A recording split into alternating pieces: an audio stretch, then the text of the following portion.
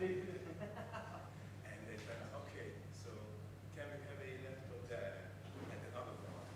And the kid just fucking switch. I was really bad because they are not Japanese.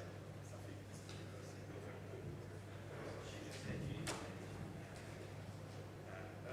We're just looking at his own site. Really scary. Oh yeah, he just made you like Yeah. On that. Something, yeah.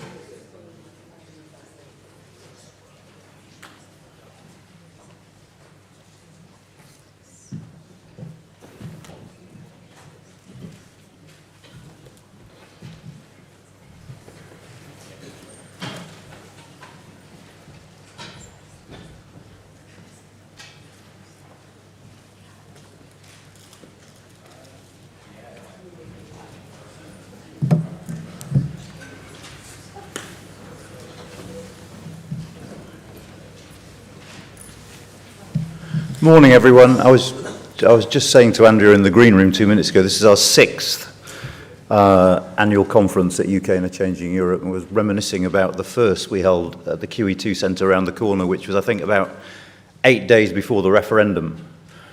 We had speeches from Ed Miliband and Ian Duncan Smith. That feels like a very, very, very long time ago all of a sudden. And even though we've done so many of these conferences, I stand up here every year and think, God, I'm not quite sure what I'm meant to say. And one of the reasons I'm not sure what I'm meant to say is the fact that you're here means that you've heard about us. So the one thing I will say on the back of today is if you have a good time today, if you enjoy it, if you find it interesting, get some of your mates to sign up to our newsletters and follow us on Twitter, because one of the things we want to do is expand our audience. So, you know, if at the end of the day, after all the free food and all the free coffee, you think, oh, we like that lot, that's what I ask of you. Share the information about us with a few people who haven't heard about us already. But without further ado, because I'm determined for the first time ever that we stick to our timetable this year, I want to introduce the Right Honourable Andrea Leadsom. Andrea, it's a pleasure to have you here. Thank you for agreeing to speak. All of you will know her. She's been the MP for South Northamptonshire since 2010. She's been Economic Secretary to the Treasury. She was Secretary of State for Environment, Food and Rural Affairs, amongst other ministerial positions. And we're delighted that she can kick off this 6th annual conference to us with the first of our 2 keynotes today. Andrea, over to you.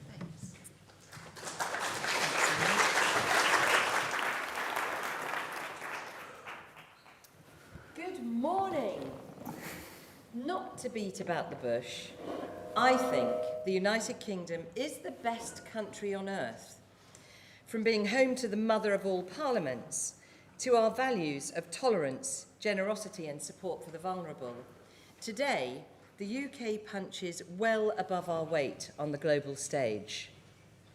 We do have some superb home advantages. We speak the world's international business language. We enjoy a shining example of an impartial justice system. We are home to the greatest financial services sector on the planet. We host 3 of the world's top 10 universities. And we are a proud member of a Commonwealth of 54 sovereign nations, as well as being one of the Five Eyes intelligence group, a key member of NATO, and having a seat on the permanent UN Security Council. Not bad for a small or medium country, as so many like to call us. In the years leading up to the referendum on EU membership in 2016, there were 2 totally legitimate but alternative paths for the UK to choose in its approach to international relations and our future on the world stage.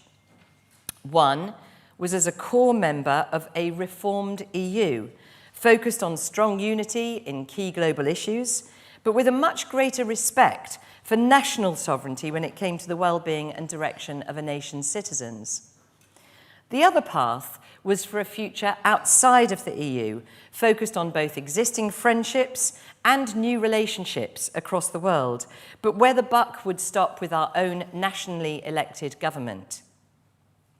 Well, it became increasingly clear during 2016 that despite a valiant attempt at pitching EU reform by Prime Minister David Cameron, that an ideal relationship with the European Union was not going to be achievable. The EU wanted ever closer union, something that the UK had resisted throughout our 43 years of membership. And it was this realisation that pushed me, many other parliamentarians and millions across the country towards advocating for a new path outside the EU, retaining a close and cooperative friendship with our closest neighbours. Now, they say a week in politics is a long time. Well, many of the now 363 weeks since our country voted to leave have felt like a lifetime. To begin with, weeks were filled with the question of when will Brexit happen? Then weeks of why have we got such a rubbish deal? And now, more recently, countless weeks of what on earth was the point in the first place? Well, it won't surprise you to know that I've never shared that pessimism.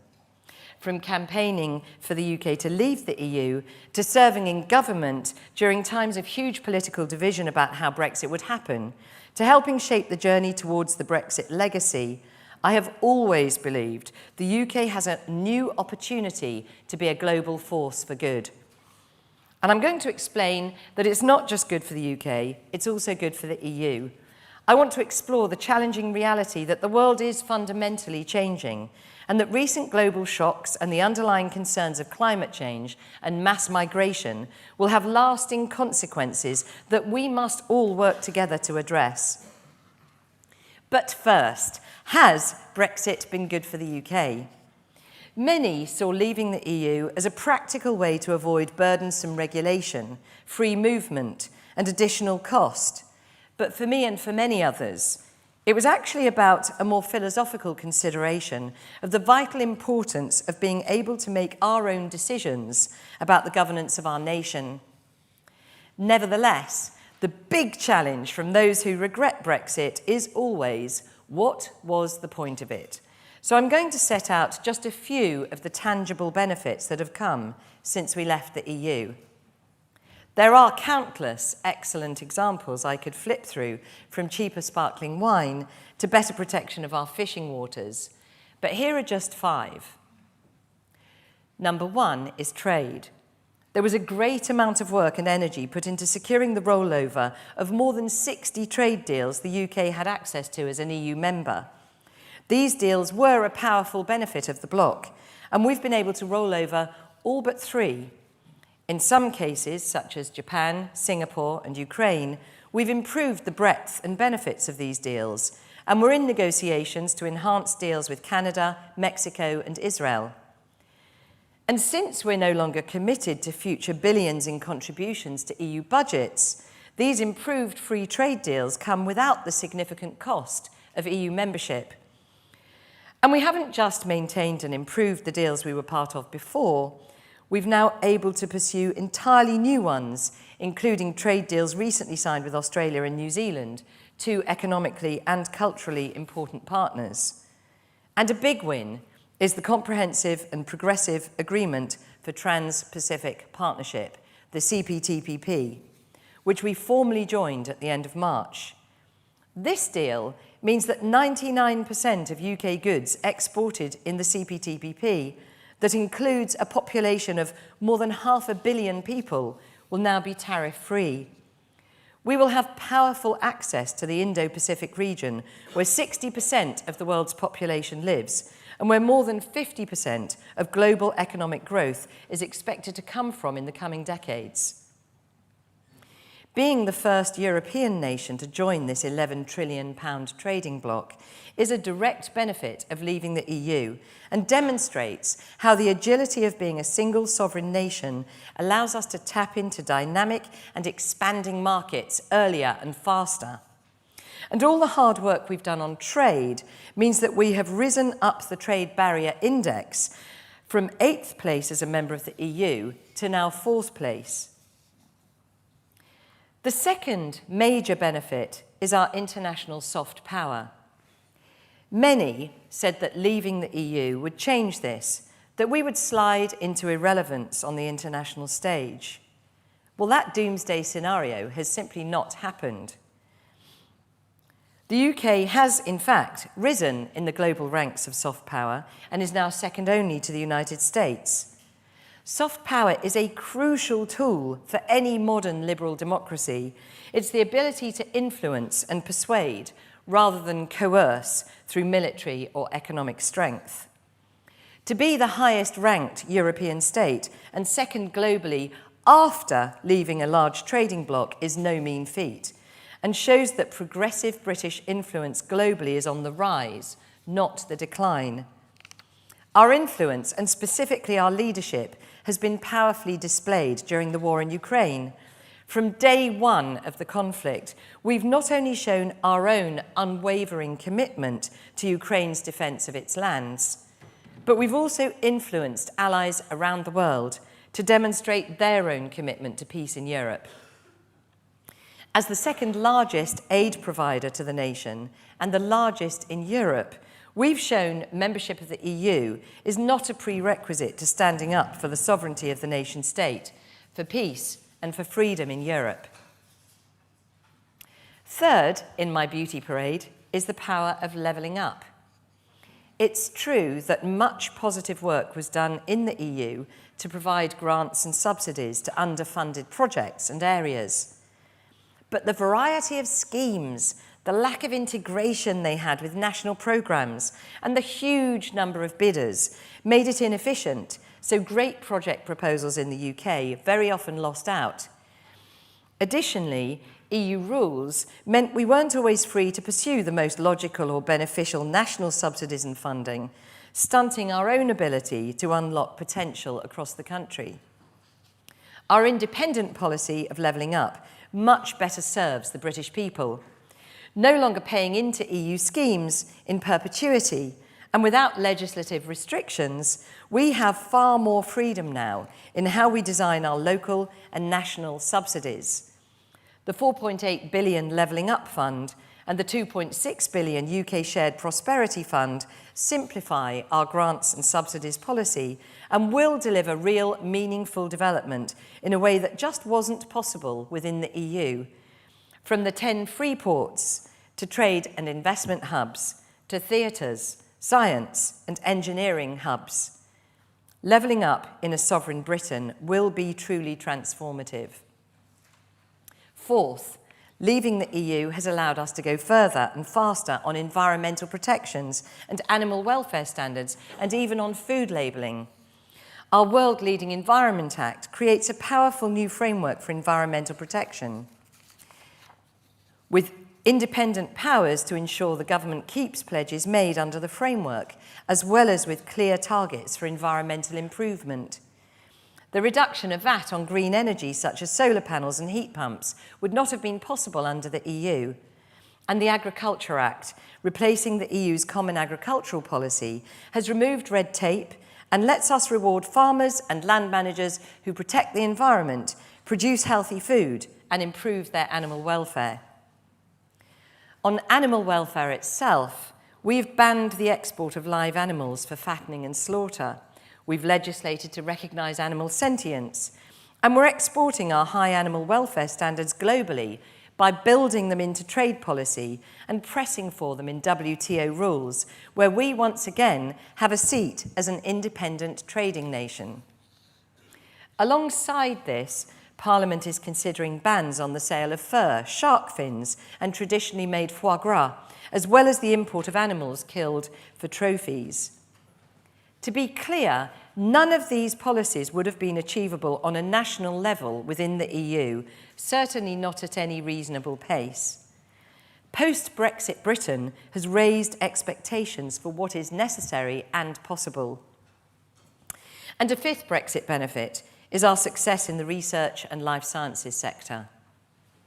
We've long been a powerhouse for cutting-edge scientific research, hosting the European Medicines Agency whilst in the EU, and being a leading participant in Horizon, the EU's main science research organisation.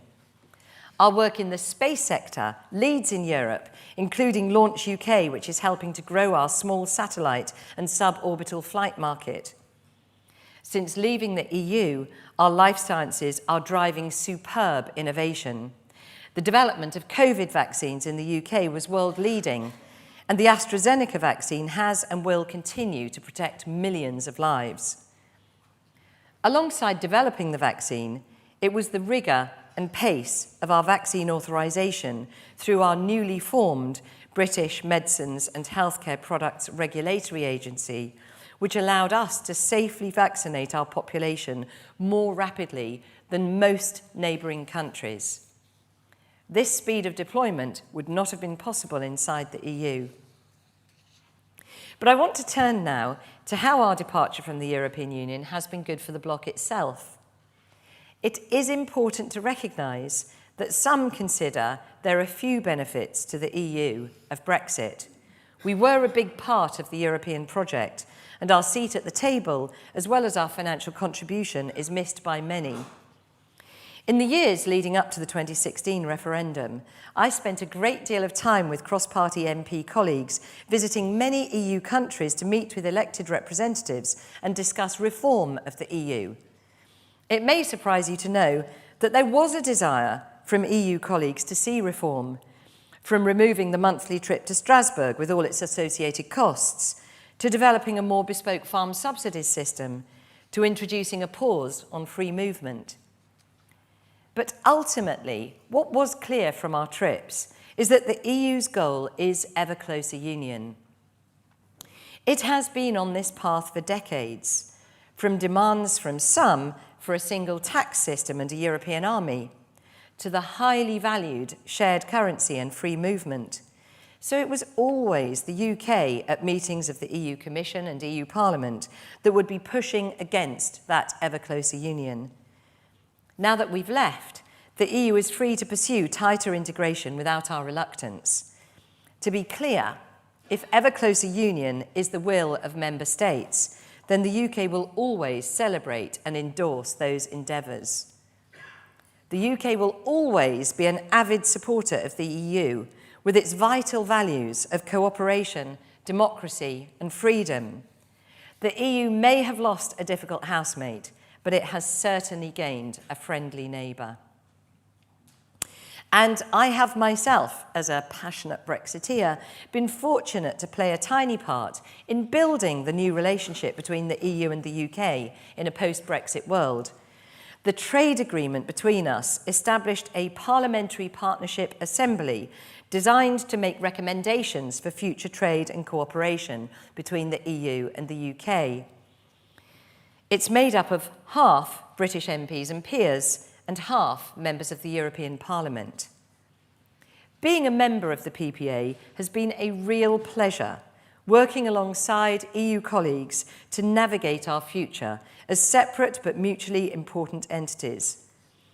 And while there have been challenging periods in our relationship over the past few years, it is also littered, for those who want to see them, with positive moments. For example, the UK providing settled status to EU citizens living in the UK. Trade between the EU and the UK showing positive trends. And of course, the Windsor Framework finally agreeing a workable solution to an incredibly complex situation that needed real dedication from both sides. The separation between us and the EU was painful, but I'm more confident than ever before that the way forward looks bright for a changing UK in a changing Europe. So turning now to the bigger picture, and in an ever more connected world, any consideration of change must look at how the UK and Europe are influencing and are being impacted by global change. From the immense complexity of international supply chains for goods, to the availability of news around the world 24/7, to each of us being only 6 or fewer social connections from any other human alive today, our world is far smaller than it used to be. We share experiences, both positive and negative, with citizens of the world more than ever before. We were painfully reminded of this in the dramatic global shocks of the COVID pandemic and Russia's invasion of Ukraine. The impact of those two world-altering events, a global lockdown from a pandemic on a scale unseen for over 100 years, and the largest attack on European soil since the end of World War II, in such rapid succession, is difficult to understate. They both leave wounds from which we may never fully recover. Starting with the pandemic, COVID-19 has had a tremendous impact on trust. It has impacted our trust in biosecurity, where the fear of another pandemic-like event sits much higher in our individual and collective worries. It has impacted our trust in leaders' decision-making processes and in their word. The diversity in how different countries approach lockdowns, vaccinations, and recovery will continue to be a topic for academic and public discourse for years to come. Were the decisions on which countries were safe and unsafe the right ones? Was closing schools the right thing to do? Was policy agile enough? It has impacted some people's trust in science and in the establishment, with a dramatic growth in popularity of misinformation and conspiracy theories around vaccination and restrictions of liberty. International bodies such as the WHO and the UN are viewed with a greater level of skepticism amongst the public than pre-pandemic. And it has also impacted trust in supply chains. Most of us had an understanding that supply chains were complicated, but few grasped the true scale of complexity, taking for granted that loo rolls and baking flour would be on the shelves when we wanted them. COVID laid bare how the interconnected system was complicated and powerful, yet surprisingly fragile. We saw how when a worker in China cannot go to work due to draconian local lockdowns, a computer chip's shortage prevents production of nearly every electronic device. We saw how connected the food on our shelves is to the fields that they're grown in. And we saw prices rise with the dramatic increase in shipping costs as the world scrambled to get back into gear once lockdowns relaxed. I imagine many thought these difficulties would resolve rapidly after the pandemic, but we've seen that many of the structures from 3 years ago have still not recovered. Bottlenecks, shortages, and rampant inflation continue to hurt us. Now, the impacts of COVID were, of course, unintentional, a consequence of protecting people's health. But war in Ukraine also impacted supply chains, but in a different way. From day one, Putin weaponized globalization, restricting Europe's access to Russia's oil and gas and preventing Ukraine from exporting vital foodstuffs. This exposed the damaging reality of global supply chains when in the hands of bad actors. It's led to a fundamental rethink of our relationship with energy supplies. Now, energy sovereignty is paramount. The 180-degree turn from Russian energy sources towards using reserves, finding alternate suppliers, even cancelling the Nord Stream project, happened at a pace never seen before. And as countries now rightly focus on developing low-carbon energy sources at home, it's unlikely to happen again. A recent debate in Parliament, however, questioned whether we should have interconnectors linking our grid with that of Europe. Now, I would offer caution here. We cannot let the harsh lessons from Russia make us lose sight of who our true allies are and the importance of continued collaboration with them. So Russia's actions have profoundly impacted the direction of globalization, but there are also grave consequences for Russia's own future. Up to 1 million young men have fled the nation, and more than 1 million others have been sent to the front to die, facing a better equipped, more determined military defending their home nation. Some saw the recent meeting between Putin and Xi Jinping as a show of Chinese support, but I suspect that the conversations behind closed doors were actually more about reminding Russia that their fate is now more shackled to China's than ever before. Sanctions and the condemnation of allies will have lasting consequences on Russia's economic outlook, but inevitably a debate has emerged on what should happen next. There are those who think our support should not cease until Ukraine, including Crimea, is once again free and Putin has his day in The Hague. But others who think now is the time to negotiate, potentially leaving Crimea still annexed, with a few who would even urge surrendering more of Ukraine for the sake of a ceasefire. I think Europe can be proud of our leadership in standing with Ukraine and with allies, old and new, to provide military and humanitarian assistance. As long as Ukraine is determined to defend their territory, I believe we must continue to show positive support to protect not just Ukrainian sovereignty, but also that of Europe itself. So much has changed in a few short years, but even these incredible events are overshadowed by what is surely the biggest threat to our planet, and that is climate change. When I was Secretary of State for BEIS from 2019 to 2020, I was determined to reset the key mission for the department, expressing our ambition that the UK would lead the world in tackling global climate change. It's essential for our planet, but in my opinion, it's also how the UK will make our way in the world in decades to come, with green jobs right across our country and exports right around the world. With few detractors, this leadership mission is now shared by school children, politicians, and voters alike. Now, you wouldn't think it to see some of the antics of eco-protesters, but the UK is already a world leader. We have reduced our CO2 emissions faster than any other major developed country since 1990, while tripling our GDP over the same period. Remarkable for such a population-dense, energy-intensive nation. As Energy Minister back in 2016, we announced that we would take coal off the grid by 2025, a declaration which at the time was met by huge scepticism and a sharp intake of breath. Yet, already coal accounts for less than 5% of electricity production, down from 67% in 1990. We've shown without a doubt that with clear political direction, decarbonisation is possible whilst improving our standards of living. UK businesses have been far more agile than we expected, and I'm sure this will continue as we decarbonise transport, housing, heavy industry and manufacturing. Now, as a banker myself by profession, I've always seen the financial sector as the jewel in our economic crown.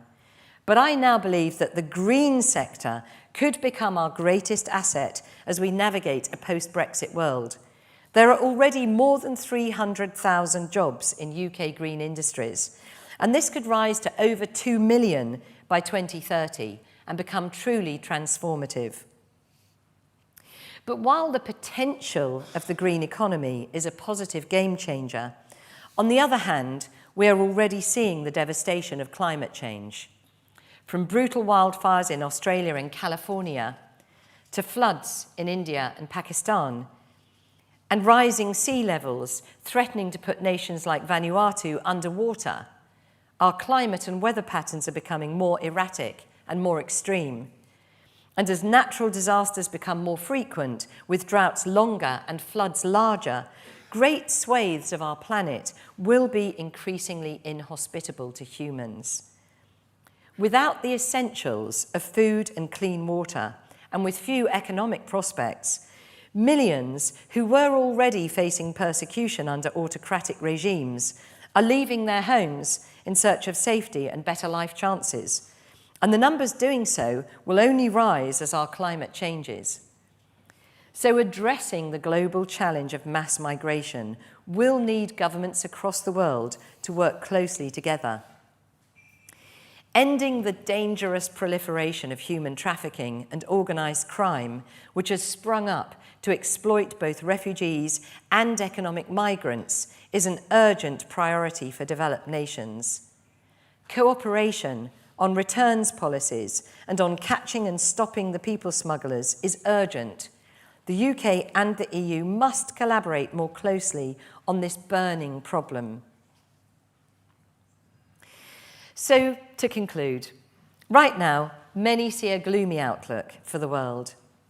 But as an optimist myself, I find myself heartily agreeing with Winston Churchill when he said, a long time ago, there is no limit to the ingenuity of man if it is properly and vigorously applied under conditions of peace and justice. Humanity has much to be proud of.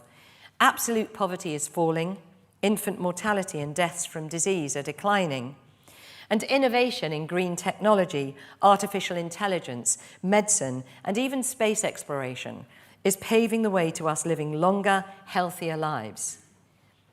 The commitment of nations globally in declarations at COPs and other events are starting to bear fruit, not just empty words for political gain, but translating into tangible action and results. So perhaps then this is the role of Europe and the UK in a changing world, and that is to create the conditions for global ingenuity, to strive for peace and human rights, to invest in science and innovation that saves lives and restores the planet, to support developing countries towards greater prosperity through education, free trade and investment. The UK has left the institutions of the EU, but remains a key ally and partner within Europe, whilst forging ahead with our own new global outlook. The EU is now free to pursue its goal of closer union, with the certainty of British support and friendship every step of the way. And the world faces huge challenges that may at times appear insurmountable. but the cooperation and resilience we saw during the pandemic and in the response to Russia's invasion proved that where there's a will, there's a way. So returning once more to the wisdom of Churchill, success is not final, failure is not fatal. It's the courage to continue that counts. Thank you.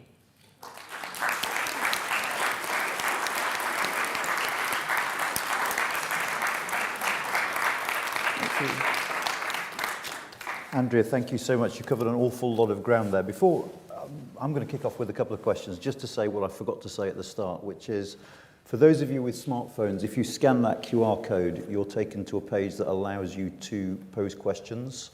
And we're going to use that Slido app throughout the day for panels and keynotes, partly because we just think it's a bit more efficient than sending a mic around the room. So if you have got questions, do put them on there. And the second thing is, you can vote for the question that you want the chair of that panel to pose. So what happens on our screen is the questions that get the most votes rise to the top of the screen.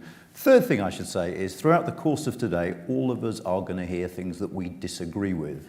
And I understand that some people use Slido as a form of therapy to basically say, you know, oh my God, this is dreadful. But no one's going to ask that question of the speaker.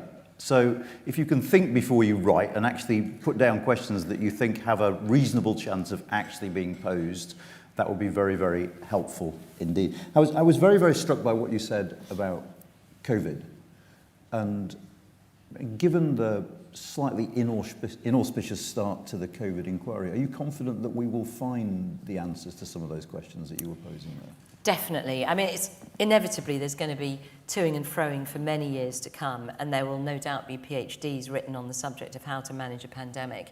I mean, what I found really shocking to begin with was that in February 2020, I had just been out of Cabinet for a month, and in all my time in Cabinet, never once had the question of pandemic preparedness been raised at Cabinet, which I find quite shocking personally, and it is now, I think, well understood that whilst there were preparations going on, they never came to the attention of Cabinet in the few years preceding. So yeah, I think there's a lot of questions legitimately to be asked, but I think perhaps the bigger thing I would point to is the damage it's done to the trust of populations in their governments. You know, I think we can all sort of say, well, Sweden did it better, or why weren't we like China? Why did we unlock so quickly? People will have different views, often depending on their own view of risk, personal risk, and their willingness to sort of take their chances, or whether they want to see everybody locked down and kept safe. And that, I think, is something that is very personal to people, so it will continue to bother people for years to come. But at the risk of sounding appallingly flippant, do you think taking your own inquiry to court is a way of restoring trust? Okay, so that's a very political question. No, I don't think so at all. I think there's a fundamental problem here, which is that what we're seeing with 24/7 news and massive transparency, huge leaks, the advent of WhatsApp, etc., what we're seeing now is the difficulty of government being able to have confidential discussions with civil servants and other advisors, medical experts, etc., without risking that all being in the public domain. And what that does is that harms the ability to speak openly to those you're trying to get advice from.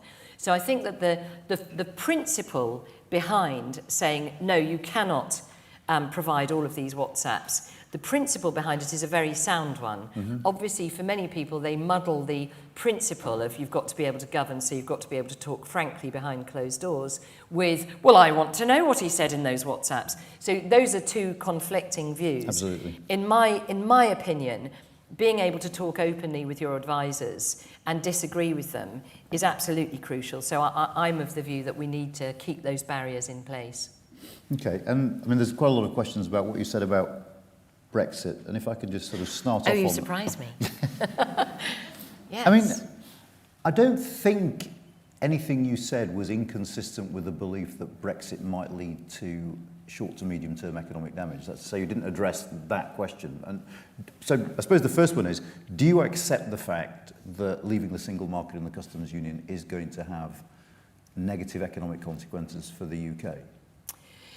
In the short term, absolutely. But what I would really like to say about this is that I think For many in the debate about leaving the EU, both on the leave side and on the remain side, there was a sense that once we decided to leave, that would be it. Everything would be changed. We'd be in a new world straight away.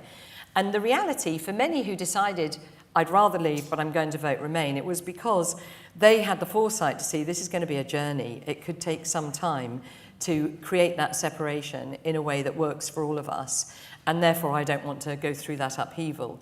So it wasn't that it was an overnight flipping of a switch. It was always going to be a journey. And of course, when you change things overnight, there are short-term changes that are, in fact, where economic changes are concerned, immediately damaging. In other areas, immediately beneficial.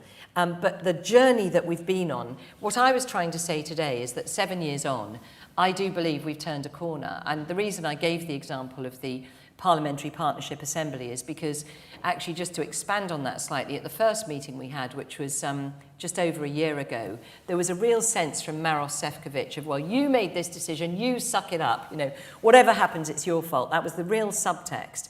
But then when we re-met in the UK in December, from Maros Sefcovic to Nathalie Loiseau, who co-chairs it with the UK side, to all of the MEPs in the room, everybody was talking a new language of collaboration, cooperation, let's make this work, we need to move forward together. So it's a journey. Yes, there have been short-term hits, and I absolutely accept that, but it was always going to be a journey. But isn't there a bit of a problem? I mean, you were talking about trust before and popular trust. No one in that campaign said, if you vote for it to leave, there will be... You know, the bus didn't say, vote leave, ban foie gras. It said, vote leave and we will become better off, or we will pay more for the NHS. And isn't there a problem there in the sense that actually no one said, this is going to be hard? And I get it, it's a political campaign, but do you see why even some Leave voters now are feeling disillusioned because they feel this isn't what we were promised? Again, this is very problematic, and I know I'm going to annoy Remainers in the audience. Annoy away. Yeah, thank you. Free speech and all that. Let's annoy you. So when you're in a referendum, it's not like a general election, okay? When you have a general election, you set out a manifesto, and it might surprise you to know the government of the day then tries very hard to fulfill its manifesto pledges, except if you end up in coalition where you throw it all out the door, which is the strongest argument against transferable vote, by the way. But so you have a manifesto that you seek to maintain. When you're campaigning in a referendum, what you're actually talking about historically is a constitutional change, not a manifesto which you then seek to put bills in place to do it immediately. And so that goes to the heart of it, really, is that those on the Leave side were not one alternative government, and those on the Remain side, another alternative government. Although, actually, arguably, because David Cameron was the Prime Minister and was backing Remain, very obviously, you could argue that the Remain side was an alternative government. But Brexit certainly wasn't. It was a disparate group of people who thought that the UK's future would be brighter outside of the EU. And the time frames with which they held that view varied. As I said in my remarks here, some people thought, great, we saved money, we stopped free movement, it means I get a better job, it means I'm not competing any longer for, you know, my GP or my school or whatever it might be. People thought, great, it's going to happen straight away. And of course, they were wrong. There were also those who, and as I said, like myself, thought, actually, it's about democratic accountability. The EU won't reform. I spent some time explaining, in my view, reform was plan A. Plan B was, okay, the EU won't reform, so we need to leave it. In my view, it was about a direction of travel. But what it wasn't was a manifesto that was then able to be implemented by the Brexiteers. And my own history is very closely tied up with this because, as some of you might remember, I stood for the leadership. And the reason I stood down was because it was very clear to me that our parliament at the time was a very, very strong Remain parliament. Conservative MPs were in the strong majority Remainers, not Leavers, and made it very clear that if I was to win that leadership election, they would resign the whip, they would work against me, blah, blah, blah. Theresa May was the acceptable face, herself as a Remainer, albeit half-heartedly. She was the acceptable face of somebody who could be trusted to take us out of the EU. And nobody needs me to recap the history of the problems that ensued. So actually, none of it was foreseeable. I spent a lot of time in the Leave campaign saying no one has a crystal ball, no one can predict what will happen. But nevertheless, I hope that just answers, perhaps not to your satisfaction, but that is my opinion. I'm never satisfied, don't worry. No, It's fine. good, excellent, But, nor am I. I mean, as you said in your speech, you were a prominent member of the Fresh Start group. And Set it up, actually. Prominent will do. And that, you set up the Fresh Start group, and that group had a very clear vision for regulation, how regulation, we need to get rid of regulation. Yes. Do you not find yourself now massively frustrated by the fact that we left the European Union, and there was a fairly clear prescription from the Fresh Start group that we've actually left the European Union and become more like France than we were when we were in the European Union? We have a bigger state, we have higher taxes, none of those regulations have gone. I mean, in that sense, hasn't Brexit been a total letdown? No, not at all. No, that I can completely disagree with, because what Brexit was about us being free to choose to be exactly like France if we want, but not to be told by some unaccountable, unelected European Commission president to be like France. So it's the freedom to choose, the freedom to get rid of your government if you don't like them. And for me, you know, we could sit there and go through all of the Fresh Start. We did, it's right, actually. Thank you for remembering. We did a whole load of one-pagers on the future for fisheries, the future for immigration, the future for a European army, the future for our budgets, the future for structural funds, etc., and set out exactly what we thought would be the outcome of leaving the EU, but not tomorrow. And actually, I would also say, on the basis that nothing is foreseeable, nobody could have foreseen for a start, David Cameron said he wouldn't resign. That was unforeseeable. I honestly didn't think he would resign. I was furious. Okay. For me, the whole of the Brexit process, the biggest upset for me was that he promised he would see it through and he didn't. And if he had seen it through, that would have been the optimal solution. Then we had the complete car crash of all of that leadership election, resulting in Theresa May, who, of all the very, very good things she was not capable of leading that change. That, I think, was shown to be the case. Then she was badly advised to have a general election. The country was in turmoil. We ended up in a hung parliament. For me, as leader of the Commons during that 2-year period, it was absolutely unbelievable. I mean, I don't think we even looked like a swan gliding smoothly on the surface. But whatever we were paddling like crazy underneath, hand-to-hand combat, trying to win votes. And so often, as everybody saw, please read my book, I've actually set out in the back the Brexit legislation. It's unbelievable. I look back over it now, I cannot believe the chaos of that 2-year period. And the reason for that was because we had a hung parliament. And the one absolutely point one for any politics student in the room: if you want to do politics, you have to be able to count. If you ain't got the votes, you can't do anything. And that was the fundamental problem in that 2-year period. I mean, there are so many questions I have about that period, but we haven't got that much time. I mean, a question that keeps coming up on the Slido is this. You made a lot out of rolling over EU trade deals. And the question is, well, in the vast majority of cases, we rolled over, meaning we got exactly the same deal we had before. So what was the point? Why is it any better? Well, as I said, you know, we rolled over those deals, which a lot of people on the Remain side said we wouldn't be able to do. So that was important that we did roll them over. In some cases, we've been able to improve them. And in other cases, we're working to improve them. As I also said, we are exporting our own high animal welfare standards into trade deals. We're trying to influence the World Trade Organization to introducing those as standard. We have a seat at the WTO. We've been able to write trade agreements with Australia and New Zealand. And really importantly, come on, the CPTPP, that isn't just an opportunity to participate with tariff-free trade in the world's biggest, fastest growing market, but actually it's also the opportunity to contribute to the rules of trade for the decades to come against the fast rising Asian tiger markets. You know, we've got to wake up and see that that's where the future lies. For me, one of the interesting statistics around the EU is that when we joined it, we were one of 12 members of the EU that had 26% of global trade. By the time we left, we were one of 28 members, and it had 12% and falling of global trade. Where's that being replaced by? The East. And that's where we need to turn our eyes. And of course, the Commonwealth. You know, where are all of the precious things that we need to be able to deliver high-tech, artificial intelligence, science and technology for the future, a lot of that's held in the Commonwealth, people with whom we've got great historic and cultural ties. And on that specific point, we are just about out of time, I'm afraid.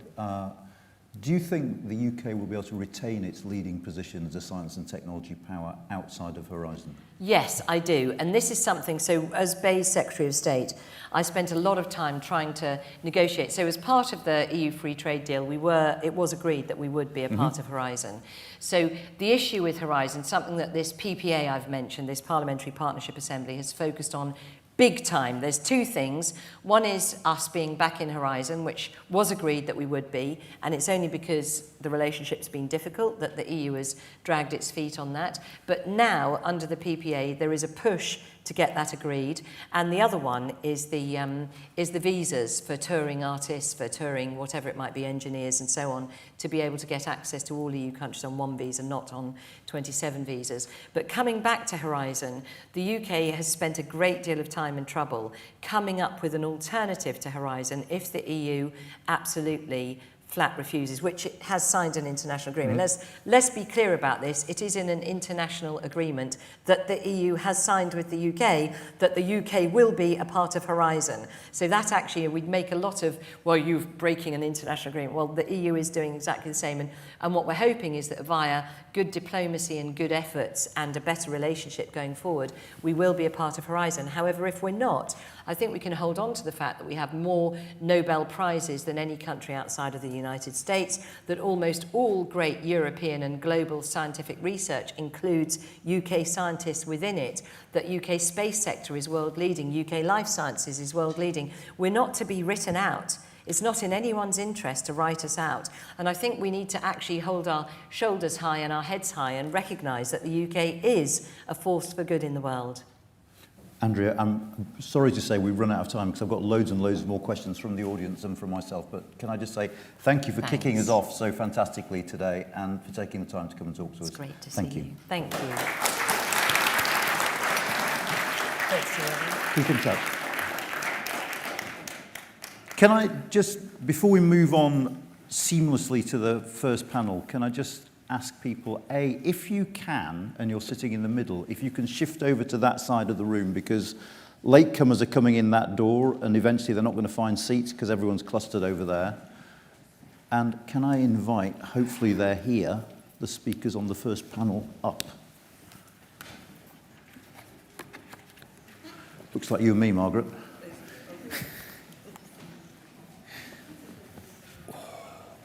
There's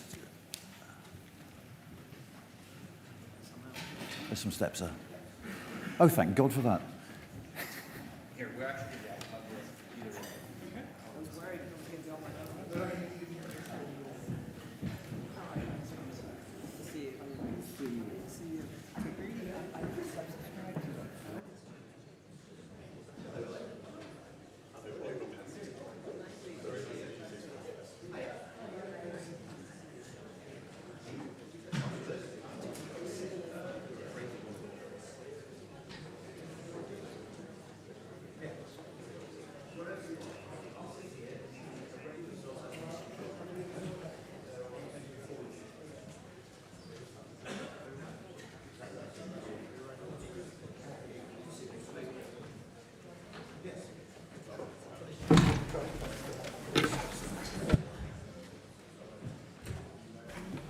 Oh, okay, well, I should come here, I guess.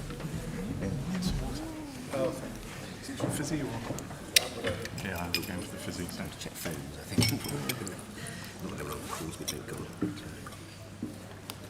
I mean, in the panels in particular, do keep your questions coming in on Slido, and far more of them will get posed. There's a bit more time with the panels to ask questions, so do keep voting for the ones you want me to pose. So, very, very quickly, to introduce the members of this panel, we have Sir Lawrence Freedman, who's an Emeritus Professor of War Studies at King's College London. Margaret Macmillan, on my right, is an Emeritus Professor of History at the University of Toronto. and an Emeritus Professor of International History at the University of Oxford. To her right is Rana Mitter, who is Professor of History and Politics of Modern China at the University of Oxford. And to my left is Sir Ollie Robbins, former senior British civil servant, who currently works for, I can never pronounce it, say it. Caught me at a bad moment. Sorry. Hacklet. Thank you. And company, and leads coverage of corporate clients across EMEA. We're going to talk about the global situation now, and just to kick us off with a nice, easy one. We seem to be in a time of very, very rapid global change. What would each of you think are the two most pressing international challenges that British foreign policymakers should be concerned about at the moment? Don't all shout at once. Well, I mean, you've got to bring this war to an end, and it's hard to see how that happens. So there's a lot of other important stuff going on, but the stability of Europe does rather require Russia to lose this in some way, and that will take some time, I suspect. But so I think that's my first.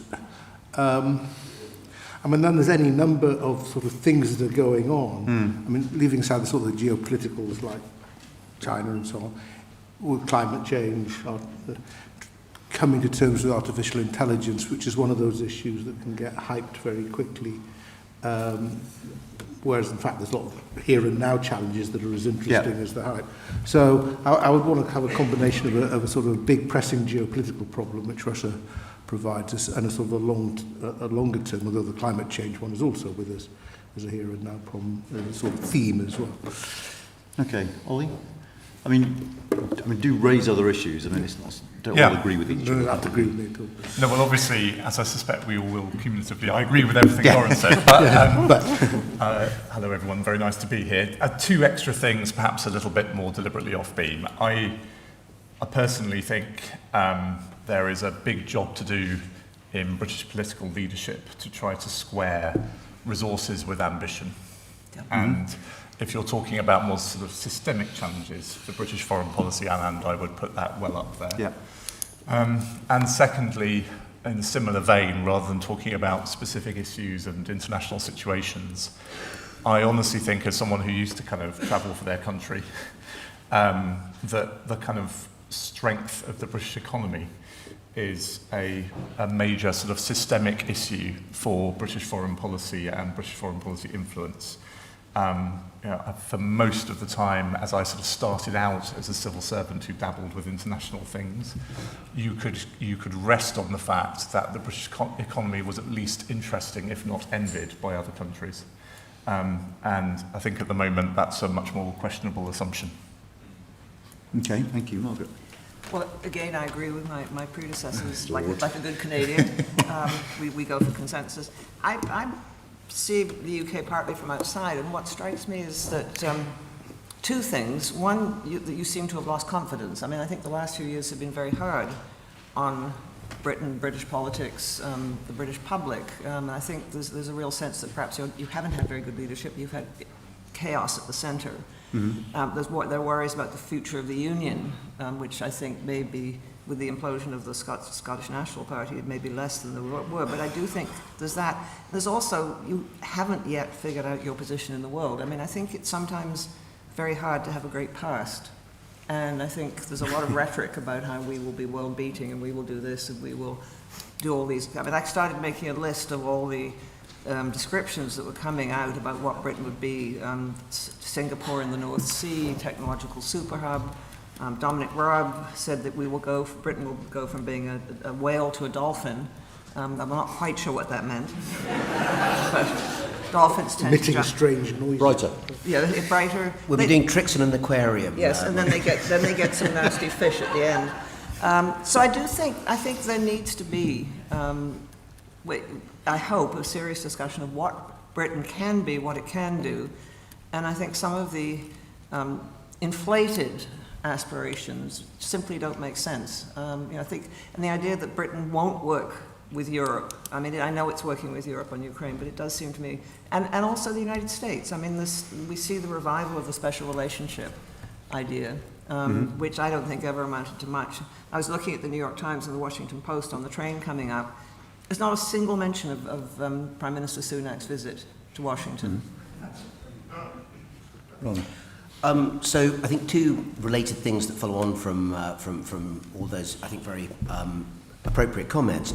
The first one, actually, I think, is in terms of relating Britain's trade policy to realistically what the UK does in the early 21st century. I'm thinking there about the way in which services, which provide such a very significant proportion of total GDP. I mean, Oliver was talking about the economy there, and I think this is where it is.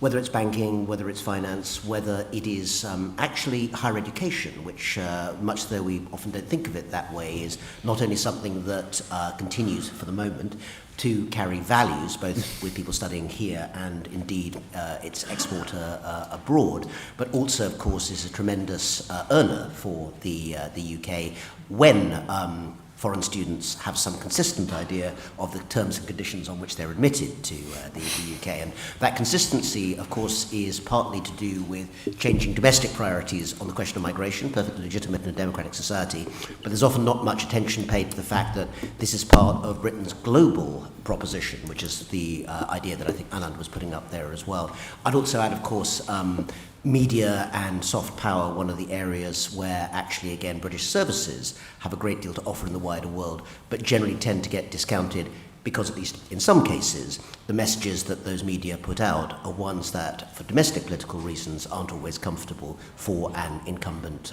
government.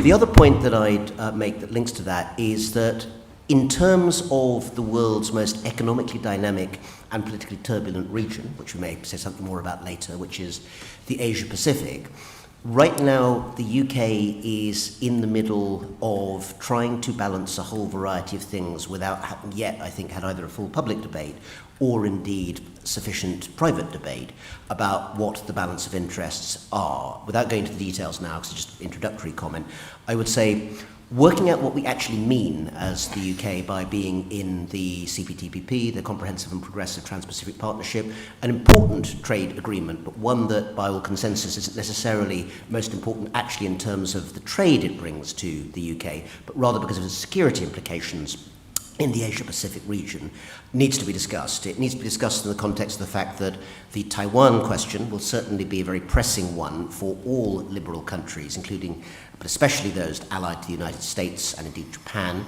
in the next few years. And I would say that the public conversation, as well as political conversation about where the UK fits in all of this, is only just beginning. Wonderful. I mean, there's an awful lot there to pick up on. I mean, Laurie, I want to come to you first. Much though it breaks my heart to promote other people's blogs, I would say that the Comment is Freed Substack, if you haven't seen it, is well worth subscribing to. There's some brilliant stuff in there. I was very struck yesterday, I think it was yesterday, it was a new piece came out in Foreign Affairs, talking about basically an armistice and looking at what's happened in other conflicts around the world, and basically saying we're missing a trick in the West because we need to be thinking about how to stop this a lot more so than we currently are. We can't just leave this to drag, or it will drag. What did you make of that? And you said it's very hard to see an end of this, but can you speculate a little bit? I mean, is there anything we can say at this point, or is it just simply unknowable? I mean, I think these are, if you look at the armistices people have in mind, they normally involve partition. And there's no way the Ukrainians are going to agree. I mean, I was at a conference last week with a number of Ukrainians and others. They're furious, absolutely furious with what the Russians have done to their country and what the Russians have done to their people. They're not going to agree to partition. And also, of course, Russian objectives. People miss on this. They assume that the Russians are just gagging for a deal.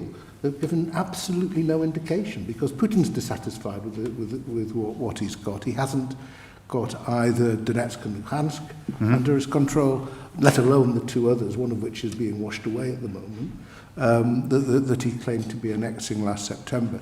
So there's no landing point for a deal. I mean, my pessimism on the idea of a deal is twofold. First, a peace negotiation would take weeks, months to agree, just list the issues, reparations, war crimes, working out what the border is, sanctions, 10 rounds of sanctions to unravel. So you're not going to solve this with a peace deal. So the armistice idea is, well, maybe you can do it with a ceasefire. And, probably if it does ever end, it'll be a de facto or maybe de jure ceasefire, maybe with some disengagement agreement. But I think the problem for Putin is he doesn't know how to end it, because when it ends, there's a reckoning.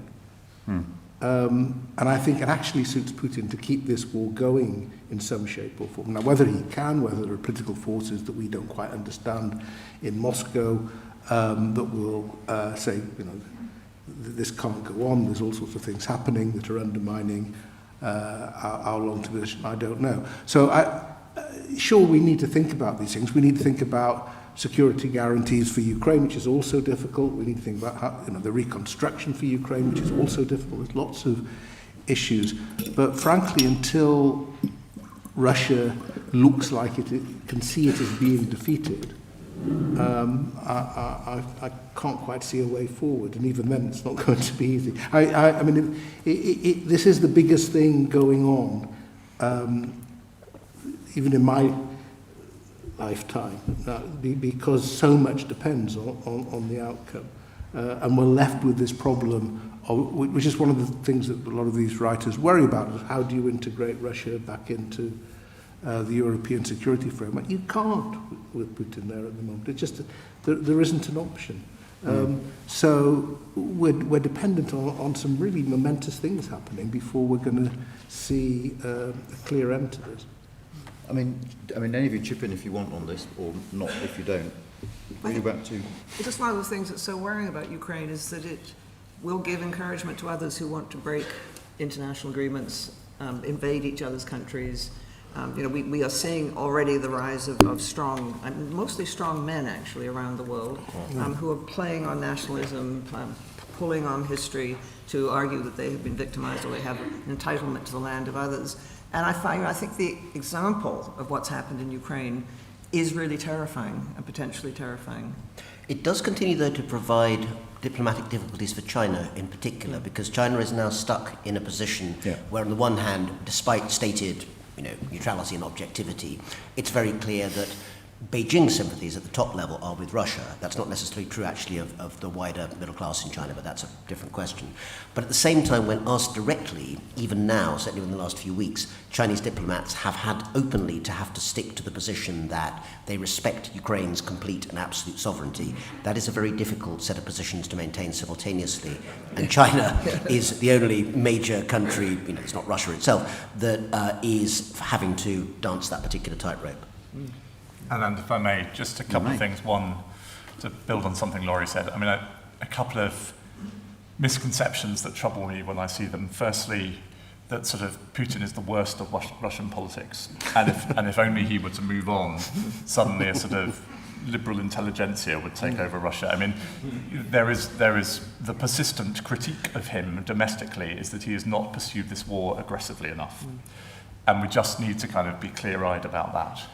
The second is just that I think there is a sort of a myth here that a sort of understandable complacency that it was Donald Trump who was a sort of blip in American foreign policy and American views of Europe.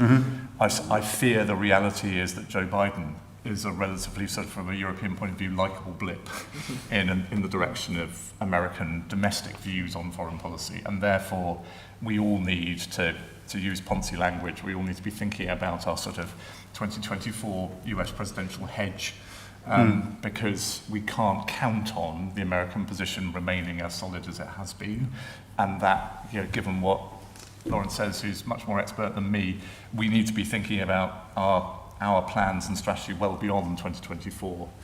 And then just finally, and again, I say this in humility given the people to my left and right, but if I were a middle-sized, slightly friendless, nuclear weapon-free country, I'd be thinking to myself, it really wasn't very wise of the Ukrainians to sign over their nuclear weapons. And I worry personally about the implications for sort of proliferation strategy and theory over the next few years. I mean, even Biden, it has to be said, there's an America firstness about Biden that wasn't there to the same extent. I mean, if you think about trade or IRA or things like that, it's not all glowing multilateralism, is it?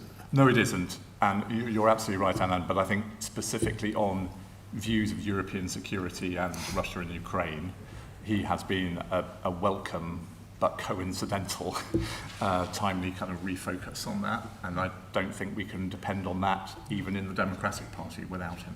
No, absolutely. Yes and no. I mean, I think, yes, we have to be very cautious about what may come along in 2024. By and large, the Republican leadership in Congress has come along behind the Ukraine policy.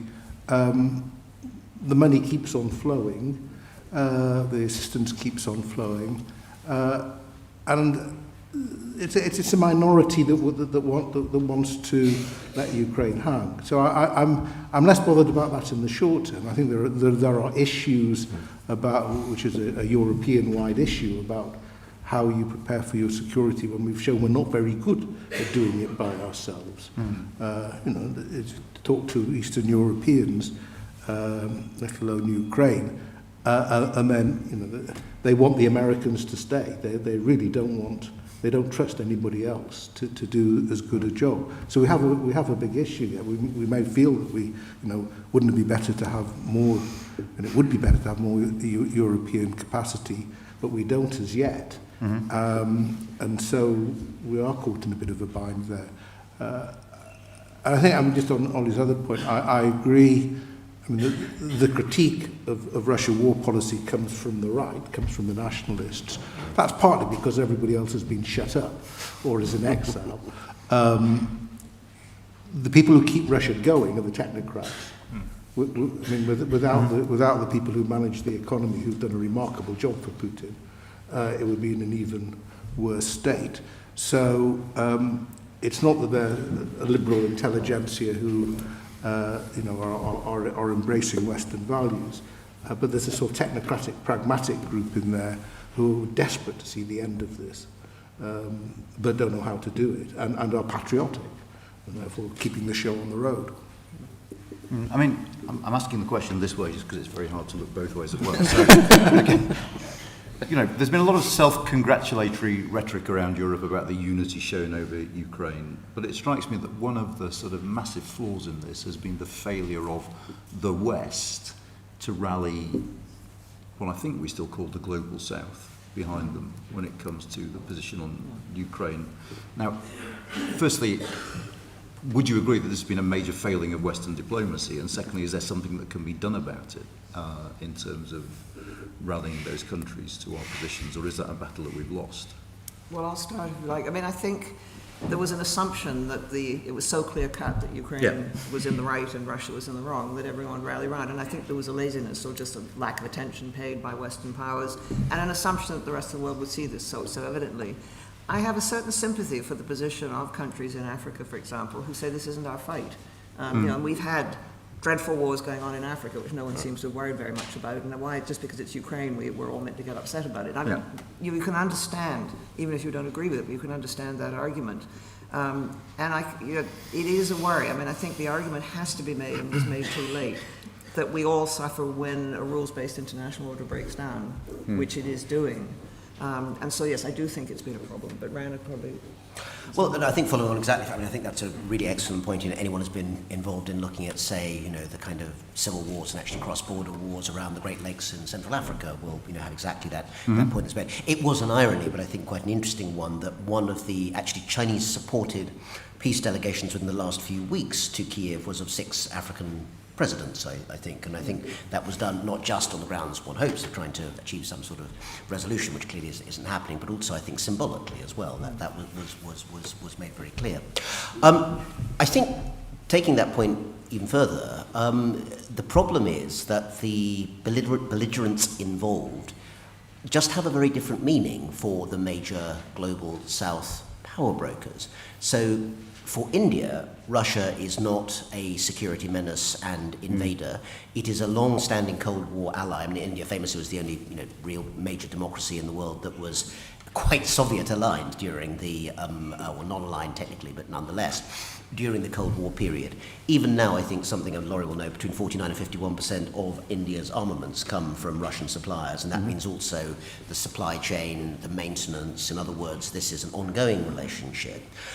Added to which also, the friendliness that India has with Russia is a point of geopolitical leverage in its own right. And of course, in addition to that, there's cheap oil flowing in and gas flowing into India, which is a country which points out it desperately needs to boost its economy post-COVID, like everyone else's. China, of course, is a country that actually, unlike India, had a very bad relationship with Russia during the Cold War, leading to a near war in 1969 on the Ussuri River. But that's long since passed. There's still, I think, a residue of mistrust in various areas, but overall, there's no doubt that China considers it very useful to have a large and in some ways under siege partner to its West that shares in its entirety its distrust and dislike of Washington D.C. and NATO, which it regards as the greatest menace, not the question of territorial sovereignty being invaded. Beyond that, if you look at some of the swing states that are going to be involved in that international diplomacy, the kind of countries, I mean, if you think about the number of countries that meaningfully might be able to do some sort of intervention or mediation, you know, what someone like Norway would have done in other situations in a previous time, many of the countries you come back to might be emerging powers in Southeast Asia, Indonesia, Malaysia, Singapore to some extent. None of those countries, I think, have public spheres or indeed leaderships that automatically see the maintenance of Ukraine's position in the wider world as being the most important point. And indeed, I think actually the Indonesian president was recently given a bit of a roasting in the last few days by the Ukrainian defense minister or foreign minister for basically saying that they ought to sort of sit down and come to a ceasefire. But because overall the aim is to try and get Europe and the world back to something that looks a bit like stability, the question of quite who has which bit of obscure territory from the Southeast Asian point of view in Eastern Europe is not going to be at the heart of the question that they negotiate. Laurie. Yeah, I think a couple of points. I mean, first thing, one of the few things the Global South agrees on is it doesn't like being called the Global South. Yeah, true. There are a lot of very disparate countries there with disparate responses. Some of the most, one of the most eloquent speeches against the Russian invasion as it happened was given, I'm proud to say, by a former student of mine, Martin Kimani, who is the Kenyan ambassador to the UN. And I think we'll also have to be careful that irritation with the West, an irritation with the hypocrisy of the West, irritation with the West casting this as democracy versus autocracy, which I think is now recognised not to have been helpful, given that you need the support of autocracies in all of this, which raises other questions about the role of values and so on in foreign policy. And I think that there's been a careful walk away from that sort of rhetoric. It doesn't translate into support for Russia. If you actually look at votes in the General Assembly, Russia loses them all massively, absolutely massively. The countries like China and India abstain, but they don't vote for Russia. I think North Korea and about a few other bits and pieces vote for Russia. So Russia is still isolated. Secondly, it's causing problems. I mean, Rana noted those that have been created for China, which have perfectly good relations with Ukraine, and wants to be part of Ukrainian reconstruction when it happens. So I don't think China has any interest in breaking with Ukraine. And Zelensky was far quicker than the West in realizing the opportunities in the Chinese peace deal. Not because it's a deal that will happen, but that if the principles underlying it were strictly applied, Russia would be the loser. Zelensky saw that quicker than Biden or anybody else saw that. Finally, it's true that India has a close relationship with Russia, but it's also starting to... First, it's agreed to buy lots of weapons from Russia, some of which don't seem to be performing very well. Secondly, it's not getting them because Russia needs them for its own use. So actually, Russia is reneging on a lot of its, which is a major income earner for. So it's a complex. I think we have to not assume that just because we're not doing very well in our conversations with these countries that Russia's doing brilliantly. I don't think it is. With apologies to John Barstow, I was about to be beside myself with excitement. I thought we'd had a question from Johnny Bairstow when I read it quickly. But I will come back to the point you make, John, in a minute. But actually, John Pete raises an interesting question, which is we talk about, the domestic politics of the United States, but the domestic politics of Europe creates some cause for concern, doesn't it? We've got, electoral politics in Austria that are far from reassuring, in Slovakia as well. We have the prospect of the next French election. Do you think we should be concerned about populism and its impacts within Europe as well? Is that something that you spend your time worrying about? It's not just over the Atlantic that this might change things. A couple of changes of government in Europe, and the EU's position on Ukraine looks very, very shaky indeed, doesn't it? Yes. So I agree. I think I'm going to stop there then. Years of training in answering parliamentary questions, just yes or no is normally the best answer. No, it is troubling. I'm not a sort of, it's not in my top set of anxieties though, okay. Because I think that it's easy to be oversimplistic about this, and Laurie's just been reminding us not to be oversimplistic about sort of categorising whole groups of countries, but for as long as, in their very different ways, Paris and Berlin are prepared to come to deals and to keep the EU roughly on track, then I think, change in Austria, frankly, the change that's already happened in Italy, plus risks in Spain, risks in other places around Europe, they matter less than it might seem. And the thing that really worries me, you have alluded to, which is we're actually already not that far away from what will be the next French presidential election. And I think another thing about which it's very risky to be complacent is that, sort of inevitably there'll always be a runoff and the fascist will lose. There is, if you just sort of do a regression line through the last two presidential elections, you get a sort of weaker candidate than even Macron, who's not proven himself a great campaigner, but is a very interesting president.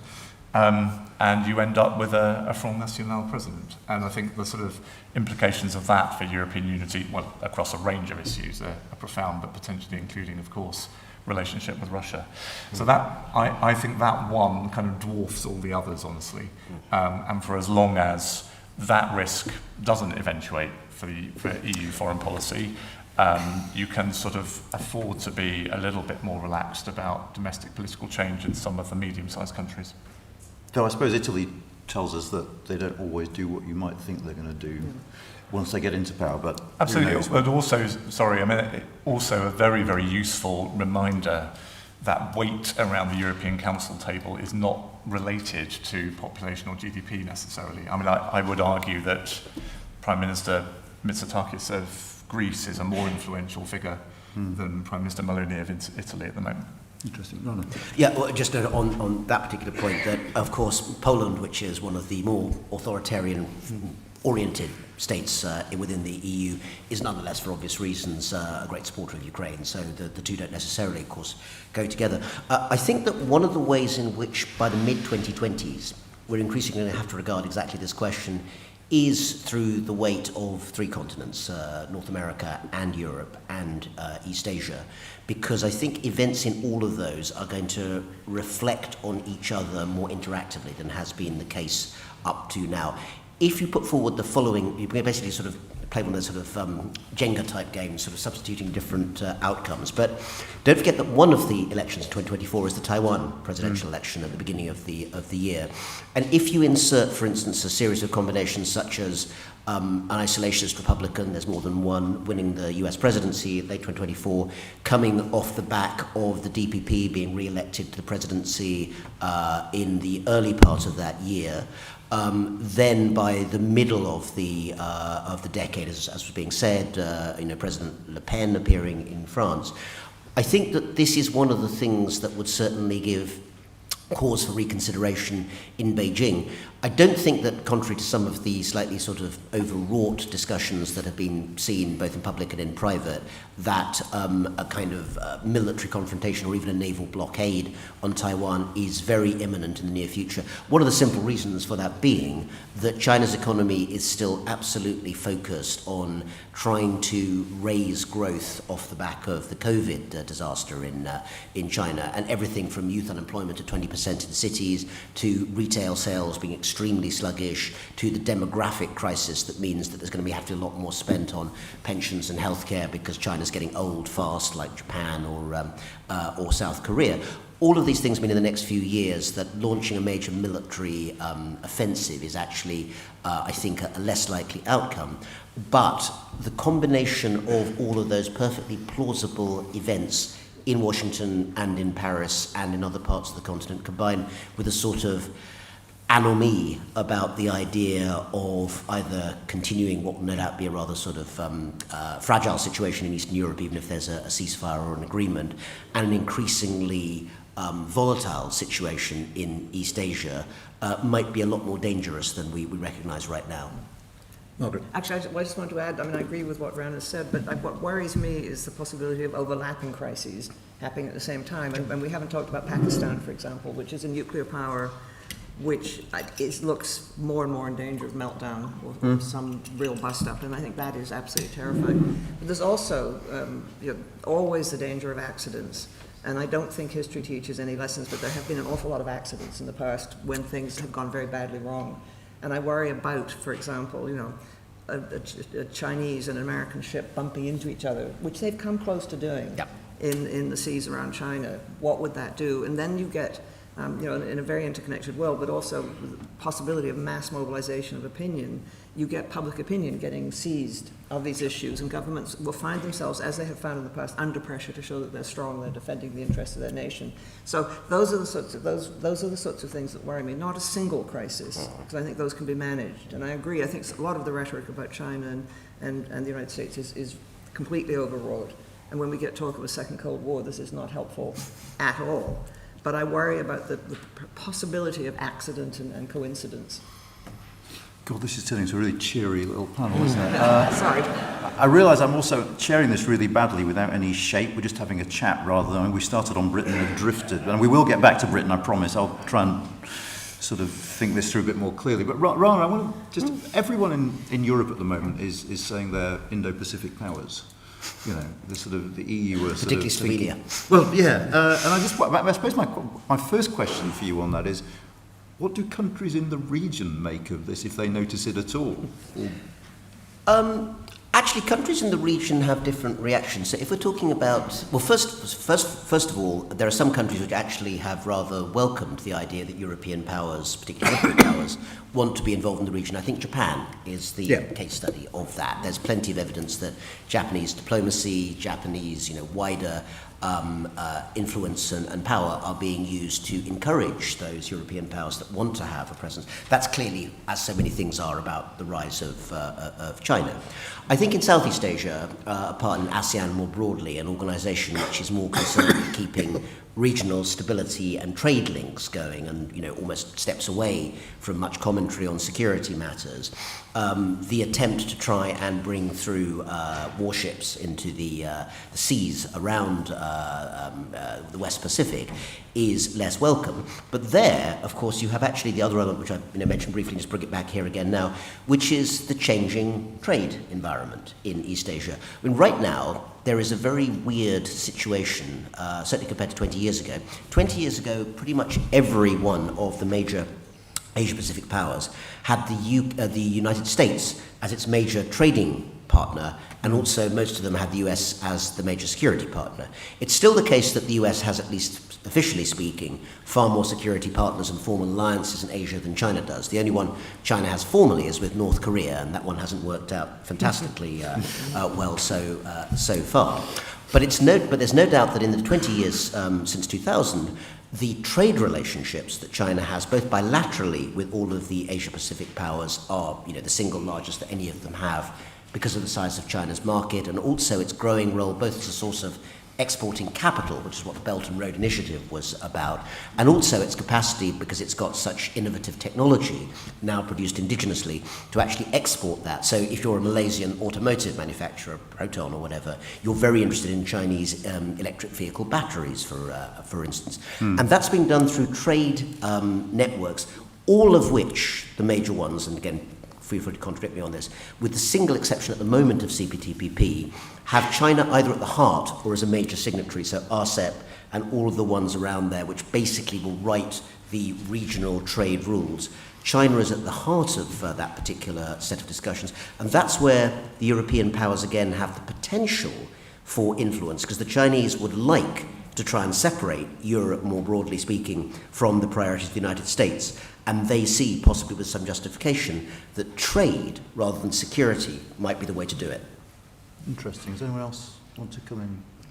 I mean, the only thing I'd say very briefly, Alan, for a change, is I did find, if a sort of a word from a recovering practitioner is helpful, is that, you know, one's credibility as a UK voice when trying to talk to other countries about how they should organise their affairs is enormously boosted by having one's own affairs in order. What I mean a bit more specifically in this context, in the sort of, you know, Indo-Pacific tilt type language, is, you know, we've been talking about the tragedy of Russia and Ukraine. You know, the kind of the UK, the US, other European powers appearing in the Indo-Pacific to teach people about how alliances keep them safe and how alliances, particularly with us, keep you safe. And we just need to be careful we don't come across as sort of completely sort of schizophrenic. Were you surprised? I mean, I've never really managed to get my head around this, by how much of a political issue China became inside the Conservative Party, and just that seemed to come from nowhere. You suddenly end up with the China Research Group and this variety of people. I mean, it's not very often you see foreign policy becoming an issue like this. I mean, do you know where this came? Were you taken? I mean, presumably you talked to these people, Rana. I'm sure many people in this room talk to many of these people too. I think that there's a variety of factors that come from the Chinese side that clearly came together in a series of issues that had to be resolved one way or another that couldn't be fudged. So I would say that the Huawei controversy of 2020 probably sums that up best, because essentially you have two viewpoints which I think are not absent even now, and you talk about inside the Conservative Party, which, you know, I have no purchase or insight into, I hasten to add, but in terms of the broader China conversation in the UK, you would still have people, perhaps rather fewer and rather quieter than they would have been, who say Huawei would have been, if the UK had stayed with it, about basically having something that was cheap, effective, and showed that the UK was nimble in terms of dealing with global supply chains and making the best trade choices for itself in a post-EU environment. And we'll point, of course, to many other countries around the world, which, of course, are aware of the security concerns that surround Huawei, but have nonetheless, for reasons of cost and economic nimbleness, chosen to take it up. On the other side, a conversation which became much more dominant, partly in the Conservative Party, but not purely there at all, saying that actually there is a clear and present danger in terms of a country with which you have a very difficult security relationship, providing central infrastructure for your government, for your health systems, for your trading systems, and whatever it might be.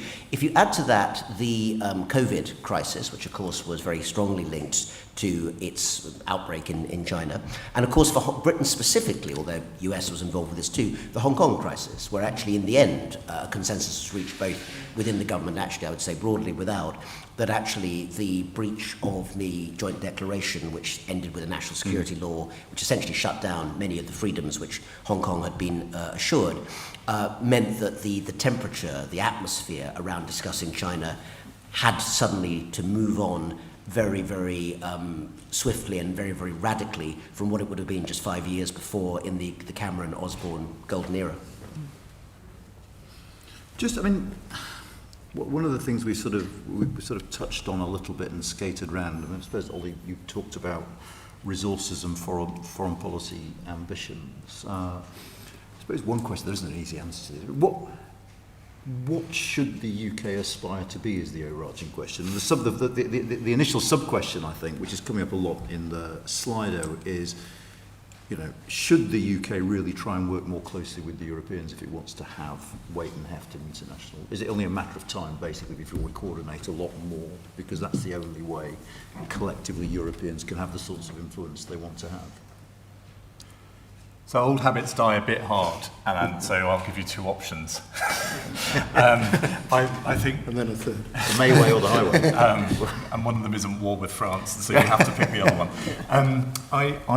I would say that, you know, the last few years of domestic British politics and British political relationship with the European Union have broadly, very, very crudely, left us with two options.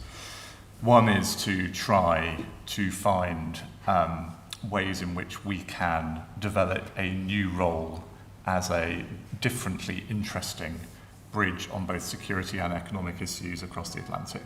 Mm-hmm. And I suspect, in his own way, and not using that rhetoric exactly, that's what the Prime Minister is trying to do in Washington at the moment. The difficulty being all the time, I suspect he might even feel it's a bit of a difficulty himself, is that the section of British political commentary that wants to portray that all the time as the UK somehow sort of winning against the EU rather than being a bridge between the EU and Washington. And of course the other difficulty being, although I'm not quite as down about this as some commentators have been this morning, that, you know, our weight is different now in conversations in Washington without the credibility of being able to say, but we were round the table with all these characters only 3 weeks ago and this is how we can help you manage some of what they're doing. The other option is to, and in some ways is the truer sort of implicit message of the Brexit campaign, I think, would be to sort of regard all of that as still kind of trapped in a way into Britain's old national strategy. And if you could summarise it in a sentence, I think the national strategy that I and most of my contemporaries sort of grew up inside was that we sort of we were the sort of economic and security interpreters between Washington and Brussels. And that's trying to find a new way of doing that in a post-EU world. I think the more radical view is that some of the things we haven't even yet had time to talk about, but will sort of influence world events over the next few years. I mean, Lawrence mentioned climate change. We're now seeing it in real life. You know, it's with us now, and its implications are with us. I don't pretend to understand it, but we are on the cusp of, if not now well over the cusp of, a further extraordinary technological revolution, which I think has the capacity to revolutionise the ways in which economies trade with one another over the next 20 years. I don't think it's completely fanciful to wonder whether huge container ships are still going to be with us in 20 or 30 years' time. And so much of the global architecture has been designed by countries we still collectively call the West in order to enable the passage of container ships. And so some of these factors are going to change enormously. Some of those are potentially an opportunity for a country that is now divorced a bit from some of those structures that it helped create for managing international trade in goods. So I don't want to be completely sort of stereotypically locked into, we've just got to find a new way of kind of being the common language between Washington and Brussels. It's possible that other trends and context will mean that that's a less necessary part of our national strategy. The problem is, and you know, Rana's point earlier about a great past, we're sort of, I think it's quite hard for the political class here to sort of think in that way, because it does involve jettisoning some kind of totemic things that we're very attached to. And if you're going to embrace that rather more risky, but potentially more interesting view of a sort of future British national strategy, I would argue, just to be a bit controversial for once in my life, I would argue that, you know, 2 carrier strike groups is not necessarily the way in which you go about that. Can I just challenge you on the bridge idea? I mean, I'll come to the rest of you in a minute, but I just really struggle to see how this bridge idea has any credibility at all in a world where we're not in the room in Brussels, so actually we're of limited use to the United States as a sort of carrier pigeon or whatever we used to be. You know, we can't tell them what's going on in Brussels. If they want to know what's going on in Brussels, they ask the French and the Germans. And, you know, you have the Prime Minister over in the United States at the moment when Canada, the US and the EU have a tech forum where they meet and discuss these things already, and the Prime Minister's going and saying, oh, let's set up a forum. Yeah. It's kind of just the institutional reality of where we are post-Brexit makes that incredibly difficult, doesn't it? It does, but if you sort of take, was it Eisenhower who was supposed to say, you know, plans are worthless, but planning is vital, and if you sort of extrapolate a bit from we should put it on the wall of our office. Forecasts for what's going to happen over the next 5 years are basically useless, but kind of the process of thinking through the scenarios that might occur and combinations of scenarios that might occur, as Margaret was saying, is absolutely vital.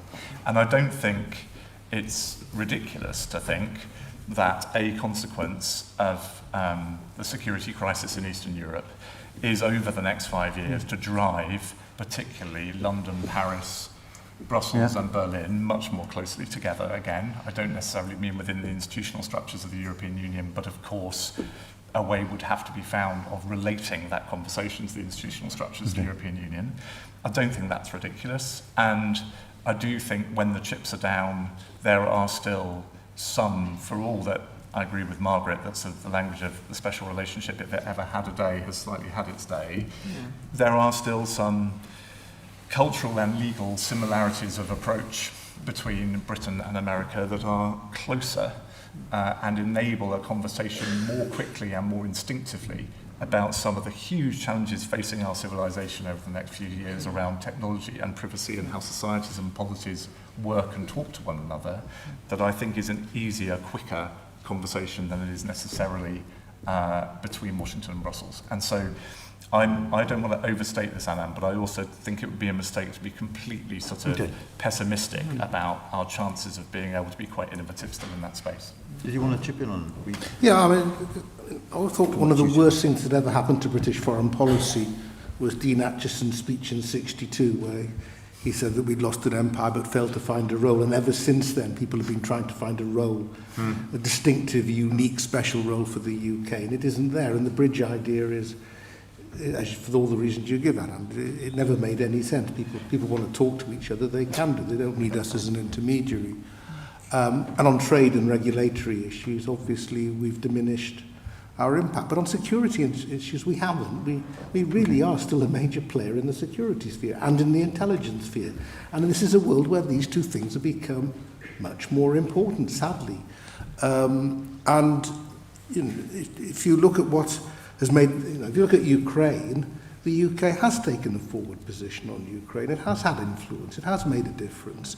I think it's one of the few more impressive bits of British foreign policy in a pretty gloomy time. So we have to, and that's why I'm not quite as dismissive of the carrier groups either. I mean, it wouldn't be my choice in terms of how to spend our defence money, but seeing as how we spent them, and assuming we can keep them seaworthy, they do have an impact. And it's in Australia a bit last year, and AUKUS we haven't mentioned AUKUS. AUKUS is quite important. Yeah. We have now, not just in the submarine side, where we've got a US, Australia, UK plan. Let's see if that plan works out. Which is pretty dramatic in terms of the most sensitive technologies being developed together, but it has a second pillar, which is artificial intelligence and quantum computing and so on, which is moving forward. Now, clearly, the US dictates how far a lot of this will go, but the point of a lot of this is to ease the regulatory issues between these three countries. Which has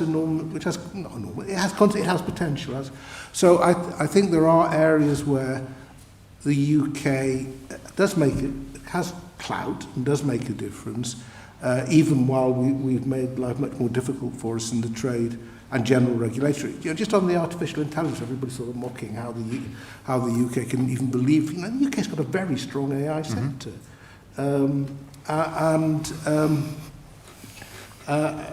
it's an area again where we'll worry about all the AI Armageddon stuff. There's a lot of very practical stuff going on a daily basis where the UK sector is quite strong. So, part of the problem we've all had is we're all, I suspect most of us on this panel, very gloomy about decisions that have been taken and the shenanigans in Westminster. But if we're going to get over that, you've got to also look at strength. And just final point, most countries, when sort of evaluating where they are, would start with geography. And our geography is just great. Compared with a lot of other countries. Except for weather. Weather's getting better. All right, okay. Look at wine growing, moving from France to Kent. An island off with very few countries threatening it, in not a bad climate. It's not a bad place to be. And you don't have to believe all those maps that put us in the middle of it, because we know plenty of maps would have us right in the corner. But it's a starting point for the long-term durability of the country that's important to keep in mind. You're going to be sceptical, aren't you? No, not No, terribly. good. Well, a bit. No, but that means some decisions are going to have to be made, and some of those decisions will be expensive. And the problem with the carrier groups is those decisions were made, and I think not good decisions. They've cost a great deal, and now, of course, once you build things like carrier groups, you have to keep on repairing them, which seems to happen rather a lot. You have to keep on funding them. But what the decisions I think are going to have to be made, I mean, Britain is a leader in innovation and science. I mean, and it was, I think, I didn't agree with everything Mrs. Leadsom said, but I agreed with her that Britain was able to respond very quickly on the vaccines. That takes investment, it takes planning. Yeah, and she said, there are all these Nobel Prize winners in the UK. Future Nobel Prize winners are not going to come here, or they're going to leave. They're going to be hired somewhere else because they can take their teams with them, they can travel more easily, they get government funding. The government has not yet, there are all these promises about how the Horizon funding would be replaced, it would all be fine. That hasn't eventuated. The other thing that worries me, and again, I think Britain has a tremendous advantage, you have a huge amount of knowledge here, partly because of your history, partly because you've had a very good foreign office, and partly because of your universities. You do actually know a lot about the rest of the world, which Germany doesn't. I mean, Germany has had a problem, I think, in its foreign policy. They haven't needed to have a foreign policy for so long, and they're now scrambling to try and build that sort of capacity. But that has to be maintained. And what's happening to the universities is very worrying. Promising young academics can't get jobs. University departments in history and politics are closing down in some cases, which means you're losing bodies of information. So I do think, there has got to be, if Britain wants to maintain its position and I think fill this very useful role of knowledge, information, technology, then it's got to make conscious decisions about how to do that. I agree. Yeah, I'm going to add to that, and I think in this audience I hope there'll be sympathy that the study of modern languages in the UK, both in schools and in universities, is really dropping disastrously. PM on Radio 4 last week had a sort of German special session during the middle of the programme just to try and encourage people to learn German. So I think with the new German, with the news that the numbers of people taking, I think A-level German in the UK is now smaller than it's been at any time in history, and there are other examples of that. I mean, more people learning Russian might be quite useful at the current moment. Taking the wider point also about sciences, I mean, one of the things that I think most people in startups and in universities will say is that Britain is still really very good, certainly proportionately very, very good indeed, at innovating in terms of many areas of science and technology. The problem is scaling up. And if you look in very, very different ways, both the United States and China have obviously had immense success in terms of scaling up particular sorts of scientific discoveries. The United States has done it up to now by as it turns out, very powerful combination of private sector involvement and certain directed state funding through things like the National Science Foundation. China, of course, has the state take much more of a directive role, but what they both have in common is that they have very, very large internal markets in which the commercial and military aspects can both be explored. Britain doesn't have that. We used to have a larger market available to us, but I believe something happened to that recently. That's nonetheless doesn't stop innovation being possible. South Korea and Israel are good examples of how that can be done. But there has to be a lot more creative thinking. I mean, going back to the question of finance, of where pools of venture capital come from. And again, the story in the last 2 years about attracting investment to the UK in these areas has not been a very happy one. That's one of the things that a post-Brexit UK government has talked about facilitating and being smarter and nimbler on. It doesn't seem to have happened so far, but without that, the innovation and scaling up ideas and dreams of a succession of governments, I think it's a Labour thing as well as Conservative, will be very, very hard to actually realise in practice. And I suppose it's worth adding that in an era of IRA and the EU talking about autonomy in both economic and military terms, it's even more difficult for the UK if those continental-sized economies turn in. The one thing I would say, though, I mean, just to suggest it and see what you think, is that one of the things Brexit did was it forced us to have to think about this. I mean, we had a very quiescent foreign policy for many years pre-2016. And one of the things that Brexit did was it provided a political imperative to show that the UK had a role, which meant that we had to think it through, and out of which came the integrated review, and actually a lot more activism and probably a lot more thought about this than we'd given for many years before. Do you think that's fair, or do you think that's just appallingly over-optimistic? Well, I think the integrated review was pretty good. I mean, I thought it was... we all know why. One of our colleagues being influential in it. I think it's right. I mean, you can't escape, and that's why obviously what Margaret and Rana say is absolutely right. You can't escape the investment issues. There's lots of things where we're in a good position, but we'll lapse. And money's scarce at the moment. This is not unique to the UK. I mean, it really isn't unique to the UK at the moment. I mean, there are problems in most developed countries. The US has been prepared to go far more into debt than most because of the role of the dollar, than others are able to. So I don't think we should assume that we're just sort of traipsing along well behind everybody else who's zooming along. Unfortunately, even as Ross said, even China the economy is struggling a bit at the moment, and that's it's better for everybody if you've got a buoyant international economy. Yeah. But the fact is that unless we invest in the ways that have been mentioned, then we will struggle. We'll just have a bit of boldness in government. I mean, the real problem, and we've got another year or so of this, is the paralysed government that just isn't able to take the sort of big decisions, bold decisions that sometimes you need. This is the priority. We're going to put money into it. We'll see it through. It just seems to find that really difficult. Anything to add on that? I agree with a lot of what's been said. The only thing I'd add is, without sounding, I hope, too much like a stuck record, is actually doing a few things at home that project you as the kind of country people want to be interested in and want to emulate to some extent is a good idea. And if I could sort of just mention one thing, because it sounds domestic, that I think is very, very important for our international reputation and credibility as an international partner, it is peace in Northern Ireland. And I just remember long before Brexit, or I'd even heard the word Brexit, as touring for the coalition government as their Deputy National Security Advisor in Nigeria, in Kenya, in Somalia, in Yemen. What changed the conversation was not, we're brilliant, we've got special forces, we've got intelligence agencies. People did care about those things, and as Lawrence said, they knew they were better than most others. What actually got you an audience was, we've also made mistakes and we've made them right. And we have managed to find ways in which multiple identities can be managed within a polity. Interesting. Margaret, Rana, you don't have to.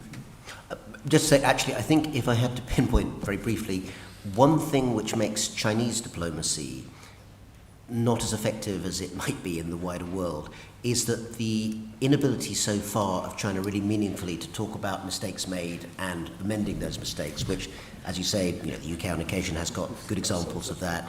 The US at its best is able to do that, not always, but it's notable. And really, Chinese diplomacy just doesn't have the structures that permit that, because of course it suggests that error might have been made, which is something that's very hard to do publicly. I think that will stand in the way of Chinese negotiations and peace broking in a whole variety of areas. Every year when we plan these conferences, we think, okay, let's keep the panels short and leave them wanting more afterwards. And then every year when you chair these sessions, you think, Christ, we should have had another half an hour, 45 minutes, because there's so much to do. So I'm afraid we've come to the end. But if you could just join, we have 15 minutes for coffee break now. But if you could join with me in thanking this fantastic panel, I think we're going to Thank you. You're very good chair. That's what I aspire to, fun. I'm going to have to flee fairly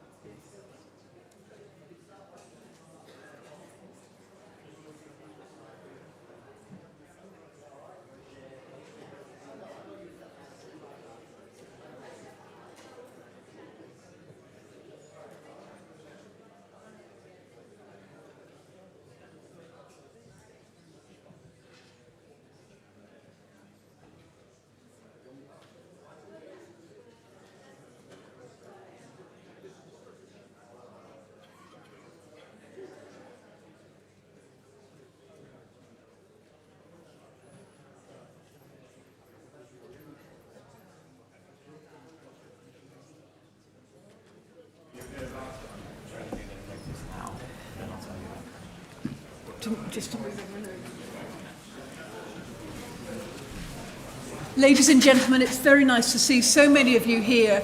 It's so good to see so many of you here that I wonder if any of you could start, who's not sat down yet, could move in that direction so latecomers can actually have a chance to get some seating. So the gentleman just coming in, if you might just go and sit on that side, that would be fantastic, so that creates some space for people who arrive late. Thank you so much. And those just coming in, if you might just kindly move to that side, that would be fantastic.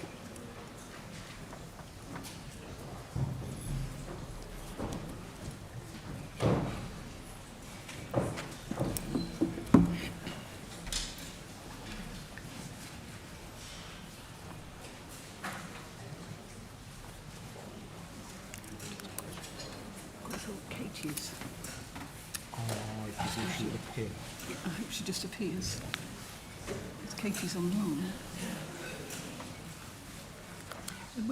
There's Katie. Will Katie come up on the screen? Okay. Well, good morning, ladies and gentlemen. So lovely to see you all here. My name's Catherine Barnard. I'm a senior fellow in UK and a Changing Europe. And we have a fantastic panel for this session when we're going to be looking at UK-EU relations. So on my left is Stefan de Rink. He's a man who wears a number of hats. He works for the European Commission, but is here speaking in a personal capacity. He was Michel Barnier's right-hand man, or at least one of them, over the negotiations of the withdrawal agreement from TCA.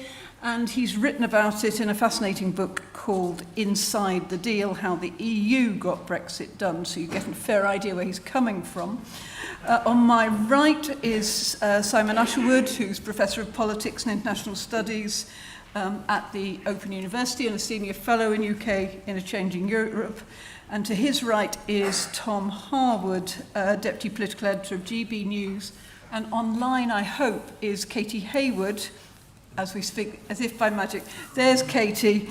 Welcome, Katie. Lovely to see you. Professor of Political Sociology at Queen's University, Belfast, who knows more about the Northern Ireland Protocol and the Windsor Framework than perhaps anyone else in this country and probably in Northern Ireland too. So it's lovely to see you all here, to welcome you here. As you know, we'll take questions on Slido. I realise that some of you not so keen on Slido, but it's a good way of being able to keep an eye on the questions as they come in. Nobody's going to do a presentation as such, but we've got some questions that we will ask and perhaps address. And then obviously we'll take any questions we can via Slido, and I'll try and intersperse them as and when we get to the relevant point. So I wonder if we could just start with a bit of limbering up and just give us an overview of where we all are at the moment and what you think the position is. Stefan, do you want to start? Okay, thank you. Thank you for the kind words on the book. Let me start we're in a very different situation today from that period that also Andrea Letzam and Anne and Menon commented on before in terms of hung parliament in the UK and all that kind of stuff. The political mood music is certainly much better, and I'll come back to that. But I think the key point in terms of where we are today is that for the first time in 4 years, we are in a situation where the two agreements that we have and which structure the EU-UK relationship are applied and are complied with on both sides of the channel. And so that was already the case, of course, with the Trade and Cooperation Agreement. There hasn't been any major implementation difficulties there. There have been some issues, and those things have been discussed within all the specialized committees since 2022. All the institutional framework is also in place. I did a bit of a count before coming here. There were like 50 meetings in 2022 at all levels, from the Partnership Council down to the the most technical committee. And on the EU side, I think politically the Trade and Cooperation Agreement is perceived as a good agreement. That differs perhaps a bit, if I again, Catherine is speaking in a personal capacity and comment a bit on the UK debate. It seems to be that the media debate, at least, focuses a lot on the negative impact of what Brexit has done to the UK economy and to EU-UK trade, but that's basically on our side looked at as a feature of this agreement, as a feature of the FTA compared to membership. So in that sense, TCA has been applied correctly with some minor issues since January 2021. And then, of course, the big game changer is on the withdrawal agreement, the second agreement that structures the relationship between the EU and the UK with the Windsor framework. And again, that's after 4 years of non-compliance and litigation from the Commission, or pre-litigation phase on the Commission. So the relationship was, in that sense, in 21, 22, somewhat deteriorating. And for lucky, we have kind of turned the page on that episode.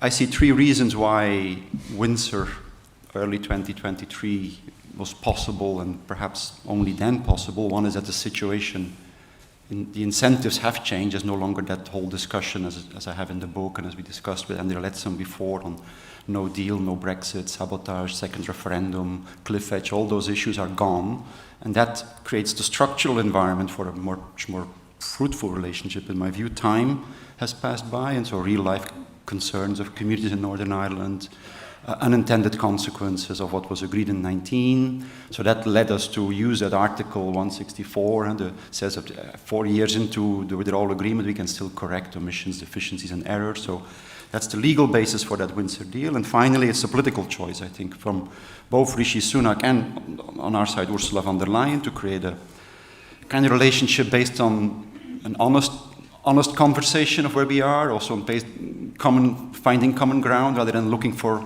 confrontation or empty rhetoric on Brussels. And so in that sense, the Windsor framework is also in terms of negotiation style or interaction style, beyond the substantive issues, that it does a game changer in my view. And perhaps that's my final point, of course the geopolitical environment underpins all of that, and the Ukraine war. To have a situation whereby Brussels and London are in this litigation, kind of non-compliance with withdrawal agreement accusations, of course would have been a ridiculous situation in the broader context in terms of the war in Ukraine and what Russia is trying to do with its violations of international law. Thank you. Thank you. So Katie, Windsor Framework, game changer? Oh, we've got no sound, Katie. Oh. That's better. We can hear you now. Thank you. Okay. I'm sorry I can't be with you in person, and I'm conscious I'm looming over you, and I'll try not to do so menacingly. And in that vein, I will pick up on the positive tone that Stefan has begun with in terms of the political choice. So obviously, typically we've seen Northern Ireland at the crux of disagreement and confrontation between the UK and the EU, and in the Windsor framework we see quite a different atmosphere. And I think that is due to 3 things as well. So the first is that the agreement that we saw in the Windsor framework was based on evidence, and evidence that both the UK and the EU had accepted and was drawing upon from stakeholders here. They were listening to businesses and other stakeholders. So using that evidence to, particularly on the part of the EU, to reassess the element of risk and therefore to make progress. Also, we've seen something very significant, I think, in the Windsor framework, which is a belief in the possibility of finding mutually agreeable solutions and a commitment to continue to do that. So that is a significant adjustment from, again, where we've been before with respect to Northern Ireland. And one thing that really strikes you through the details of the Windsor framework is just quite how committed the 2 sides seem to be to avoiding confrontation where possible. So if there's difficulties, that they will talk about them. And they will use the committee institutions, a joint committee in particular, to try and find resolution. And in relation to that, it's notable now that the Commission is moving to close the infringement proceedings that have been started with respect to the protocol. Although, of course, the final conclusion of that will depend on the implementation of the Windsor framework in full, which we'll come to in the next discussion, I think. And then last but not least, again, something positive in the Windsor framework is that we saw concrete actions to build trust between the two sides. So it wasn't just similar rhetoric or empty words. There were actually things such as access to data, more commitments or explicit commitment on building border control posts, etc. So those three things, the evidence, the commitment to mutually agreeable solutions, and the trust-building actions, I think, are really positive and do indicate that this rhetoric around a new chapter actually has some substance. Thank you. And from the London side, Simon? Yeah, really just to echo what Stefan and Katie are saying, Windsor is a positive development, and certainly in the context of the period since the UK left, it marks a change in approach and process. And rather than repeat the aspects that they've mentioned, I think what it also does is that it underlines, it's a reaffirmation of the UK government's commitment to the structures of the withdrawal agreement, that in changing or adapting the protocol, it underlines that the protocol is something that is a legitimate part of the process and the system, which, you know, was the basic problem, that there seemed to be a visceral rejection of those structures, particularly under Boris Johnson. I think, you know, from the London side, the thing that has changed is that since Boris Johnson stopped being Prime Minister, you saw that shift. You saw it with Liz Truss, briefly, and then you've seen it at a bit more length with Rishi Sunak, that there is this more pragmatic effort to engage. So it's partly about the changing context with Ukraine, but it's also about the changing domestic constellation here in the UK. And that's also reflected, I think, more generally in the way that those committees that Stefan's talked about for the withdrawal agreement, for the trade and cooperation agreements, Andrea Leadsom was talking about the Parliamentary Partnership Assembly. All of those institutions had been rather slow to get going, particularly with the TCA, but now we've had everything go through at least one cycle, if not two, which I think suggests that we're getting a degree of normalization of the basic architecture of what we have, which provides opportunities for the next step. Thank you. Tom, do you agree? I think there is a general consensus that there is a more fruitful relationship budding at this time. But I think that there is some vital context to this. It's very tempting in this conversation to believe that history began in 2016. And I don't think that that's the right place to start this conversation. I think it's right to look at the rhetoric that existed between the UK and the EU for the final few years of membership before the referendum.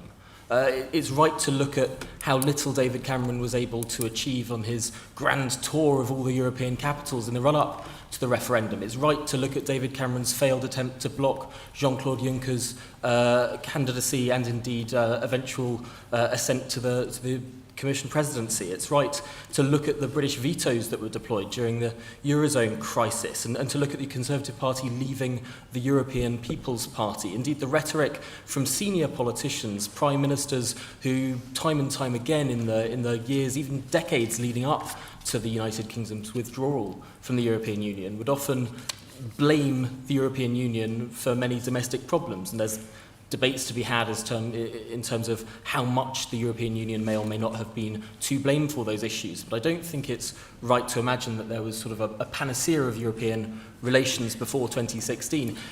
In fact, to some extent, now that politicians can't easily blame the European Union for problems in the United Kingdom, this could present a more positive foundation for future relations. There was a phrase that was used in the referendum that is the opportunity to lose a bad tenant and gain a good neighbour.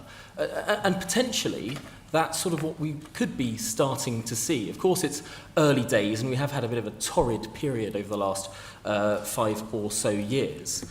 But clearly, there is goodwill on either side, and cooperation is something that is at the forefront of all political leaders' lips. And finding that framework to cooperate, seeing the UK gladly join collaborative and cooperative organisations or indeed forums like the European political community, those are all positive steps, and it means that there is the potential for this sort of normalised relationship of two sovereign neighbours getting on as many other neighbours around the world do. Thank you. I'm conscious, although this panel has built the future, inevitably we end up looking back somewhat to the past. And I just want to ask, Stefan, that Tom refers to, for the Brexit nerds, the 2016 settlement agreement. Now, that may be something that's passed quite a lot of people by, but that was the David Cameron's renegotiation. With hindsight, do you think the EU should have been a bit more generous? No, is the, is the short answer, and then follows the explanation. We were very generous, and I know that people on the Brexit side here, or perhaps people who regret Brexit a bit, because in one sense, the people who still argue that wished that Cameron could have got more ammunition from Brussels to win the referendum here. I think once you call a referendum, it was basically an in-out question rather than in some kind of reformed EU, and that's the basic parameters in which that referendum took place. But if I come then to the Cameron settlement itself, part of what I also explain in the book is why that unity of the 27 was there, and the transparency also that we practiced during the negotiations was inspired by the first tour of capitals of Michel Barnier, where he went to see prime ministers, and where some, especially in the East, said, we never want to see repeated the fact that Brussels or other capitals strike deals with London without us being fully in the know, because you had restricted free movement of people there, perhaps more marginally than the UK wanted, but it was certainly more seriously than what many people in the EU wanted in certain capitals.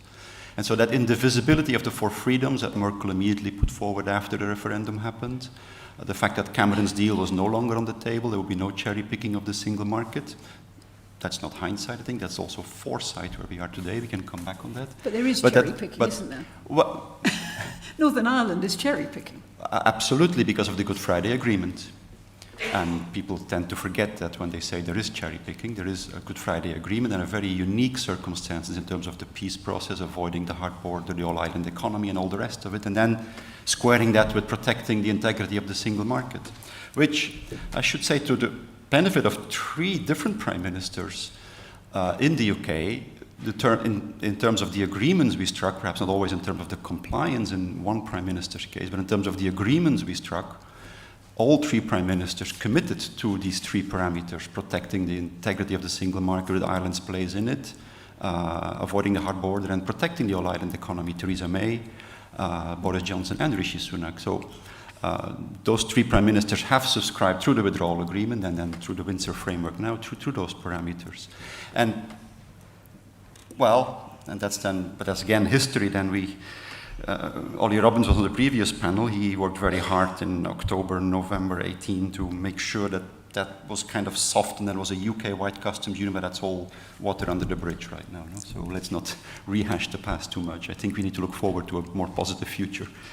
Just before we move on, one of the questions popular on Slido is, to what extent was the EU, your team, motivated by a desire to discourage other member states from leaving?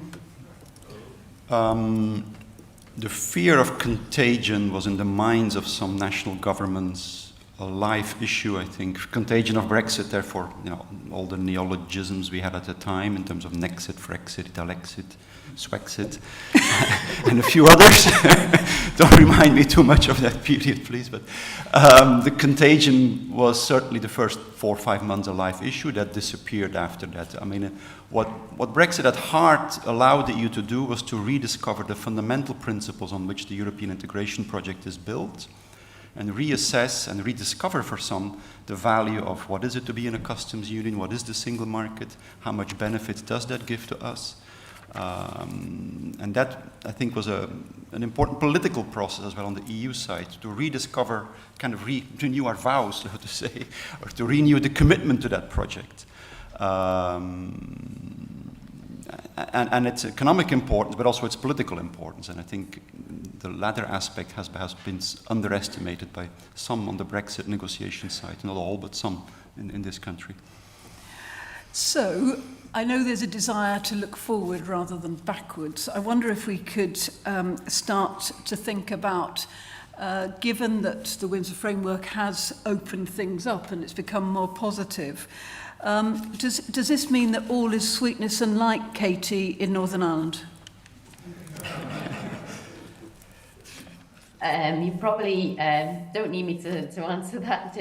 No, if only that were the case.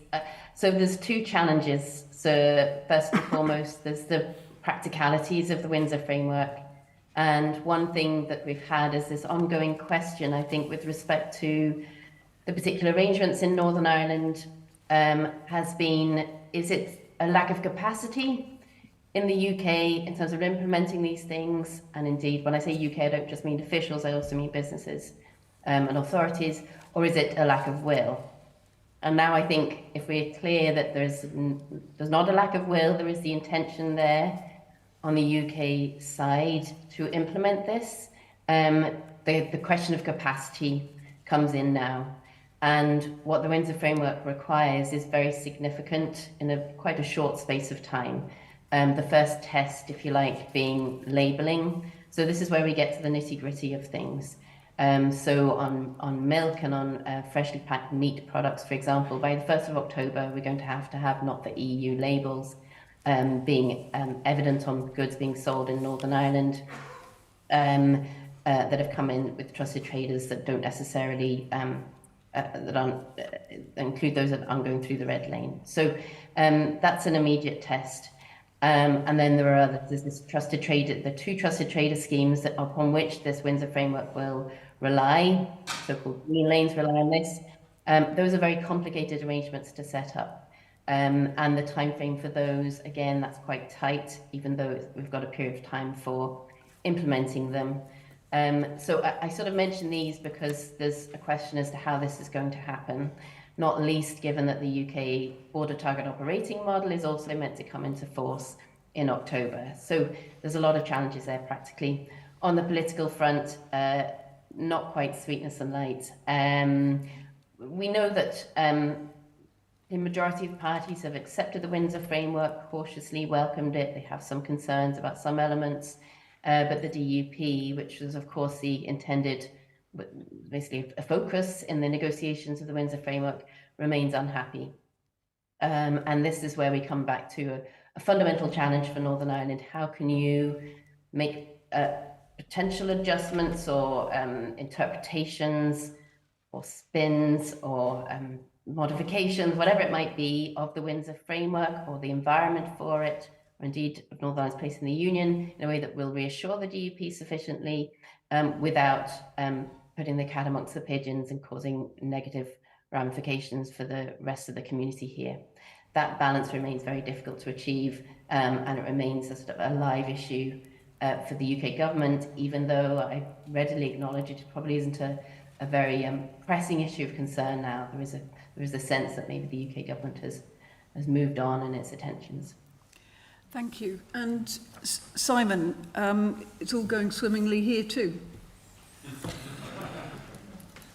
That's one perspective. I think the issue, it's Tom's point. It's, there's lots of potential, but potential is not the same as a clear program of what follows. And I think this is the real difficulty, that we have a system that is operational, but we're not entirely clear what the next steps should be. And, we can see that, I think, in a number of different areas. And firstly, we might think about Horizon, which was touted as, this is a quick win that we can get off the back of Windsor. We had an immediate reopening of negotiations about that. And we've fallen back into the sands of questions about financing, which is completely reasonable on both sides. The UK would like to pay in less, the EU would like to pay in, the UK to pay in more. And we kind of stuck a bit on that. So, even something that looked like a fairly simple kind of thing to do it turns out, that there are other imperatives apart from the trust issue. So, trust is not enough by itself to overcome reaching happiness and light between the different parties. I think what we're also seeing is a quite scattergun approach from the UK government. We've got a lot of different initiatives in different areas, progressing at very different speeds. The EPC meeting that we had in Moldova last week. Just remind us what EPC is. So this was a new, very informal forum set up off the back of a French initiative last year, and brings together European leaders from across the continent, and so stimulated a lot by the war in Ukraine. So as a place in which the UK could make and be part of Europe-wide discussions, multilaterally, bilaterally, very positive, both in Prague last year in the autumn and in Chisinau this last week. But that's not coming with a lot of substance behind it. It's being in the room, but that's not the same as being part of strong and effective decision-making. So I think that there's a challenge there about what goes on. We're also seeing a lot of bilateral instruments coming through. So the UK is doing a lot. We've had Giorgia Meloni come to sign a memorandum of understanding on migration back in the end of April. A lot of other kinds of efforts to kind of build links, which is very piecemeal and doesn't really seem to have a clear focus and set of priorities. And I think the other thing that speaks to that lack of coordination is the domestic politics here in the UK. So we, as much as we have got past the good old days of 2017, 2018, 2019, happy times, we still have the retained EU law bill going through Parliament, and notwithstanding the government's recent amendments, that still comes with some very significant challenges in relation to compliance with trade and cooperation agreement obligations on the level playing field. So making sure that standards in environmental protection, worker protection, social standards are maintained. That, whilst we're not having the sunsetting of all EU law in the UK, we're still going to have the potential for some unintended effects on that. And then the illegal immigration bill also raises some potential issues, particularly if the government decides to push more substantively down the line of limiting or withdrawing its participation in the European Convention on Human Rights, which is an obligation of the Trade and Cooperation Agreement. So part of this is we still seem to be, how many years has it been? 7 years since the referendum. We still seem to be discovering the way in which things are connected.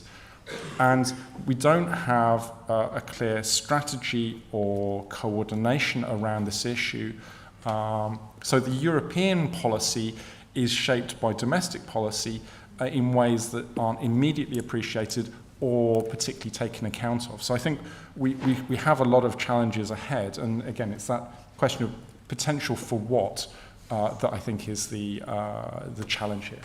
So Tom, I'm going to ask you the same question. All going swimmingly? God, I just can't imagine that it was 7 years ago. Makes me feel a lot older than a lot of people tell me I am. But I think that perhaps over those last 7 years, we have seen a remarkable degree of European Union unity, which has paid dividends in terms of negotiations. The genius stroke of sort of a political figure heading those negotiations in the shape of Michel Barnier, presenting that unified front from the European Union, was a total negotiation masterstroke, and it presented the European Union as a formidable negotiating partner. Meanwhile, the United Kingdom had Theresa May, who decided to hold an election to strengthen her hand, proceeded to not quite win it, and then was scrabbling around for a last-minute December agreement in 2017 that set this awful sequencing for these talks. Let's not forget that Vote Leave, under the leadership of Dominic Cummings, said that Article 50 should never be triggered.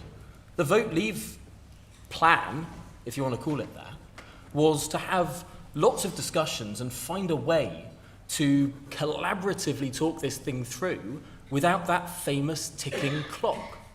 And instead, what we saw was panic, bad sequencing, and a weakened executive in the face of a rebellious parliament that meant that the UK asks got increasingly erratic and indeed increasingly extreme, pushed around by very small and yet perhaps outsizedly influential pockets in Parliament.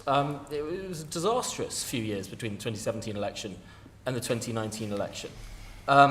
However, I think it's arguable to say that more political stability in the United Kingdom leads to better and more fruitful relationships with the European Union. When the executive feels stronger and perhaps more empowered in this country, friendlier relations can take place, which is perhaps why last summer was less than ideal.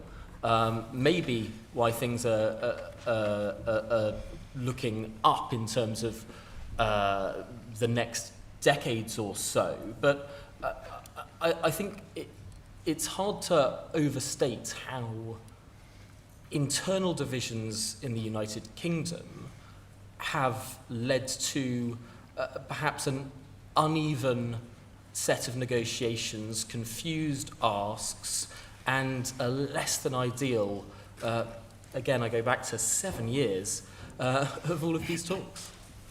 It's interesting you say that, isn't it? Because, I mean, some people might argue that Vote Leave didn't have a plan, and it's easy to blame Theresa May and her government when she was fighting against some really very strong headwinds.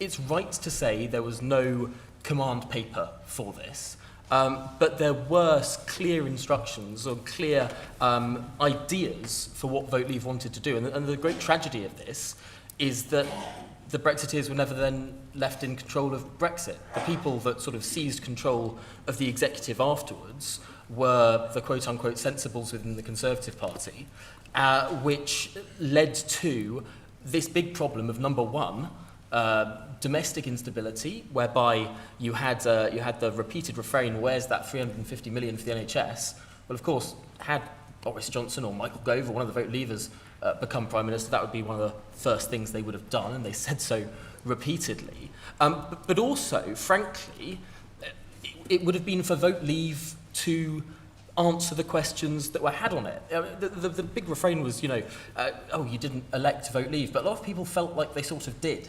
And I think one of the big problems is that then the people that ran that campaign were shut out of government and weren't allowed to really answer for what they campaigned for.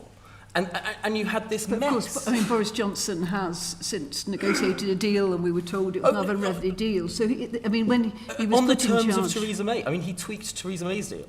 And fundamentally followed the Article 50 process, the EU's sequencing requests. This was entirely a process of, number one, the EU's ideal sequencing, and number two, a hung parliament led by a weak Remain voting Prime Minister. So, given you said that people felt that they'd voted for Vote Leave, there's a question here that public support is, of course, changing at the moment, certainly if the polls are correct. Now, of course, there's a difference between people being disappointed with Brexit outcome and people wanting to rejoin. But how do you answer to the 56-60% who are now saying that Brexit was a mistake? Yeah, I mean, ultimately, things in this country do not seem all that rosy right now. And we've had a lot of political instability and indeed economic instability. Now, I think it would be entirely erroneous to lay that all at the foot of Brexit. If there was a more competent leader in the 2017 general election, perhaps there would have been a lot more political stability in this country. And I will forever, regret's the wrong word, but be deeply frustrated that the pandemic hit precisely at the time that the Trade and Cooperation Agreement was meant to be implemented or was going through at that same time. All of this stuff is going to be incredibly muddled for a long, long time. And ultimately, if the government is unpopular and people associate the government with Brexit, Brexit becomes unpopular. I don't think that that's a particularly complicated sequence of events to follow. I don't think it's all that surprising that the polls would show that. Now, whether that would actually materialise into a public desire to go through a referendum and another 7 years of negotiations and to rip this country into yet again, I just don't see that a poll like that would translate to a material demand from people to change the political settlement that we're sort of haphazardly stumbling towards. Thank you. So, Stefan, if it's not Theresa May's fault, it's your fault for being too unanimous and a formidable negotiating partner. That's what, maybe you should put that in your front of your book. So you were a formidable negotiating partner, so you got what you wanted. Is that true? And also, looking forward, given we are where we are, what's your assessment? Well, the main reason why we were, in my view, indeed, a good negotiating team was that we had the united support of 27 national governments and their trusts. I mean, we were the agent negotiating on behalf of the principles, which is, apart from the European Parliament, the 27 prime ministers, heads of state and government in the European Council. And so that's, I think, why we had a successful, quote-unquote, negotiation on our side to get Brexit done, as the subtitle of my book is. And that wasn't there, clearly. Andrea Leadsom referred to the hung parliament under Theresa May. Clearly that kind of trust was not there between the UK's negotiating team and at least some of the principals, which are ultimately the MPs, who had to vote for this deal. But I mean, yeah, there is quite a bit to be said about how the UK then negotiated, but I think that's neither here nor there anymore. I think today we have these two agreements. I think it'd be interesting to hear your views. Well, I'm certainly interested to hear that some people in the Vote Leave campaign thought the first thing they should do was not use the agreed procedure to leave and not trigger Article 50. And therefore the idea was to violate the agreed procedure from Brussels' perspective. Then we had a treaty ratified by the UK Parliament where there was an agreed procedure on how a country could leave. And luckily that was the way in which the UK decided to leave. Luckily for the European Union, perhaps. Well, luckily for the UK too, in terms of its honouring international legal obligations, I would say. And that's quite important if I have carefully listened to the first panel as well, in the current geopolitical turbulence, that you, as a country, you reaffirm your commitment to international law, certainly in the current context on the European continent. I think that's absolutely fundamental. So I also want to just take us away slightly from we are where we are. Your question is it going swimmingly well, you say? Yes, yeah, it's going well. And, well, is it going well? I mean, yeah, in terms of institutional implementation, now we're in a much better place. There's, of course, there are fewer exchanges and contacts between UK businesses and EU businesses. Trade between the UK and the EU is down, and that's a natural consequence of Brexit. That's not exactly something that is to be something people should rejoice over, I think, but that's just the way it is. And also, if I look at the last annual report on the TCA, it says that in 2021 there were 100,000 EU students in the UK, in 2022 50,000. So that's a serious drop of EU students, people-to-people contacts. And those are things that are damaging, I would say, for the people-to-people relationship and for the income of UK universities as well, incidentally, but that's a different story. In terms of UK legislation, Simon flagged two that are also in that annual report, but they haven't come to fruition yet, right? There's a legislative process going on, and so let's see how that turns out. There's also the Data Protection Digital Information Bill, which would change the conditions under which the adequacy framework was given by the Commission. So that's another one to flag. But again, that's all part of UK parliamentary government procedures that's going through. I think what I would say, and that's to elaborate a little bit for 1 minute on the point that the two agreements are in place, we can now also build on that, I think. On Windsor, we have the 3 pieces of EU legislation agreed between Parliament and Council, so on medicines, on agri-food pets, on steel imports from GB to NI, to avoid a negative effect on the steel industry there in Northern Ireland. So that has been done. On citizens' right of the withdrawal agreement, there's still application problems. Luckily, we have this independent monitoring authority that we fought hard in 2017 to put that in there to guarantee citizens' rights and their correct application. I'm sure everybody is committed to the correct application. There's just implementation problems that keep coming back. But okay, these Well, things can be ironed out. The IMA, the Internet Monitoring Authority, is showing some real teeth. Yes, and unlike luckily, the Commission. Oh, over UK citizens' rights in the EU. But in the EU, it's rather anecdotal issues, whereas here it's sometimes systemic. So there is a big difference there, I think, in terms of the application of those rights. And then on the TCA, very briefly, we have a number of work streams. Simon mentions Horizon, so the discussions are ongoing. There is a memorandum of understanding on financial services, so more regulatory cooperation within the sovereignty of each of the two. The Ukraine war also pushes us to more cooperation, a dialogue on cybersecurity, counterterrorism, winter preparedness for energy and security of supply of energy. These things have intensified in terms of cooperation. And so you get a step-by-step, basically these committees doing their work and creating, the word trust was mentioned by some other panelists, a relationship based on trust and cooperation, which is positive. Thank you. It's technical and boring. It's what we like in Brussels. Yeah, technical's good from a bureaucrat's point of view. But that brings me now to just sort of the immediate pressing problems. And of course, one of them, and I'll turn to Katie on this, is of course how things are going to play out in the political domain in respect of Northern Ireland. We've heard about the technical problems of the labelling issues and other issues generated by the Windsor Framework. But given the idea behind the Windsor Framework was to basically pave the way for Stormont to get back up and running, it ain't happened. Is it likely to? So we don't see any movement at the moment, and the local elections weren't decisive in a way that would indicate any propelling of the DUP towards going back in immediately. One thing that's quite interesting in the results from the local elections, basically it reflects, happily for me, that some of the polling that we've been doing with my colleague David Finnemore here in Queen's on positions on the protocol. And from that polling we see around 2/3 of people saying that they think now we have the Windsor Framework, the Northern Ireland Assembly should be restored and fully functioning.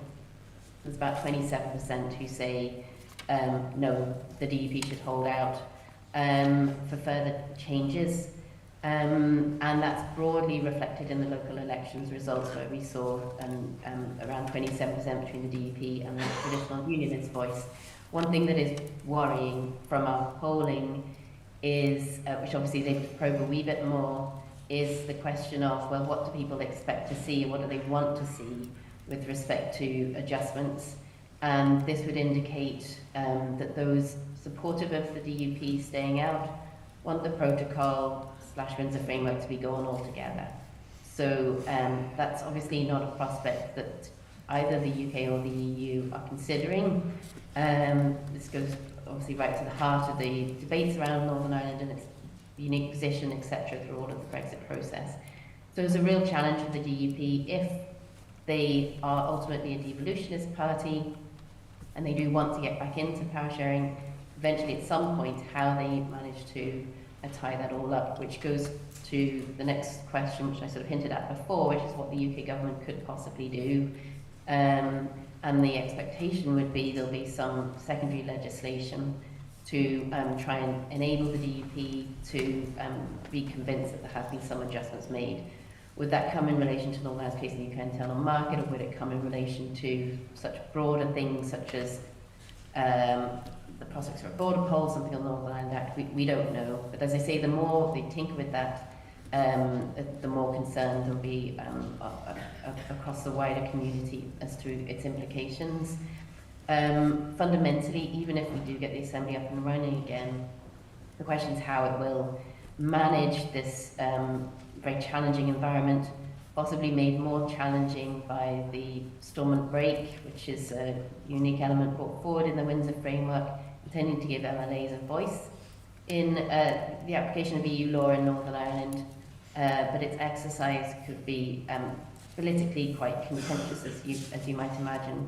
And last but not least, I think relating to some of the issues that we've discussed already, one thing more broadly is the decreasing trust that people have in politics in general and institutions in Northern Ireland and democratic institutions.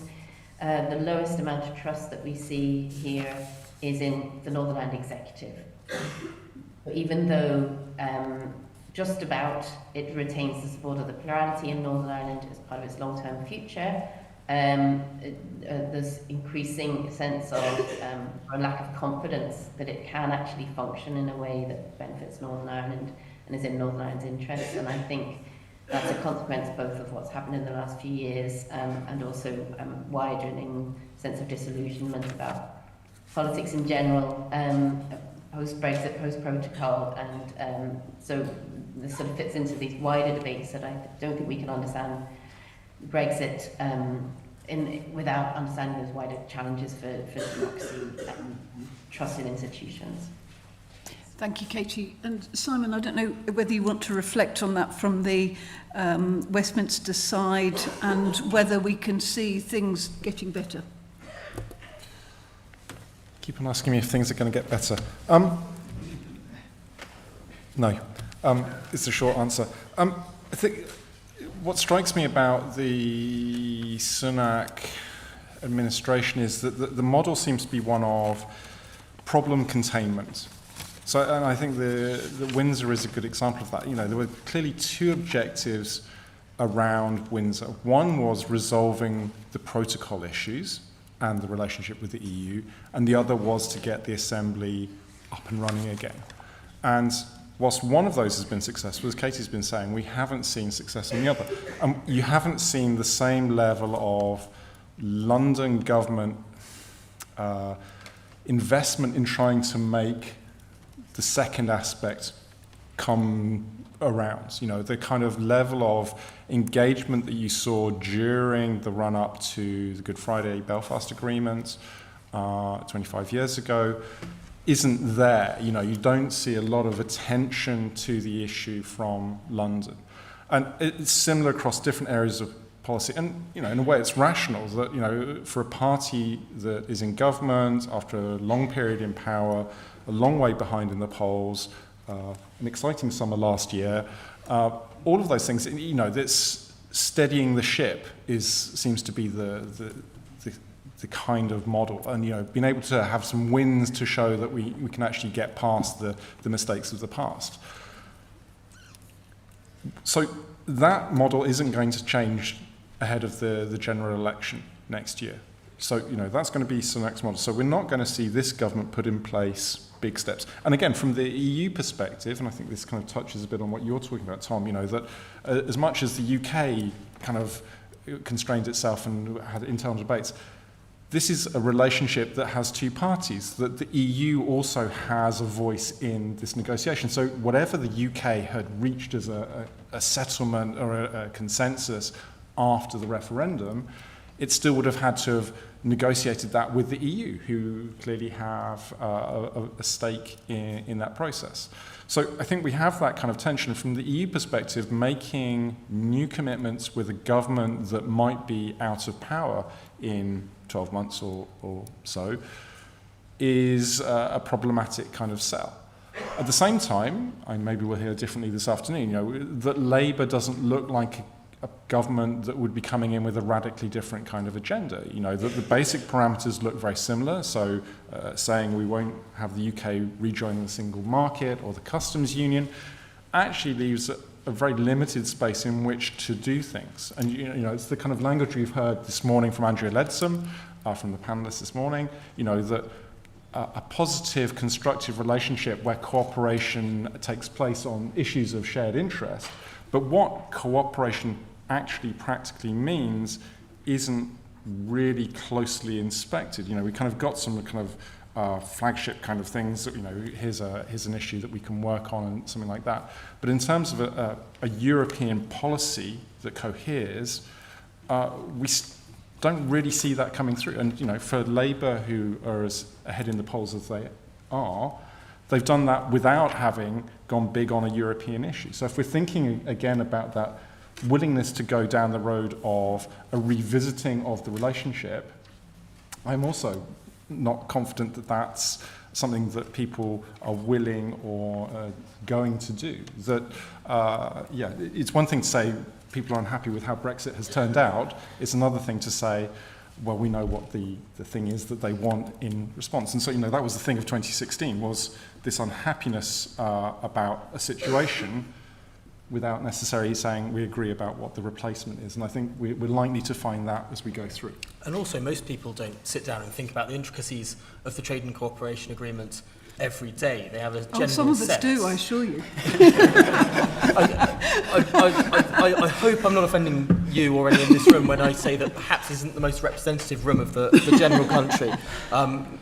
But it is, I think it is an interesting point that perhaps Labour wins the next election. They do something tokenistic on pet passports and touring musicians, and then Keir Starmer goes for a bike ride with all the EU leaders. Perhaps Brexit suddenly soars in the polls. Who knows? I mean, it is incredibly fickle in terms of people's general attitude toward how things are going. Perhaps Keir Starmer wins the next election, passes planning reform, and the UK economy goes off with rocket boosters. Perhaps he doesn't get it past his own backbenchers. Who knows? These are so many different questions in terms of how people may see things that may or may not be related, and how people feel about the general sense of the country. So, given that you said earlier that things aren't that rosy at the moment, if there was Prime Minister Harwood, what would you be doing? What a thought. I don't think anyone wants that for a single second. But I think that generally, if we lived in a benevolent dictatorship, and I didn't have to worry about a quarrelsome parliament, what the United Kingdom should have done at the start of this whole process was be very clear in terms of what Brexit should look like. Given that we are where we are, yeah. I want to look forward. What would you do to make the situation more rosy? Today, the United Kingdom should say, we are going for the benefits of regulatory divergence. We should go for what is often derisively called Singapore-on-Thames, take the hit in terms of slightly more friction between the United Kingdom and the EU's trade on one side of the ledger, and on the other side of the ledger, take the massive benefit of a deregulated and buccaneering market economy. Just on that point, I would just like to refer to the excellent UK and a Changing Europe divergence tracker. And one of the things that's come out of it is it's becoming very clear that divergence proves to be very difficult because there are a whole range of reasons, in part to do with Northern Ireland, in part to do with the fact that the EU still is our largest trading partner and we have to comply with the EU rules for all goods that are sold into that market. In fact, the opportunities from divergence are actually rather slim. I think there are some opportunities that perhaps seem very slim. There are other opportunities that are fundamentally enormous. Such as? Look at AI. Look at the way in which the EU is trying to regulate AI as things stand. Perhaps some of the best benefits of divergence isn't what we repeal with regards to what the EU has regulated already. It's what we escape in terms of what the EU is looking to do in the next 10 or 20 years. Look at how the EU has behaved towards Apple, Google, Facebook, Microsoft even. Actually, to be fair, look at how the UK regulators have behaved towards Microsoft in the last couple of weeks as well. But given the opportunity to do things differently, the potential in terms of escaping a European dirigist economic model and perhaps more closely following an American open market economy when it comes to particularly technological innovation, the opportunity of AI, the growth industries of the next 10 or 20 years, the inward-looking and controlling European economic model could well knock back this continent, and being tied to that, being tied to a continent that tries to micromanage what Google can show in its own search results, and tries to control what companies can do in terms of purchases and in terms of general innovation. Imagine if the European Commission had been the guys that were regulating the early days of the internet. That's where we are with AI.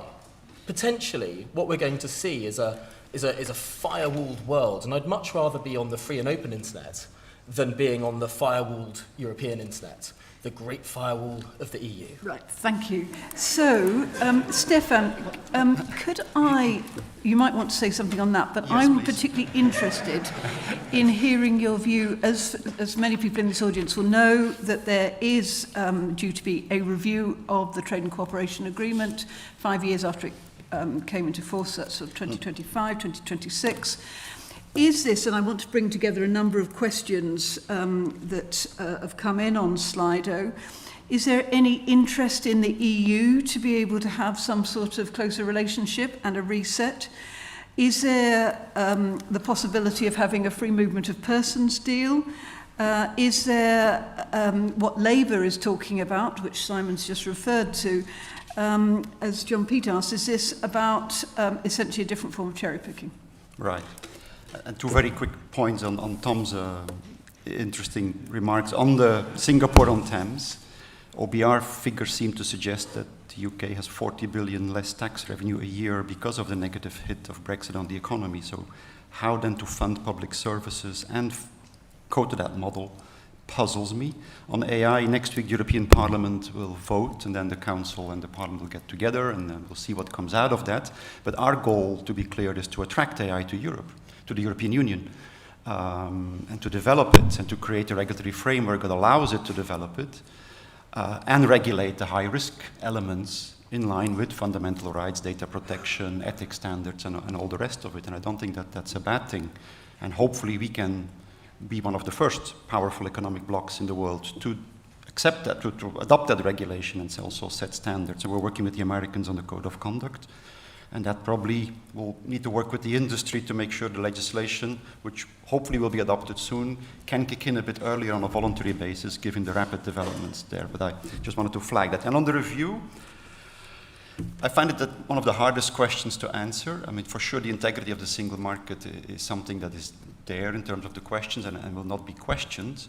But what exactly will come from the EU side, I find it hard to answer because it's the next mandate. There's an election in the meantime. We need to construct this together with 27 national governments. The TCA has a commitment to review, so it's an obligation to do an effort, but it's not a results-oriented obligation. And the important thing is, in the meantime, what happens between now and that review? Can we have the Horizon Agreement, hopefully soon? We're working on it. Can we have other steps forward in terms of cooperation? What I would, one thing say, perhaps on the UK, listening also to Simon and his point that there is a need for a European policy that coheres. Well, I leave that for UK experts to say if that exists or not. But since I speak in a personal capacity, and since we would like to have a fruitful review, for me, the starting point for the review on the UK side cannot be unhappiness with what happened over the last 7 years and how the EU can perhaps help to make you happier.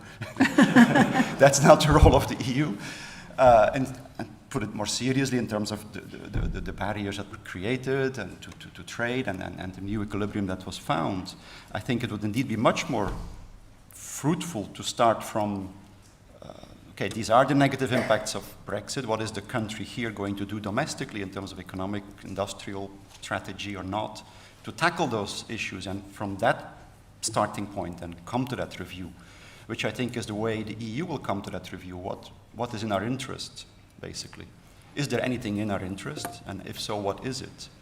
And that will be my final brief point. I think we need to be mindful that the EU is really evolving in a way that, with all the difficulties and without becoming self-congratulatory, is more united than what we were used to in the past, but also more focused on technological sovereignty, the CHIPS Act and funding, an industrial plan to reply to Biden's Inflation Reduction Act with funding, hopefully. That will be a difficult discussion.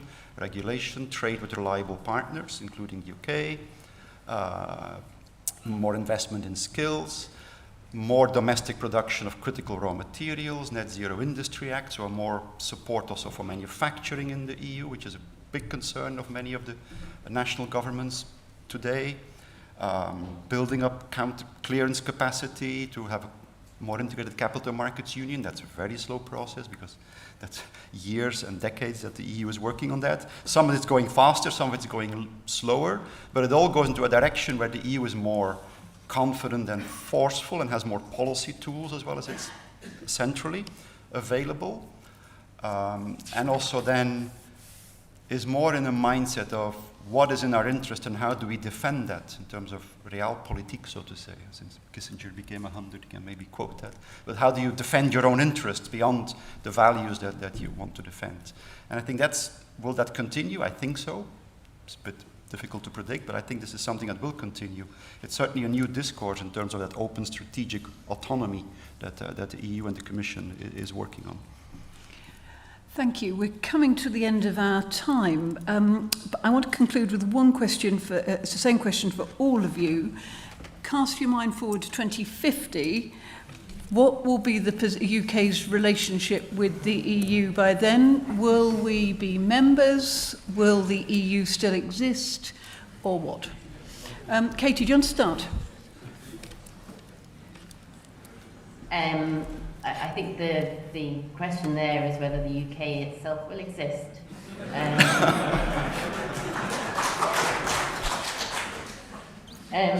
And most clearly we see the impact of Brexit on public opinion in Northern Ireland with respect to Irish unification, when we've seen similar trends in Scotland and even in Wales. So the nature of the UK, I think, shouldn't be taken for granted. Significantly changed post-Brexit, and we see all the evidence suggests it's not going to return to the way it was. So there's fundamental changes happening, and so 2050 for me, yes, we don't know what we're talking about really with respect to the UK and the European Union. You're absolutely right. Will it exist, or will it take on a very different form? And inevitably, if it does have the new members that it's looking likely to have, that body too will fundamentally change. So fascinating questions, but I'm struggling to work on what's going to happen in the next 6 months, if I'm honest. Tom, what do you think? I'm going to give a future, perhaps not the future. But the United Kingdom decides to repeal ridiculous EU gene editing restrictions. We decide to do away with our version of the Europeans' Digital Markets Act and move forward in a way that allows the sort of technological innovation that will drive the growth of the future in this country. As a little bonus, we passed housing reform and actually build some houses as well. And what happens is the United Kingdom is this sort of dynamic island off the coast of the mainland becomes this innovative policy hub. What the United Kingdom does is save herself through her exertions and perhaps even save Europe through her example. Can I just pick you up on one technical point, which is that, of course, we were never bound by the Digital Markets Act. It only came into force this year. That's exactly what I said. I said what we're doing now, well, what this current government is doing is copying the EU's Digital Markets Act. What I'm saying is we should ditch that and use those opportunities of not being bound by that act in order to innovate in this space, and particularly to prove to the European Union that you can have gene editing, for example, that we can pursue vertical farming, that we can do all the interesting and innovative things that the EU is oh so scared of right now. And perhaps if we do them well, the EU will copy us. And through that sort of policy experimentation, we all become richer. So I'll take it as a no that we won't be a member, in your view, that we will not be a member of the EU in 2050. I doubt it. Simon, what do you think? I just had a vision of myself in 2050 at a conference like this, discussing what the UK's relationship with the EU might be. If the ESRC continues to fund us, we'll all be here. I'm sure we can all hope. If you go back the same amount of time, the EU was a very different place. You know, the kind of mid-90s, but it was before Eastern enlargement, before the single currency had actually been confirmed was going to happen. You know, there's a huge amount that can change. Just geopolitics can shift so much. So I think, you know, to some extent, it's imponderable. The one thing that I see as a constant is British uncertainty about what its place in Europe is. You know, we can take it in a grand historical view if you like, but even just in the post-war period, you know, there's uncertainty. You know, is it about kind of being a balancer of power? Is it about sort of crisis management? Is it about not getting too entangled? You know, we kind of sit uneasily and, you know, we kind of keep on having these debates. And, you know, it kind of goes back to that discussion on the previous panel about, you know, do we need a role? Do we need to have clarity? But I think it is going to be a leitmotif that the UK's sense of self and its relationship is going to be contested. I think that's probably as close as we can get. So, yes, we will be having that panel in 2050. Probably virtually with holograms and silver spacesuits. If ABBA were performing, that would be good, even better. Stefan, what do you reckon? Yeah, maybe 4 AI panelists, robots talking. I did the same as Simon, go back 27 years, 1996, so John Major's Prime Minister. Tony Blair comes 1 year later to put the UK at the heart of Europe. And so here we are 27 years later. So where are we in 2050? I think Tom's point is valid in terms of regulatory competition that may happen. And that could be healthy to some extent, as long as it is within the commitments of the frame of the TCA framework short term. We'll see if the TCA, where that is in 2050, but there could be some healthy regulatory competition from having a prosperous neighbor, good neighbor, as Andrea Letzum said there, and experimenting with a number of things, as Tom said. That could also put healthy pressure on the EU.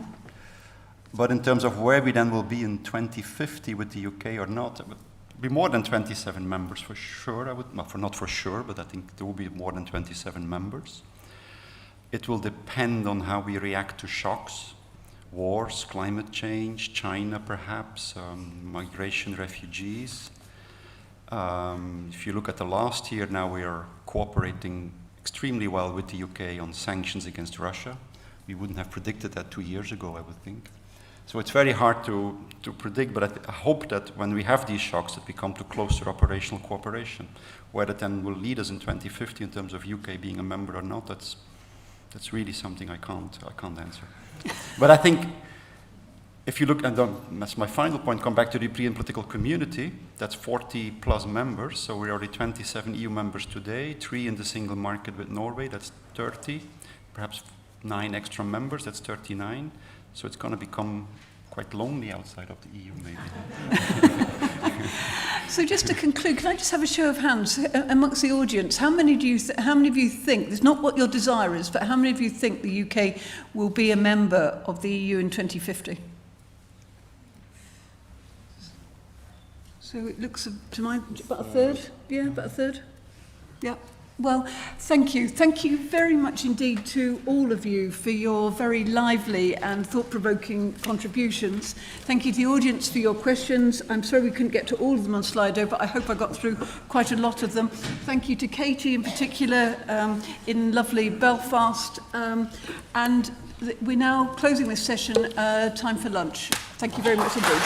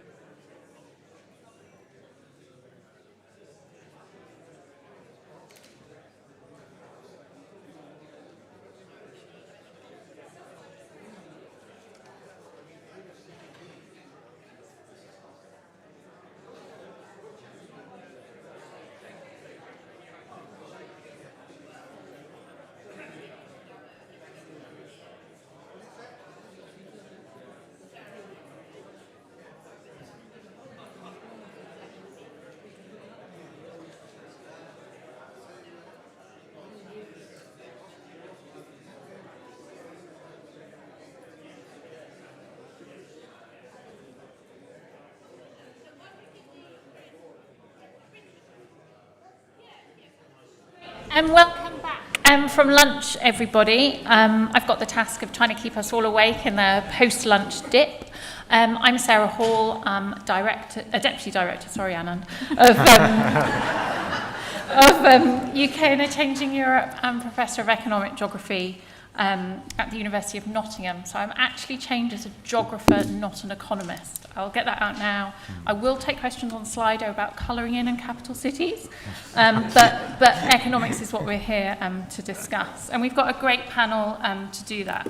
So I'm delighted to welcome Ben Chu, who's the economics editor of BBC Newsnight, Gemma Tatlow, who's the chief economist at the Institute for Government, Jonathan Porters, a colleague, a senior fellow from UK and a Changing Europe, Professor of Economics and Public Policy at King's College London. And joining us on Zoom is James Medway, Director of the Progressive Economics Forum. And James, just give me a thumbs up that you can hear us. Great. So we're going to run this panel in a similar fashion to the previous one. So I've got some starters for 10 for the panelists, but I also have the iPad, which is where I would really encourage you to put your questions to the panelists, and we're using Slido to do that. And if you see questions that you're really passionate about and want to kind of push, then you can vote for those and they will come to the top of my list. So we'll make a start. So when I was preparing for this, I thought I'd go back through FT headlines 7 years ago to try and think about what was happening in the UK economy. And it's quite interesting. So at one level, it was really clear that the UK economy was recovering from the financial crisis and getting to grips with austerity. There were some headlines that foreshadowed some of the current debates that we're having, but in really different ways. So the FT had a story about the way in which globalization was fighting back aggressively, which was quite interesting, given questions today about deglobalization. By the time you get to May, and shortly before the referendum, references to Brexit become more prevalent. So there were references to whether it would trigger a DIY recession, and Treasury updates were in the news about households being £4,300 a year worse off by 2030. Growth would be 3.6% lower after 2 years, according to Treasury estimates. I think what's really startling, though, is that although there were the seeds of the sort of Brexit change to the UK economy, on top of that and since then, and what obviously clearly isn't in those headlines, are the further shocks that the UK economy has witnessed subsequently, notably COVID and supply chain disruption, the Russian invasion of Ukraine, and a wider process of what you might think of as global reordering, the changing place of China, for example. So I wanted to start in that context by turning to each panellist and to ask you, what are the most striking differences for you between the UK economy then and now? And I'm going to start with Jonathan.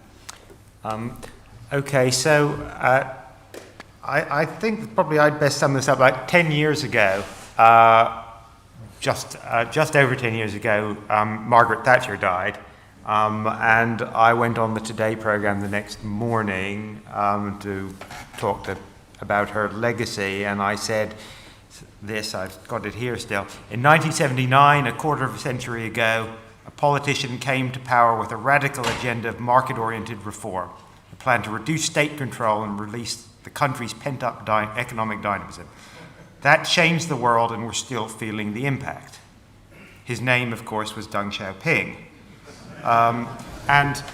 So what's changed, I think, is that in 2013, we were still living in Deng Xiaoping's world and Margaret Thatcher's. That is, we were still living in the sort of era of globalization and at least neoliberalism, if not full-scale Hayekian liberalism.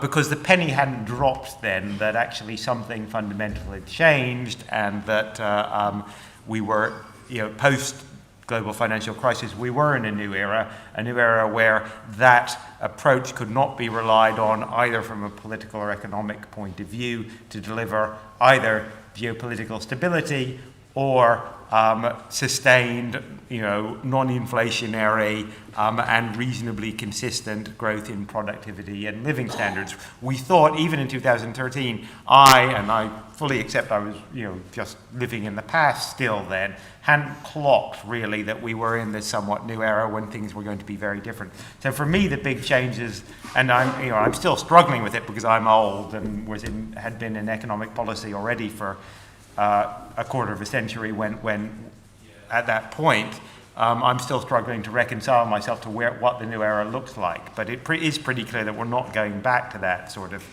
that era. And the UK economy is still struggling to adjust. I'll stop there, I think. Great. James, can I go to you next, please? You can. You can hear me okay? Is that... Yeah, good. that's good. I realise I'm not on a huge screen, which is slightly alarming for everybody. But just to pick up on what Jonathan said there, and I very largely agree with him, the big shift is this movement from a world in which people were still acting as if globalisation was here to stay and this is how things will continue. And by now, of course, we really can't function like this. I mean, it was very striking, I think, to see the speech of Rachel Reeves a couple of weeks ago, going to Washington and making this very clear that there's, the figures from the right, in this case of the Labour Party, people who are the natural successors to one of the most sort of neoliberal politicians we've had, who's Tony Blair, the person who completed in many ways Margaret Thatcher's legacy in this country, going to Washington saying globalisation as we know it has finished and this isn't coming back. So I think this is a quite dramatic change, at least in the perception of how the world is operating. And similarly, I think,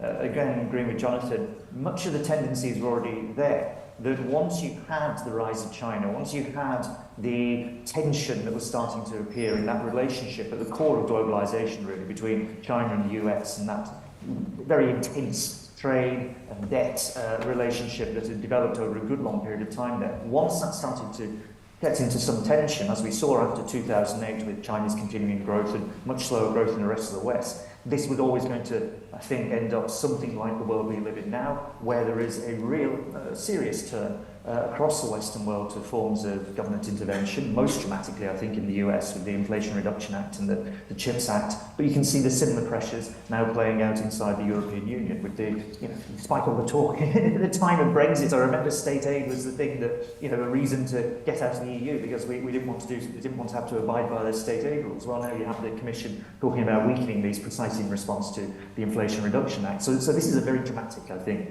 change in how the world is operating and how major governments are responding to those changes. Great, thank you. Gemma. The advantage of writing things for public consumption is that you can go back and look at what you said in the past.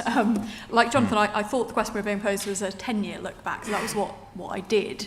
10 years ago, I was working for the IFS, so I looked back to what we wrote in our green budget of early 2013 to sort of see what were the issues that were on our minds and how similar or different are they to today. I have to say there were lots of similarities. I searched through the document and the word uncertainty appeared 58 times, which actually I think then was probably a lot less uncertain than things feel now, given the major shocks that have happened in the past decade. Some of the other puzzles and problems that were highlighted around the UK economy then are quite common to what I think we're still seeing today. Questions about why is productivity growth so weak? Why is business investment in the UK so weak? A picture of high employment being a bit of a puzzle and an unusual thing post-economic crisis in the UK compared to previous experiences. We were also at that point in the run-up to an election with a set of fiscal forecasts that suggested that the public finances were on a sustainable path, but very much predicated on some penciled-in, non-specific spending cuts coming in after the next general election. All of those things are quite similar to where we are today. But some things I think were different. It was notable from looking at that IFS Green budget that most of the big things that then hit the UK economy after that were not mentioned anywhere in that document at all. Not written by me, but written by our colleagues who'd done the macro forecast, sort of highlighting what are the biggest risks to the UK economy. They talked about a breakup of the Eurozone rather than the UK leaving the EU. And in terms of sort of public services outlook, I think at that point, as I say, there were similarities in the sense of being in the middle of a period of tight spending plans and penciling in more as a way of sort of hoping you get the public finances back on track. I think the big difference between then and now on public services was that back in 2013, there'd been a few years of public spending cuts, but broadly the performance of services was being held up, was holding up. There wasn't a huge amount of sign of problems there. And actually that sort of 2013, 2014 point, I think, is where you see a turning point in the performance of a lot of public services with, after that point, the performance starting to deteriorate, growing levels of violence in prisons, extending waiting lists in hospitals, more problems of delayed transfers of people into social care because of problems there. So I think where we are has changed quite a bit on that front as well. Great, thank you. Ben. Yeah. So my list of similarities and differences is probably more like Gemma's. Jonathan and James are much more big picture. Mine's a bit more parochial. But I mean, I would agree that, the attitude to China, just on that point, back, 10 years ago, we were firmly in the golden era. I did a piece for Newsnight looking back at some of the footage of that. And we had David Cameron going to China, I think it was just at 2010 to 2011, saying, we want more trade with China, the more the better. And it's really striking how that attitude has changed, quite amazing. Obviously Brexit, as Gemma mentioned, and looking back to the Cameron-Osborne era, 10 years ago, they were really pretty committed to the single market. There was none of they weren't Eurosceptics at all. So that has utterly changed in the sort of the policy front. I mean, it seems obvious to even state it, but inflation and interest rates, that's a very, very big difference from 2013. The base rate was, Bank of England's base rate was 0.5% then, and would go lower. Now, of course, we're talking about it topping out at 5.5%. I think the implications of that, people are talking about them, but they haven't economically hit home yet. House prices are now obviously even more unaffordable than they were. I think the ratio of house prices to earnings was about 6 times back in 2013. Now they're more like 8 times. Public services are much more overstretched, as Gemma was mentioning. On the similarities, I looked at the productivity growth for 2013, and it looks like it was kind of about the start of when it was starting to slow down. I agree with Jonathan, it wasn't obvious then that we were going into this long period where it would never recover. But actually in the data for that year, it was a fall. So that's a similarity, you could argue, on one level. 2013, we still had the debates about the banking crisis and solving the banks' lack of capital and fragility. We thought we'd solved that, but actually, with some of the stuff that's been happening more recently, maybe that isn't entirely solved. So you could argue that's a bit of a similarity. On austerity, I think there is some similarities in the sense that we've got very tight spending, as Gemma mentioned, rounds penciled in. But I think it's probably more of a difference in that it's not a policy so much. It's not held up as this our flagship policy. It's more a consequence of the choices that they're making. And that comes to the final similarity, which is that the Conservative Party is still hankering after tax cuts. And that does shape. That was true in 2013. It's true now, despite everything we've been through. And that does shape a lot of the way our politics and economics is going. Great, thank you. So a question's come in on Slido which says, can you even differentiate between changes in the global economy when you've got COVID, Ukraine and Brexit in play? Surely the Brexit is overstated and global changes matter more. And that interests me because I think when I was thinking about how to structure this panel, one way would be to think about Ukraine and then have a sort of set of questions around COVID. Instead, we're actually going to look at different parts of the economy and then for each of those think about what the kind of driving forces of change are and what it might mean to be in the UK economy at the moment. And I thought it might make sense to start with households.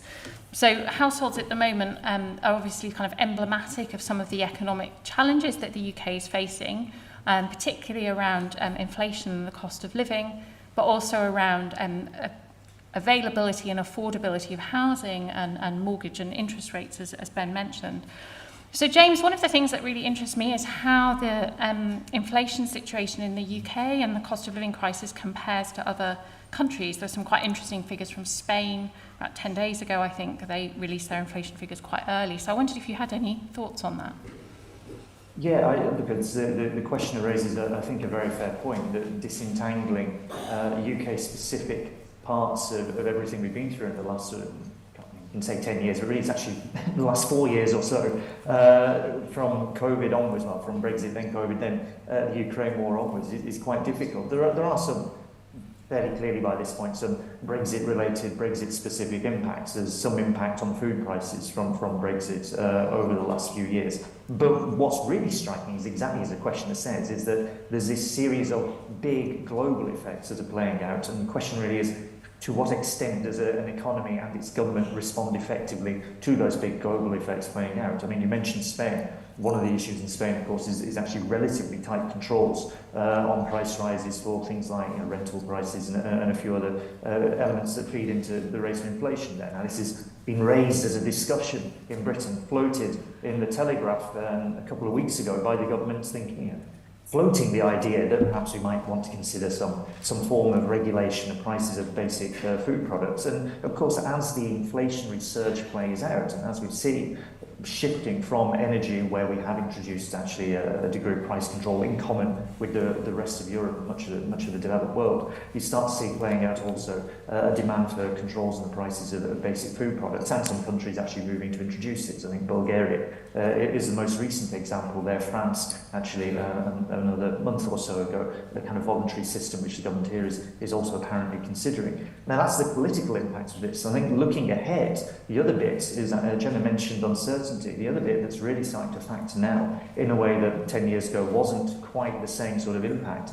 is the way in which climate change and the shocks that this is inducing in the system, so the shocks of drought in Spain, for example, the shock to pressure on water, and the use of water across the world, which emerges in all sorts of really peculiar ways. Semiconductor manufacture, for example, in Taiwan, impacted by a drought a couple of years ago. This is starting to play through in ways that we're not really very well adapted to understand. This is an unusual new period in planetary history, never mind what we're doing with the economy. And that, I think, is going to be one of the challenges coming forward. Against this, Brexit, although serious for this country and has an impact, and mostly a negative impact by the looks of things, starts to look like relatively small beer.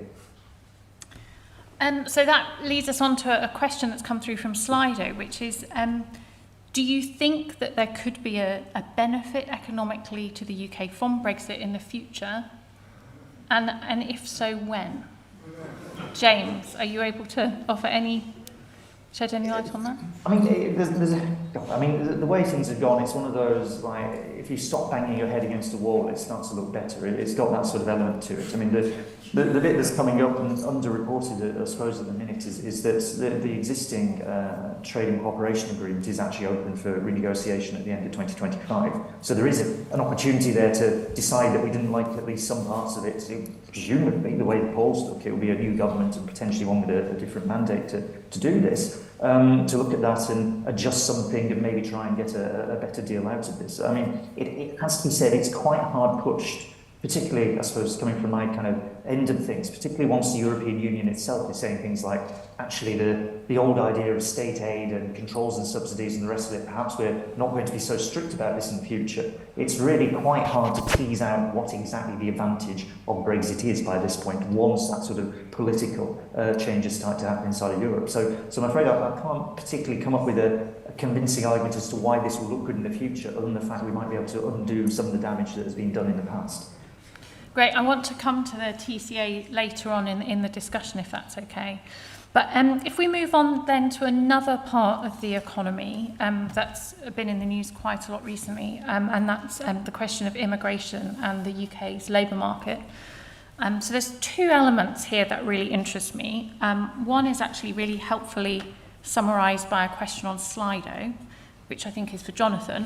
What is the potential economic impact of immigration from the EU going down while immigration from outside of the EU goes up? So we've seen quite profound changes in the pattern of immigration to the UK. And then the second area of the UK's labour market that really interests me is kind of potentially longer term changes around an ageing population, the rates of potential workers out of work due to long-term sickness, and the implications of that for UK fiscal policy in particular when we're trying to stimulate growth. So if I could perhaps start with Jonathan on the question of migration. Well, I think this follows on neatly from the previous one, because I think this is the one area where you can identify a clear, at least potential benefit of Brexit. Migration from the EU started falling almost immediately after the referendum and has fallen steadily since, and is now, net migration from the EU is now negative. Some of that is clearly Brexit, the direct and indirect psychological and legal effects of Brexit, but quite a lot of it would have happened anyway. Because of the fundamental economic and demographic drivers, which led first to very high immigration from the EU, were steadily falling away. So I think even without Brexit, we'd have seen quite a sharp fall off, and we certainly would not have been able to rely on the EU for workers in the same way as we had in the previous decade. And so Brexit, in that sense, contrary to other areas, has come at quite a providential time, because it provoked this loosening of restrictions to migration from outside the rest of the world. This equalization, this leveling up and leveling down of migration policy has led to a significant liberalization of immigration policy towards the rest of the world. And that in turn means that last year we more than made up for the fall in migration from the EU by increased migration from outside the EU. So Brexit really has helped in the aggregate terms, and it's also, I think, although the impact of this will be slower to come through, probably helped at the sort of micro level, in the sense that the other aspect of the new system is it's more heavily biased towards higher skilled and higher paid workers. The nature of the new system is that it's very hard to get a visa for a low-skilled or low-paid job, with the exception of the care sector, but it's quite a lot easier to get a visa for a medium or high-skilled job paying medium or high pay. And all other things being equal, and there's a lot of complications there, that's probably going to be economically beneficial over the long term. So I think, in that sense, the jury is out, and there are clearly downsides to the new system as well, particularly for some specific sectors. But overall, there's a much better case to argue that that immigration is going to be a net benefit for Brexit than almost any other area of policy, if, and it's a big if, the politicians can hold their nerve and stick with the broadly sensible policy which they've introduced. And as I said a number of times, I think, it is it is sort of both hilarious and sort of deeply bizarre that politicians on both sides are shouting at each other about how, including the ones who are responsible for the system, are shouting at each other about what a failure the immigration system is, when in contrast to almost any other area of British public policy, where we see a series of multiple car crashes, immigration policy is actually functioning relatively well. On the sort of labour market and sickness and disability, it's very hard to tell because the data is such a mess, but I do think there is a real risk of repeating the mistakes of the 1990s, when we had, in retrospect now, the 92 to 97 Conservative government, the major government, is viewed as a political car crash, of course, but also a relatively successful in terms of macroeconomic and economic policy management. And I think on the whole that's not unfair. The one big exception was that they did allow a huge rise in the number of people going on to disability benefits and exiting the workforce, and did almost nothing about it because it was politically convenient not to do so. And it would be a terrible mistake to do that again. Great, thank you. Gemma, can I ask for your thoughts on the so-called Great Resignation and issues of labour market participation more broadly? Yeah, absolutely. I mean, you raised the question about population ageing and what this means. Actually, pre-pandemic, we'd had a period of actually very successful sets of policies and other social changes that were increasing employment rates of older workers, and those had gone up quite a lot. That was probably anyway going to stall because we'd done the increase in the female state pension age and the increase in the male state pension age, and not more of that wasn't coming through, so we're probably going to see a bit more of a stabilisation of those trends. But the pandemic, as Jonathan's been alluding to, sort of pushed that into reverse, with a large number of people taking early retirement during the pandemic.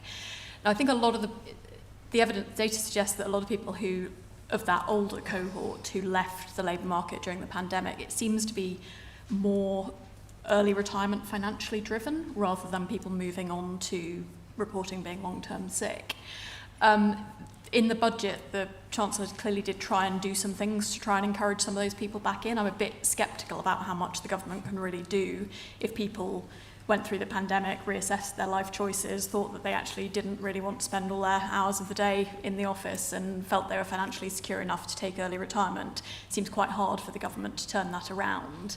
I think one important question is that a longer term trend that subsequent cohorts are also going to want to retire earlier, or is it really a one-off thing for that pandemic cohort?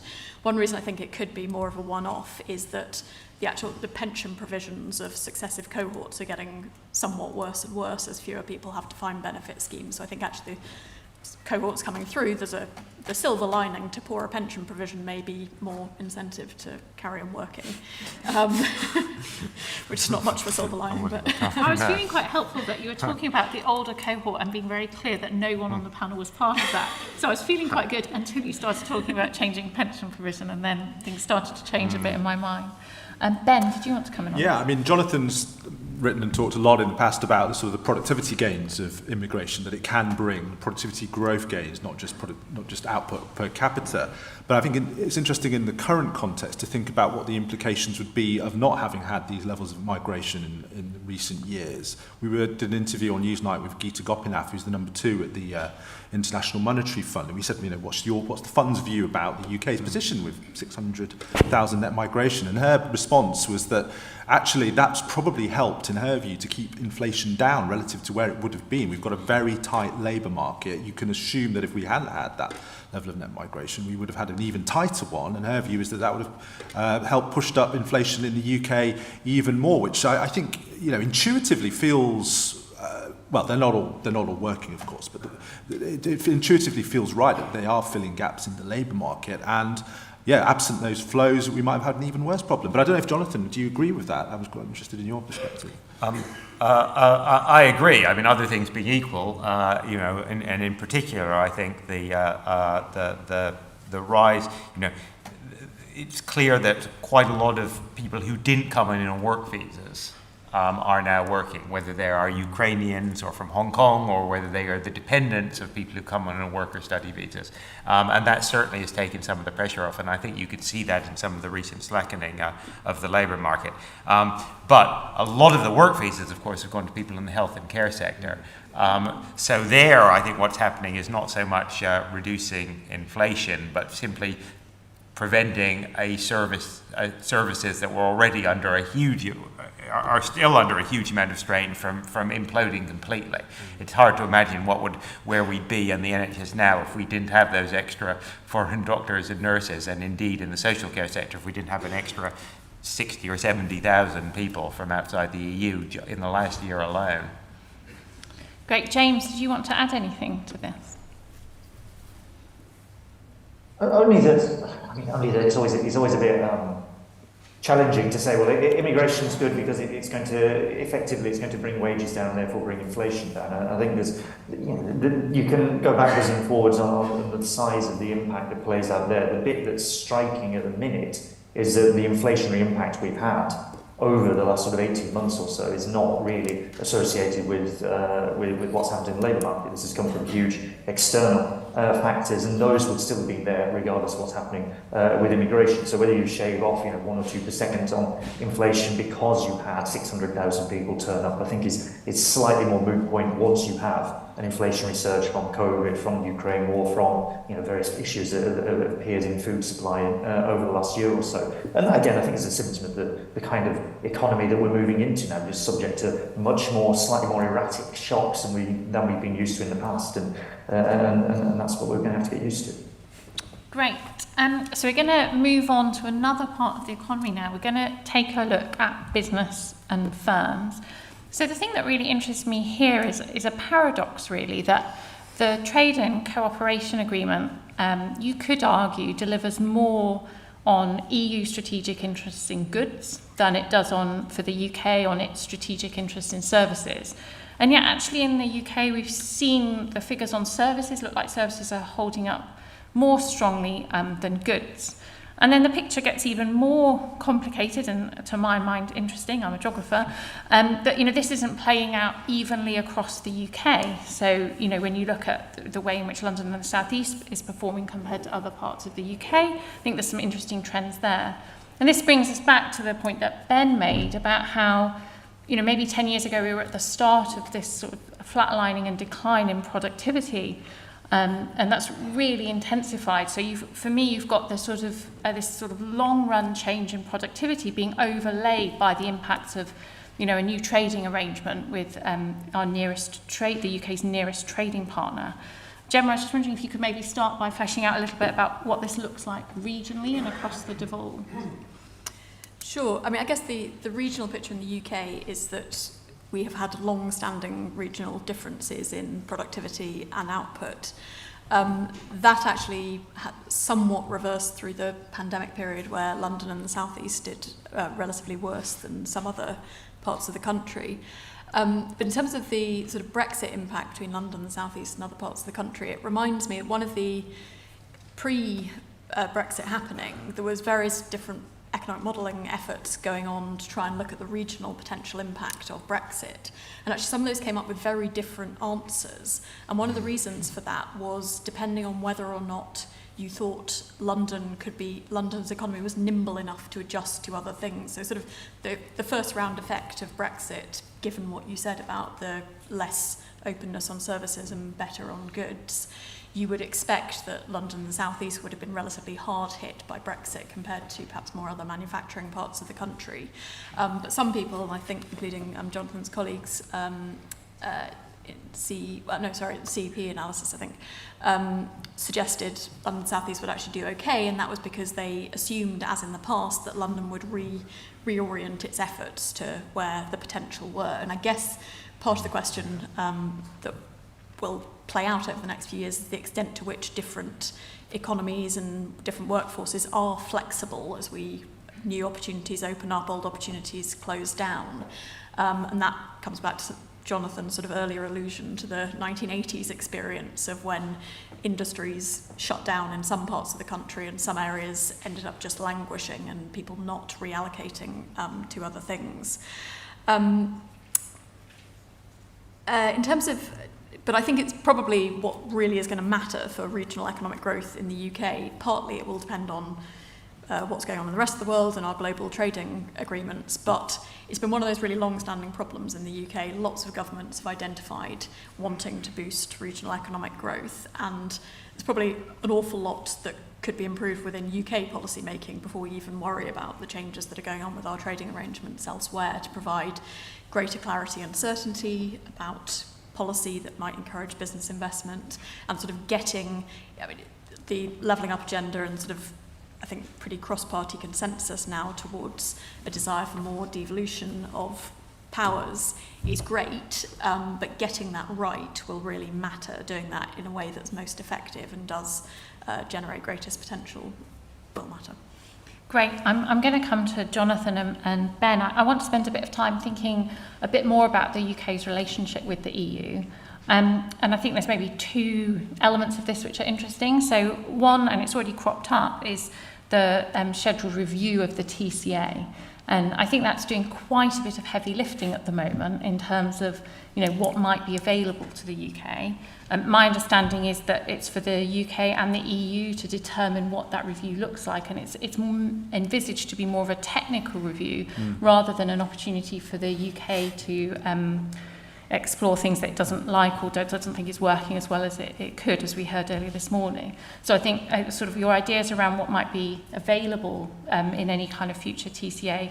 And then the other part of the relationship with the EU that really interests me is, you know, is the UK being caught out or caught between the sort of IRA in the USA and green industrial policy in the EU, and where does that leave the UK?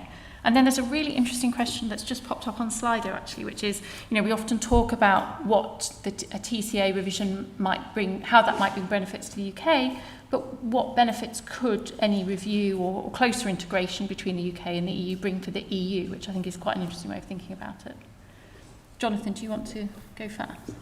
Well, I guess the reason that the TCA is a sort of obvious focus of interest is the timing, right? Yes, it's supposed to be a technical review, but the fact is that we will have an election sometime in 2024, or perhaps at the latest early 2025, and so there may be an opportunity for a new or refreshed government to adopt a different approach. So I think that it's a sort of happy coincidence of timing. If the TCA were being reviewed now, it would probably just be a sort of technical smoothing out exercise. The option is at least open, I think, because of the political calendar, to do something a bit more serious if both sides want it. So the question is, what's in it for both sides? And can they make it work politically? And of course, we don't know that yet, because that's 18 months away and a lot of things will happen politically between then and now. It's quite clear that there are, of course there are large potential benefits to both sides from changing things, because there are large actual costs to Brexit in terms of the disruption to the trading relationship. So obviously, reversing some of those would yield significant economic benefits to us, but also to the EU. And in a context when, and this goes on to some part of your question, which is what are we losing by being outside the major trading blocs? Well, we clearly, and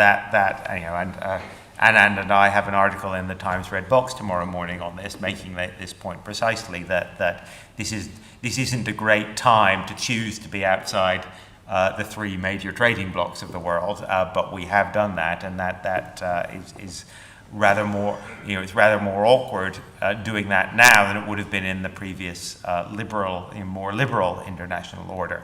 And so getting back inside the EU one, at least in part, would benefit us, would also benefit the EU, because the size of the bloc does matter, and we are a lot smaller than the EU, but we're not negligible in size. It's not like the EU's relationship with Serbia or whatever. We would make a material difference. So they're clearly, now what is possible given the political constraints, particularly the political constraints on our side and the legal constraints, particularly the legal constraints on the EU side, we don't know yet. They range all the way from sort of things like the UK agreeing to some form of alignment on health and safety and food and so on, which would certainly ease trade but isn't going to be economically transformative, to some sort of new version of Theresa May's deal, which would at least partially get us back into the regulatory and customs framework. But as I say, I think that the potential is there, but whether the political stars will align remains to be seen. Yeah, I mean, absolutely, I agree with that. I mean, short of going back into the single market and customs union, which of course Labour has said we're not going to do, and there are very obvious political and structural obstacles to that happening. And UK and EU did a really great document, I think, a few months ago, looking at some of the areas you can do, some of the things you can do, just from memory. Jonathan mentioned food safety, obviously the horizon and the science cooperation, something that could be done, musicians touring, data sharing, energy market integration, various things on finance. So there's that was a really useful document. I'd encourage you all to read it, because it's things that can practically be done. And I'll just make another point, which is that, remember the Windsor framework, a lot of the things that are in there were the things which, hard Brexiteers were saying, why can't the EU just do this 3 or 4 years ago? And it turns out they could do that, but that's because the whole political environment, the rhetoric and the sense of trust was back. So I think that what that does show is that even within the strictures of not being in the single market and customs union, there is leeway as long as the political mood music is right. So I think that should be relatively encouraging. Great. This is looking good, because my top ranked question by a significant margin is what are the most important things to focus on the TCA? And Ben has just done a great job of plugging work by UK to Change Europe. And I didn't know about Jonathan and Alan's Times Red Box piece, so I've managed to cover that as well. So that's great. James, did you have anything that you wanted to particularly emphasise around these questions of productivity and firm and sector implications? I suppose there's the other way to cut the productivity problem, and it's one that I think may become more apparent over the next few years.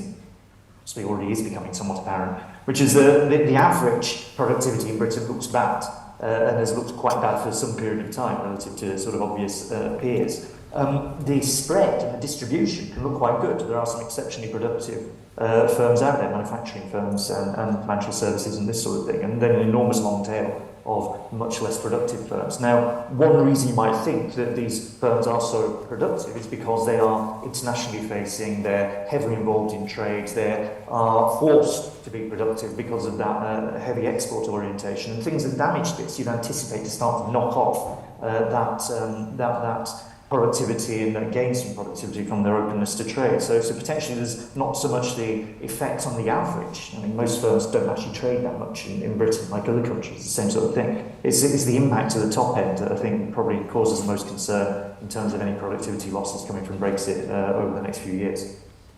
Yeah, I think there's some really interesting data out there as well around this kind of the place of UK provincial cities in the productivity question, and how they seem to be underperforming compared to their peers in Europe and North America. So I think there's a really interesting city angle to this as well. So moving on, if we think about the economy going forward and in the context that we're in, Ben, can I maybe start with you to think about where you see the big opportunities for UK PLC? Yeah. And where some of the challenges Yeah, well, I'll start with the challenges because we've already touched on it. You know, the world, I mean, it is interesting to go back to 2015, 2016, and some of the arguments for Brexit about this global Britain vision. I looked up a piece by David Davis, and he was saying, we will not only do a trade deal with the US after Brexit, we will do a trade deal with China. You know, this was the promise, this was the global Britain. We will trade with everybody, we'll do trade deals with everybody, it'll be a great boom. And, you know, David Davis, ironically, is now one of the biggest hawks on China, saying we should get it out of all parts of the UK, lots of parts of the UK economy. So that just shows you how things have shifted. And that just articulates the fundamental problem which with global Britain is that the world around Britain has changed massively since 2016. The US hostility to China, regarding it not just as a competitor but actually a challenge to be thwarted, that's hugely significant. We've seen what's happened with semiconductors. They're putting pressure on their allies in Japan and the Netherlands and also the UK to get to not trade with China in certain key sectors. Really, really important. And the US trade deal, what we confirmed by the Downing Street last week, I think it was, that's just not on the table as far as the US is concerned. So that element has gone. So I think there is a fundamental challenge there for that post-Brexit global Britain vision, which was not anticipated, let's put it that way, back in 2016. And then in practical terms, you have obviously this subsidy race. You know, China, the US, the EU in response, they're all putting huge amounts of money in various different ways into subsidizing domestic semiconductors, green energy. It really is a race, and that has massive implications for the UK in terms of the danger that globally mobile companies will move to those places where they can avail themselves of those subsidies. That's what they are telling Downing Street. You know, why would we invest in the UK when we can get these subsidies in the US? That's a really big challenge for the UK, because obviously it doesn't have the firepower to compete with those two huge blocks, the US and the EU. And obviously China has a huge amount, always been subsidizing its global companies for decades now. So how do we nimbly maximize our potential in that environment? That is a very, very key challenge. Obviously Labour has I've tried to articulate an answer. The government is trying to do it as well, but I think there's a big space to be filled in, and I'm not sure things like the semiconductor strategy really answered that, although it was well received, in fairness, by the industry. I mean, and I suppose that brings us to some of the opportunities. I mean, you do speak to people in the sector, and they do say, look, the UK has a great science base. This is where the potential is. Things like niche areas of semiconductors, compound semiconductors, where we do have a really great research base. That's the way to focus your resources rather than going for the mass scale production of chips. And obviously ARM is UK-based. So there's various nimble targeted subsidies seems to be the opportunity that people talk about. Renewables, I mean, we hear Rishi Sunak saying, you know, we have a global lead on renewables. Well, we do in terms of generation. I don't think we actually have a great lead on the technology and the manufacturing of renewables. So it's not to discount it, but I think a bit of a reality check is probably in order there. AI, well, I mean, that was talked up until a few months ago. It's this great post-Brexit opportunity. The white paper was full of it. We can use this opportunity of Brexit to be nimbler on innovation and less heavy-handed was the specific words they used as well. Now, as we've all seen with the rise of ChatGPT and the existential threat headlines, that doesn't seem to be the consensus anymore, that being loose on regulation is a sensible thing to be doing. And so Rishi Sunak and the government have started to pivot to sort of from saying we will have a laxer environment and get more investment that way, to us being the sort of the capital of regulation, hopefully, making the UK an honest broker and base for it there. So potentially so, but I think it is worth noting how much the rhetoric and the strategy have changed in only a few months. And I think that's really interesting around, one potential opportunity that might be put forward for the UK is that it becomes a kind of global leader or arbiter in regulation. And you've seen that in government. It's also actually coming through in our questions quite a lot around, could the UK look to kind of deliver Brexit dividends through regulatory flexibility? We heard that this morning. Could it regulate more akin to a kind of quasi-offshore type economy like Luxembourg or Ireland? So I just wondered if I could push you a bit more on the sort of, we see this today with Sunak and his trip to America. Is the UK in a position where it can offer regulatory leadership internationally? Well, I mean, the argument against Brexit in many ways was that the EU is a regulatory superpower and that, companies like investing in the UK in the single market because it's part of that regulatory umbrella. So I don't think it's as simple as saying we can just make ourselves a regulatory capital if you're not part of that market. I mean, I think there possibly are opportunities there, but I wouldn't exaggerate them. And this may be an area where, if the UK becomes closer to the EU in regulation, that reality of being a global hub for it becomes more realistic than sort of going on our own path. Great. Jonathan, what do you see as the big opportunities or challenges for the UK going forward? Well, I agree with pretty much everything Ben said. I mean, I think the obvious potential opportunity, which relates back to what I was saying about immigration before, is India, which is the one where, unlike the US and China, a trade deal is more rather than less likely relative to what we thought after Brexit, when most of us were saying, trade deals with India never ever happen. Regardless of, now, the trade deal with India in itself will actually not change very much because it will be relatively, it won't cover that much stuff. It won't really change the fundamentals that much. But the potential for the UK-India relationship does look, India is one of the few countries that isn't going to suffer from severe demographic decline in the short to medium term. It has a huge reservoir of skilled people. Its connections with the UK are obviously historic connections, but its current business and people connections are growing rapidly. And it is the fastest growing large economy in the world by some measure at the moment. Now, there are lots of issues and problems with India, its polity and economy, of course. But nonetheless, I think that's something where one could be reasonably somewhat more optimistic about the prospects for global Britain than we were 5 years ago, in contrast to almost everything else. Great. James, can I come to you for the same question, please? Yeah, I'd add to that, I suppose, and unfortunately I'm drawn back inevitably to the challenges. The one that sort of comes through in particular is that if we are going to try and think about what global Britain might be like and how you might make the most of some of the opportunities that do potentially exist, is that much of this involves having a state and having a government with the ability to focus on those things and deliver an industrial strategy that works, and to build up the relationships with suppliers and manufacturers and the rest of it that actually hasn't really happened in this country for a very, very long period of time, and quite intentionally so. It was a deliberate part of policy to not have that kind of long-term relationship between government and between industry and direct support and subsidy and all the rest of it, is that we don't really have the capacity in government necessarily to move quickly into a world that looks like this. So you have, for instance, the Labour Party quite clearly talking along these lines and wanting to do this. The capacity to deliver that in government isn't necessarily there. This seems to be at least part of the problem just in the pandemic with procuring PPE. That you had government departments that simply did not know who the manufacturers were. That institutional knowledge wasn't there to go off and find who the best suppliers were. So you end up with this dog's dinner, really, that we got over 2020 into 2021. So that, I think, is quite a significant challenge, and one that I don't quite see the politics in Britain working in favour of really solving it. That we want more civil servants, we want them to be better trained. Instead, this rhetoric of the blob and all the rest of it that we get at the minute. And that, I think, is a lurking problem for any version of global Britain, where we start thinking about, okay, what are the opportunities we have? Well, actually reaching those opportunities, I think, is going to be extremely difficult for this country now. Great, thank you. And Gemma?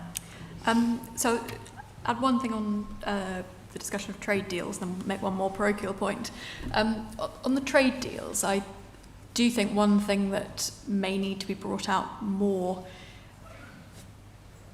kind of explicitly in the public debate and for politicians to tackle head on in terms of thinking about what we can get in global trade deals and what we're willing to trade off is two things are probably going to be controversial in potential future trade deals. One is agriculture and the other is immigration and visa access. There's a particular issue with the India trade deal.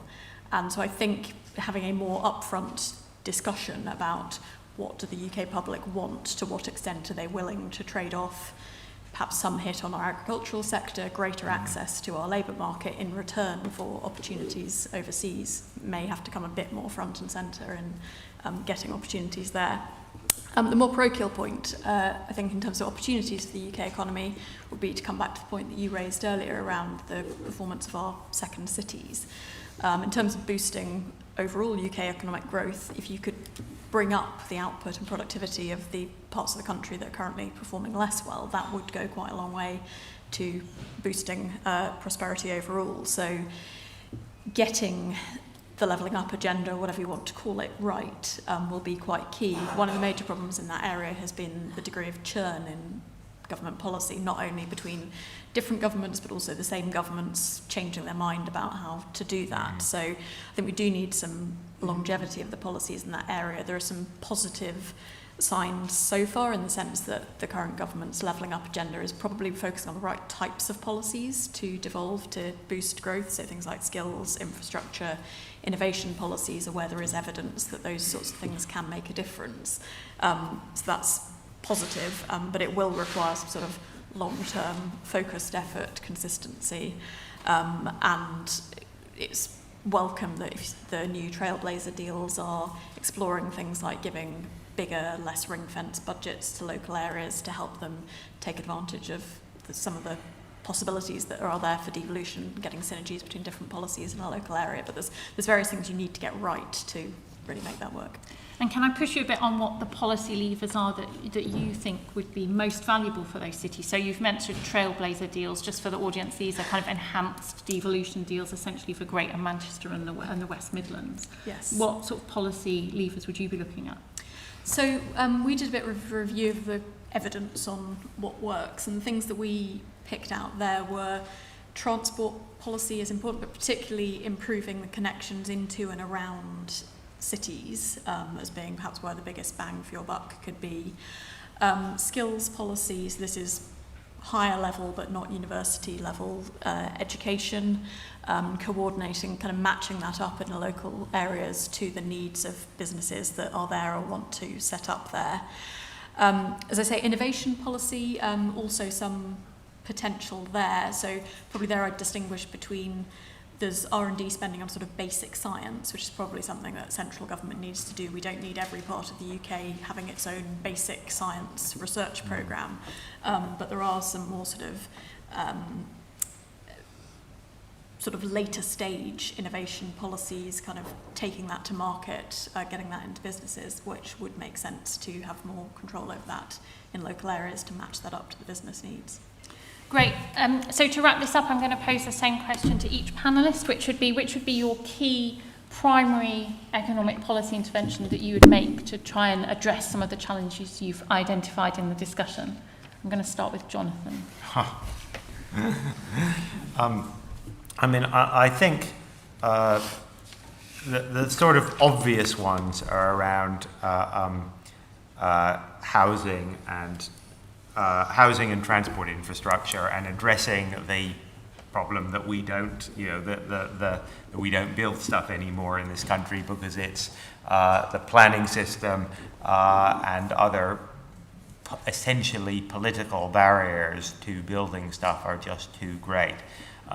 Unfortunately, I don't think I have any more idea than anyone else about exactly how you do that. It's some combination of brute political will and clever incentives to buy off, the sort of more reasonable local opposition or obstacles to that. But that does seem to, I think, for those who haven't read it, the Ed Balls and Anna Stansbury paper on sort of obstacles to regional growth, I think makes a quite convincing case as to what the problem is, and equally importantly what the problem is not. And I think that the availability of the lack of transport infrastructure in particular in the north, and the lack of the ability to build housing, particularly in around London and its surrounding area and other places where there is excess demand, do seem to me to stand out as the sort of problems that government ought to be able to do something about. Great. Ben? Well, it's a bit of a cop-out. I mean, obviously you say housing, transport, and then you say, what about education skills? You go down the list and they're all important. So I would probably say, as a cop-out answer, that having a kind of industrial strategy, a mission-based industrial strategy, which encompasses all of them, and all those subsidiary policies flow from that and are framed in the basis of what you want to do nationally in terms of industrial policy. And that can include levelling up, that can include skills, that can include housing, it can include transport, but they're all through that prism. I think getting that and in a sort of self-confident way about clearly articulating what you want to achieve in terms of government policy, I think that's probably the key step change that we would be recommended. James, I can see you nodding. What would your selection be? Well, I think that's certainly sort of thinking. If you had to do one thing, perhaps buy arm would be the thing to do. That, if you want to do industrial strategy and you want to have a national champion, it is sitting there in front of you as a genuinely world-leading technology company. That at the minute we're just casually, how many, 6 years ago, 7 years ago, gave it away to SoftBank. Now it's going to go up and list presumably on the New York Stock Exchange. Why not take a golden share? Why not use that as the building block for an intervention in the manufacturing semiconductor industry, and use it as the start of developing a genuine industrial strategy around that? Great. And Gemma, the final word. I mean, I think my answer would be similar to Ben's. It does seem that one of the key things that's been undermining business investment in the UK, which has been one of the big reasons for weak productivity growth in the UK, has been a lack of certainty over the last decade for a succession of reasons. And tackling that as much as offering tax incentives or anything else to businesses to set up here, I think is really key. And as Ben said, I think from that flows tackling individual frictions in the system. And one of the things that's become quite clear in the last year or so is when it comes to building new infrastructure for green renewable energy generation, is how long it takes to get new connections to the national grid. It's all these little micro problems that you don't realise but do need someone at the top to kind of have a clear strategy, say that this matters, and then from that flows all the action. Great. Thank you very much to the panellists for a really wide-ranging discussion. And thank you to the audience. We're going to take a half-hour break now, and then my colleague Paula Surridge will be chairing the next session, I believe. So thank you very much.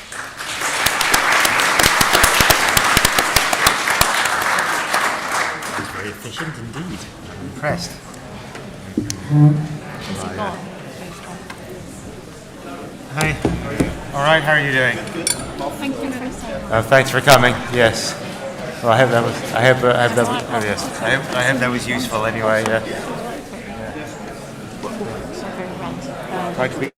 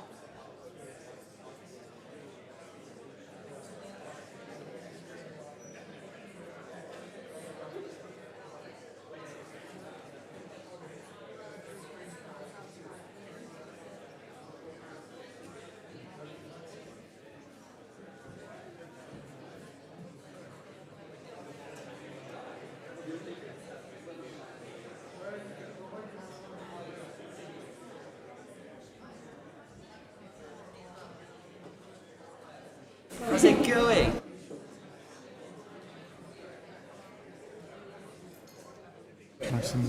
Oh, I would. Thanks, John.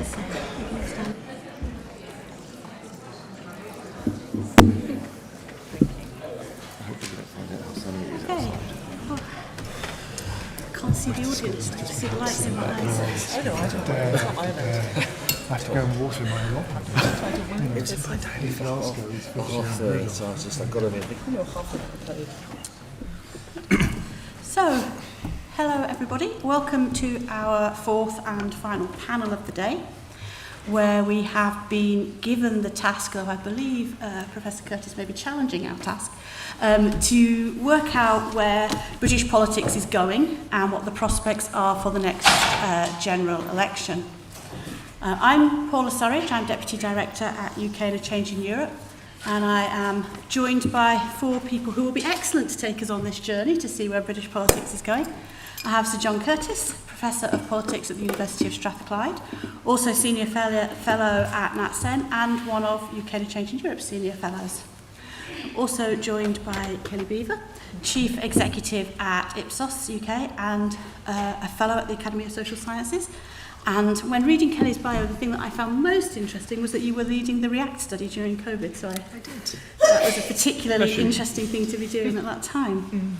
I'm also joined by Sebastian Payne, Director at Onward UK, and previously political editor at the Financial Times, and author of two recent books, Broken Heartlands, which is about the Red Wall, and the more recent Fall of Boris Johnson, which perhaps is also in some ways about the Red Wall.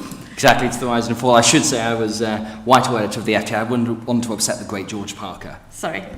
And finally, Peter Kyle MP, who is the MP for Hove and Shadow Secretary of State for Northern Ireland.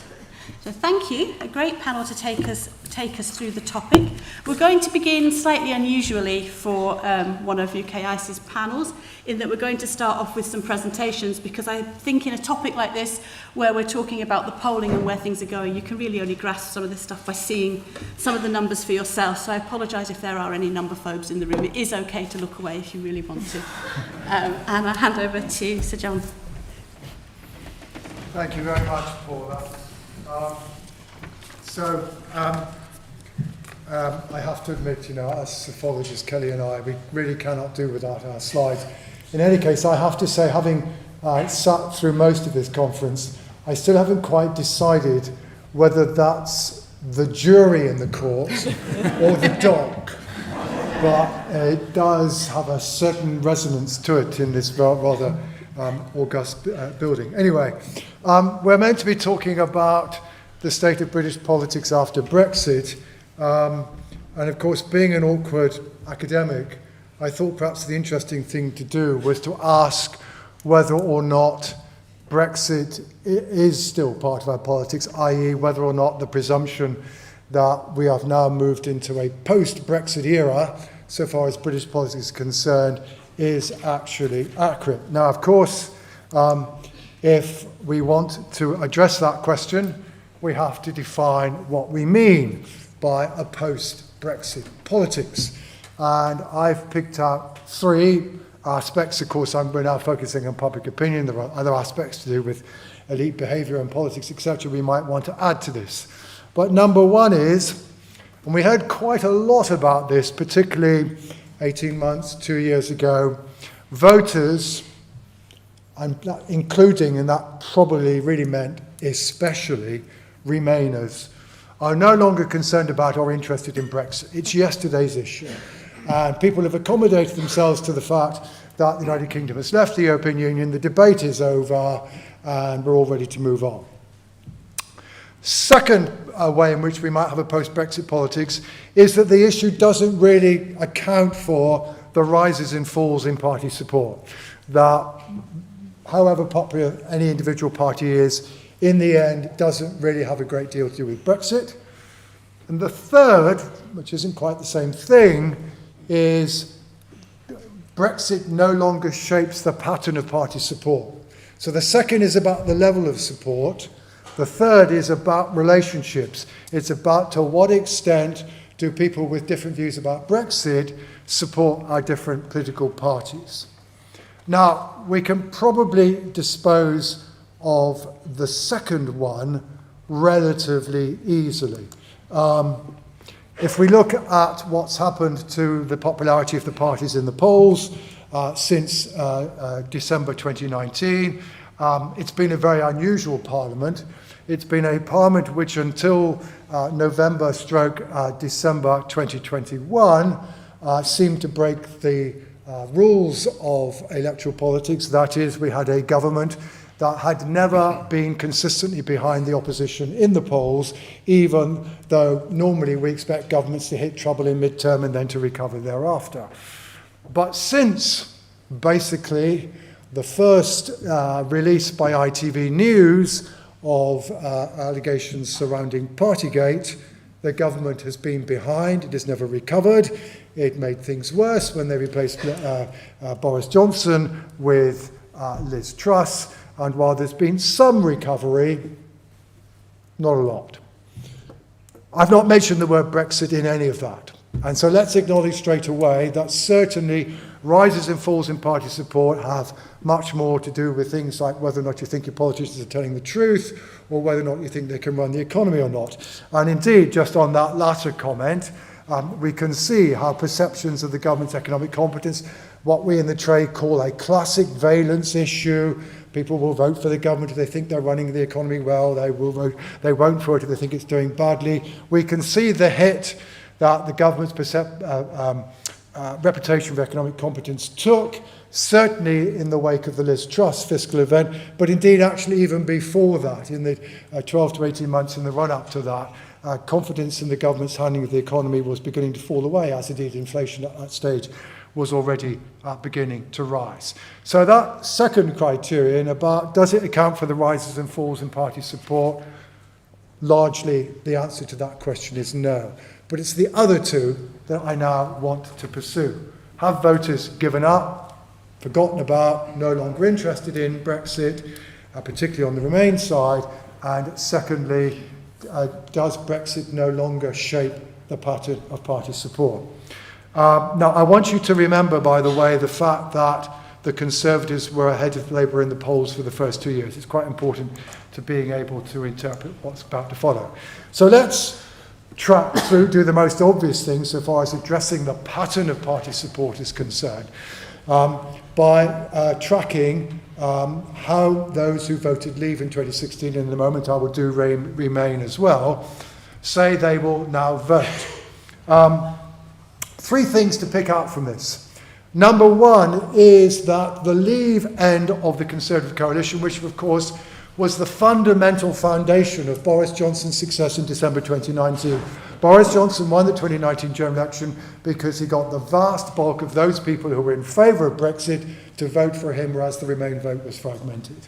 But you can see, even when the Conservatives were still ahead of Labour in the polls, support for the Conservatives amongst Leave voters was already somewhat fragile, and when the Conservative vote fell, it was amongst Leave voters that it fell.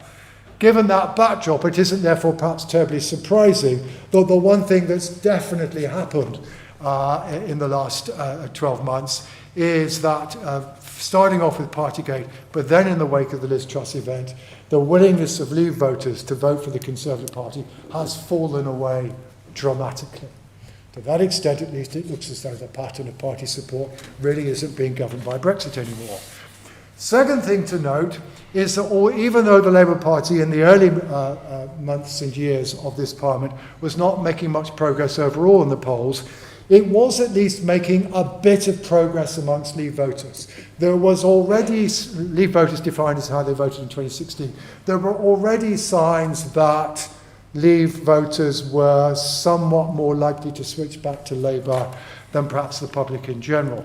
But that said, notice that Labour's real gains amongst Leave voters only occur in the wake of the Liz Truss fiscal event. And that obviously raises a question about the extent to which Labour's gains amongst Leave voters more recently is to do with the fact the Labour Party is now saying we accept Brexit, or is it to do with the fact that the government is thought to have fouled up, not least economically, as I've already shown. How does that compare with the pattern amongst Remain voters? Well, the first thing you will note is that, well, whatever gains Labour have made amongst those who voted Leave, still got lots more people who voted Remain in 2016 are still voting for it. But that said, progress Labour have made amongst this group fairly anemic. I mean, it's 5 points higher at the moment than it was in 2019, whereas amongst Leave voters, Labour is now 16 points higher than it was back in 2019. So it really does look as though Labour has made significant relative progress amongst Leave voters. You can also notice, by the way, how incredibly loyal Tory Remainers have been throughout this Parliament. With the exception of the immediate wake of the Liz Truss fiscal event, basically that 1/5 of people who voted Remain in 2016 and were willing to vote for Boris Johnson in 2019, they are for the most part largely still with the Conservative Party. So that looks as though it does seem to suggest that, well, actually, yes, there are still differences in the pattern of party support. The Conservatives have lost ground heavily amongst Leave voters, but they still got more Leave voters than Remain voters, and the opposite being true for Labour. But it really does look as though the pattern of party support has changed fairly dramatically. That said, let's switch back for the moment to that first criteria, which is whether or not voters, including Remainers, are no longer concerned about, interested in Brexit. We all accept that Brexit is done. This is tracking all of the opinion polls that have asked people how they would vote, and for the last 18 months or so, they've all been whether you would vote to rejoin or stay out. But how that has tracked since the conclusion of the Trade and Cooperation Agreement at the end of 2021. The orange line are those who would vote to stay out. The grey line are those who would vote to stay in. And you can see in the immediate wake of the conclusion of the TCA, what had been immediately before that was a bit of nervousness amongst voters, because you remember the TCA only emerged on Christmas Eve in 2021, a week before it was meant to be coming into place. But once that was concluded, we got back to a situation where about 52% of people were in favour of staying out of the European Union. But you will notice that by the time we get to the autumn of 2021, we are back to a situation where we have a majority, albeit a narrow majority, saying they would vote to rejoin. What happens in the autumn of 2021? This is the first time when Brexit really becomes a negative news story. It's when we didn't have enough lorry drivers to fill the supermarket shelves, allegedly, and the petrol stations, and the stories about the abattoir workers and we couldn't kill our pigs, etc., first began to emerge. But then you will then notice that subsequently, and we're now really beginning to look into the autumn of 2022 through 2023, we've had a fairly consistent pattern of around 57% of people saying they would vote to rejoin and 43% to stay out. Little sign here that Remain voters have accepted that Brexit is done and that they've perhaps been joined by some other people as well. Indeed, we can see what's been going on in this next slide, where I'm comparing how those people who said that what they did in 2016. So Remain refers to Remain voters in 2016, Leave refers to Leave voters in 2016, and didn't votes refer to those who didn't vote. So you're going to start with that group. This is a much ignored but crucial group. This group has long been fairly strongly in favour of being inside the European Union. The principal reason why, as early as December 2019, or indeed earlier in 2019, there was actually in the opinion polls a majority of people in favour of remaining in the European Union, as the position then was the fact that those people who didn't vote in 2016, some of whom of course were too young to vote in 2016, were overwhelmingly in favour of being inside the European Union. But that said, as recently as 18 months ago, most people hadn't changed their minds about Brexit, and that is still true, by the way, amongst those who voted. But you can see that actually Remain voters were indeed a bit less likely to say, yeah, well, I will go through the pain of all of this and I would like to rejoin, than Leave voters were to say they vote to stay out. But that has now changed. Remain voters are now somewhat more likely to say they would vote to rejoin than Leave voters are they would to stay out. So certainly so far as my first criterion is concerned, it is very difficult to argue that Brexit is over and that we are in an era of post-Brexit politics. But what implications does this potentially have for how our understanding of the relationship between party support and attitudes towards Brexit? Well, one of the things it means is we shouldn't rely on what people said in 2016. This is beginning to be an out-of-date measure. It's also a misleading measure for a couple of other reasons that I won't go into detail now in terms of slide. But number one, that group of people there who said they didn't vote in 2016, they're overwhelmingly pro-Labour. And yes, they're overwhelmingly pro-Remain. Second thing you can see is that amongst those people who voted Leave in 2016 but voted Labour in 2019, if they are still with Labour, there's now quite a high probability that they're in favour of rejoining the European Union. In other words, people whose views on Brexit were out of view with their vote in 2019 have tended to move their attitude on Brexit towards the view of their party. And the third thing one can also see is that amongst those people who voted Conservative in 2019 and who voted Leave in 2016, those who have changed their minds about Brexit are more likely to have switched to Labour and the Liberal Democrats than are those Conservative Leavers who have remained true to the faith. If you think about it, you put all those things together, you can see how the relationship between current Brexit preference and current party support doesn't necessarily look quite the same as what I showed you earlier. Now, some of it is still there. You can still see that even on this measure, of course, the Conservatives are losing ground very heavily amongst Leave voters.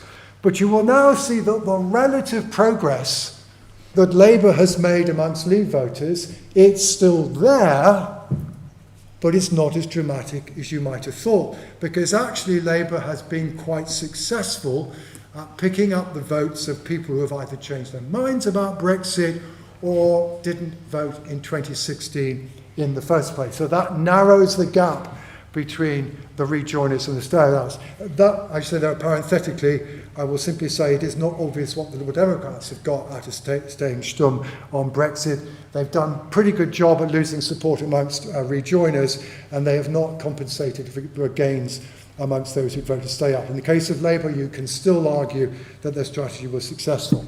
But then what you can do with this information and what we know about what was the position in 2019, we can actually then use this information to estimate how the balance of support for being inside or outside the European Union has changed since the 2019 general election. So, yep, there's been a big change for the Conservatives. Nearly 1 in 3 Conservative voters, by the way, now are people who are in favour of remaining inside the European Union, of rejoining the European Union, because the rejoiners have been faithful, it's the Leavers who have gone. The Liberal Democrats, their level of support amongst Remainers has fallen quite sharply.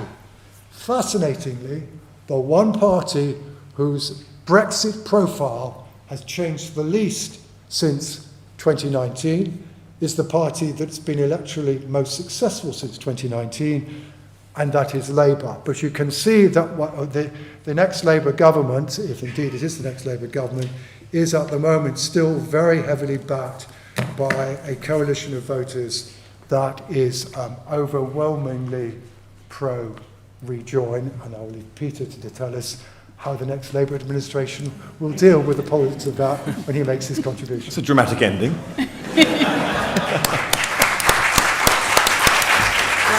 you. We're now going to move on to Kelly, who I think is going to show us some more data that will take the story a little bit further, maybe? Perhaps. I think, Sir John, we had 5 minutes each, so given your lead, I'm going to take my time. It's great to be with you all today. Some of what I'm going to say will hopefully resonate with what you've also said, Sir John, but also I hope think a little bit more about what this all means for the next general election in likely 2024. And I thought I would just lead with 5 reflections because we were given 5 minutes, but I will take longer probably also. Firstly, as you just heard, Brexit really is no longer a top-of-mind priority. This is our Issues Index, which is a very long-running, unprompted question to the British public, and they tell us what they think the biggest issues are facing Britain today. And as you can see, Brexit is number 10 on this list. Now you have inflation, the economy, and the NHS written large at the top. In fact, now we have only 7% of Britons who say that Brexit, they believe, is the biggest issue facing the country, and it has pretty much been that way for almost a year. But I want to take you back to think about when this was a big issue, just to remind you of how far it has actually fallen. Back in the heady days of the Theresa May premiership, the last few months, we were routinely seeing 7 in 10 in the British public saying this was the biggest issue that was facing our society. But between then and today, you can see the steam has gone out of it. There were a few peaks at moments when deadlines were extended and when we legally left Europe, but actually now we are sitting at that 7%. Which is why when I read the exam question, I also thought, well, maybe I'll tweak that a little bit. It's less about Brexit as an entity in itself, but more about how people really feel the process is going that we need to investigate more thoroughly today. And the short answer, and you will see this from lots and lots of pollsters, not just Ipsos, is that the view is predominantly negative. In the polling that we do, where we ask people how they think Brexit is going, since October last year, we have seen that more than half, a sort of narrow majority in the country, are now saying that they think Brexit was a bad decision. Why is this? Are we actually seeing people switching from die-hard leavers to dyed-in-the-wool remainers? Well, no, the divide is actually far more nuanced, as you also heard in the previous presentation. What you see on the screen are the 7 tribes of Brexit, which we unpicked back in 2021, and I actually presented at another one of Paula and Anand's events. And what you can see here is one end of the spectrum, you have our liberal remainers who are economically left-wing, culturally liberal, right through to the traditionalist leavers at the top middle box there. But actually, what's likely to be happening is not that those individual groups are moving substantively, but the politically disengaged, the young middle British, and also the entrepreneurial young are more shifting closer to seeing Brexit as a bad idea. And instead of not really noticing, they are now noticing some of the impacts that they can see, and they can really sense that they're feeling that it is a bad idea. My next reflection really is a little bit on the extent to which there are opportunities to deliver Brexit better and to be perceived as delivering Brexit better.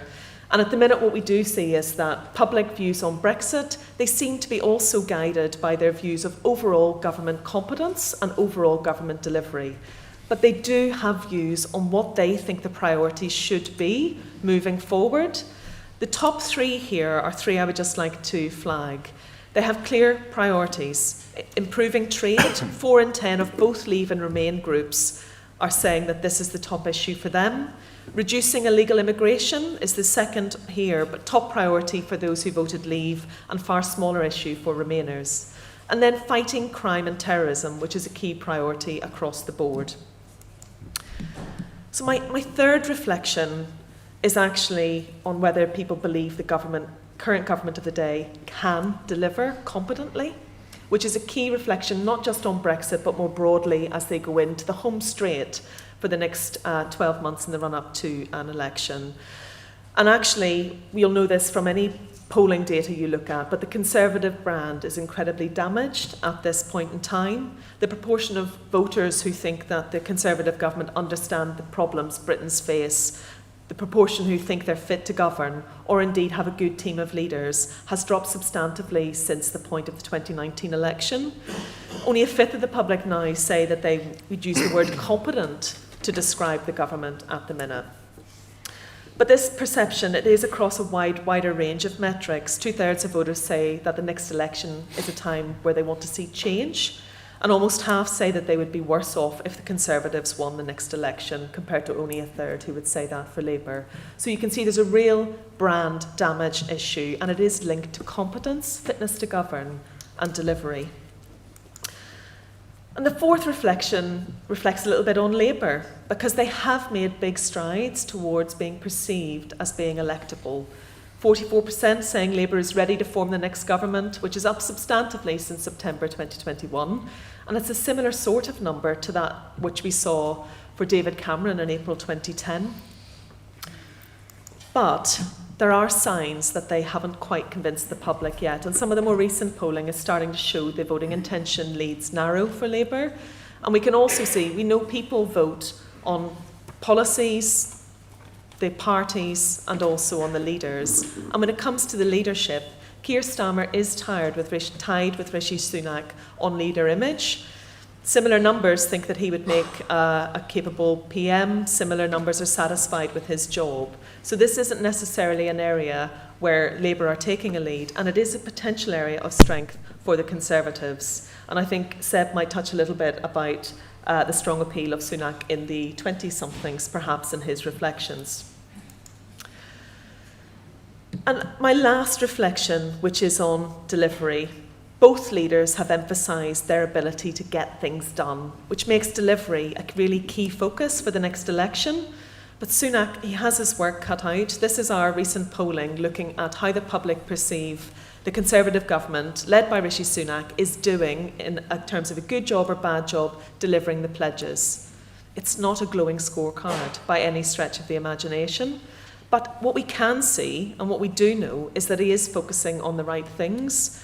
The economy really matters. And in fact, when we've looked in more recent data ourselves at Conservative switchers, there's little to categorise them in demography together. But what we can see is that their negative views of government performance and the economy is something that really does unite them. So a narrow path to Sunak victory could be his ability to navigate and shift some of the perceptions overall on their overall levels of competency, rather than just focusing on targeting specific demographics, because that won't be enough. So 3 quick summaries. Delivery, I think, will be the watchword for an election in 2024. Brexit is not an exception to this, and actually the public are not positive at the minute, and there is an opportunity to do better. The public know what they want to see from Brexit. And then thirdly, divides still do exist, but the challenges go much beyond Brexit, and I think you heard that from both myself and John. Thank you.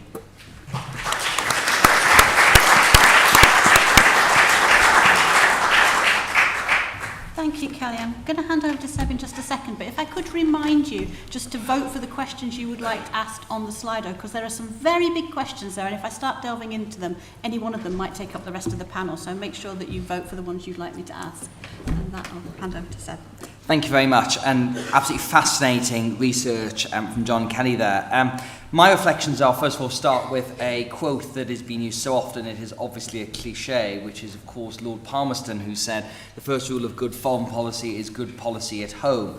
And I think that's going to be the big theme of how foreign policy plays into the next general election campaign, that Brexit is the dissonance between what you hear in Westminster and on certain social media sites and what we would pick up in our focus group and polling is really quite stark. And I think Kelly highlighted this when you were looking at the issues about where it comes, that, you know, if you have any conversation about any domestic or international matter in Westminster, it will nearly always mention Brexit at some point. If you went out into, I guess what Lee Anderson would call the real world, you will almost certainly never hear it from people, that it's not something they think about, they don't want to think about it, and it's only when you start to probe and needle it, you start to get the regrets that have come across in some of the things that John mentioned there. When we look towards the next election, which we assume will be later next year, probably September, October 2024, although one can't rule out a snap election in the spring, I imagine that Brexit will not feature heavily for all the reasons that we've heard about. I think for Labour Party, and I'm sure Peter will pick up on this, its best option is to say as little as possible, because it still divides its electoral coalition, and even though there is huge pressure from some MPs and from its activist base to reopen the question and to be bolder on this, and I think Lord Mandelson is the sort of person who would like to see Labour being bolder, as would Alistair Campbell. I don't really see how it's in its Labour's electoral interest to do that at the moment its best thing is to say as little as possible, and I think the slogan is make Brexit work, and that speaks to all the sentiments we've heard from the data. For the Conservatives, I think it will be to as and when to remind remind people of the cultural divide that is there. And John obviously said that it's not a dividing issue in the way that it certainly was in 2019, but it can be a conduit to talking about characters. So, of course, you will be sick of hearing by polling day how many times Keir Starmer voted for another referendum or for the single market or whatever it is, not because it's salient with voters, but because it reminds people of his background and his character and those messages the Conservatives want to get across. But in policy terms, there is a big deadline coming up after the next election, which is the TCA, which is coming up for renewal in 2025. And it's going to be quite remarkable. We'll have an election campaign where no one's going to talk about it. No one's going to actually be saying, well, how would you change it? And if there are election debate, it's not really in Rishi Sunak or Keir Starmer's interest to say, well, I would want to change this or do that. And I'm sure somewhere buried in a filing cabinet at Labour Party HQ, there will be some ideas on how they would like to reshape the TCA. But it's not within their electoral interest, I think, to talk about that right now. And I think if the Conservatives get back in, they may well have things they want to revisit in the TCA, because we've learned quite a lot since it was first signed. But again, it will not be a major thing.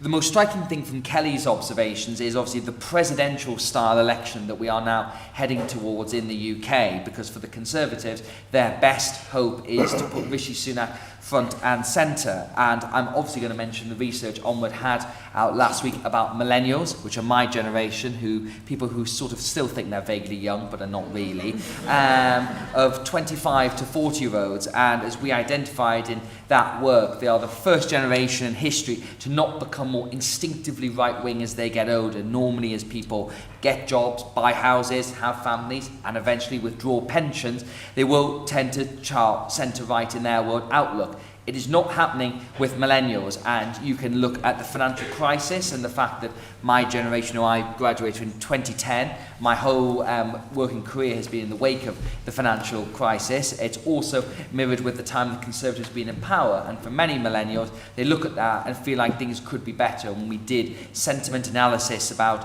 how they felt towards parties, it was astounding, the views that came across for the Conservatives versus Labour. And if you want to get more details, then you can find it on UKonward.com, another very good think tank.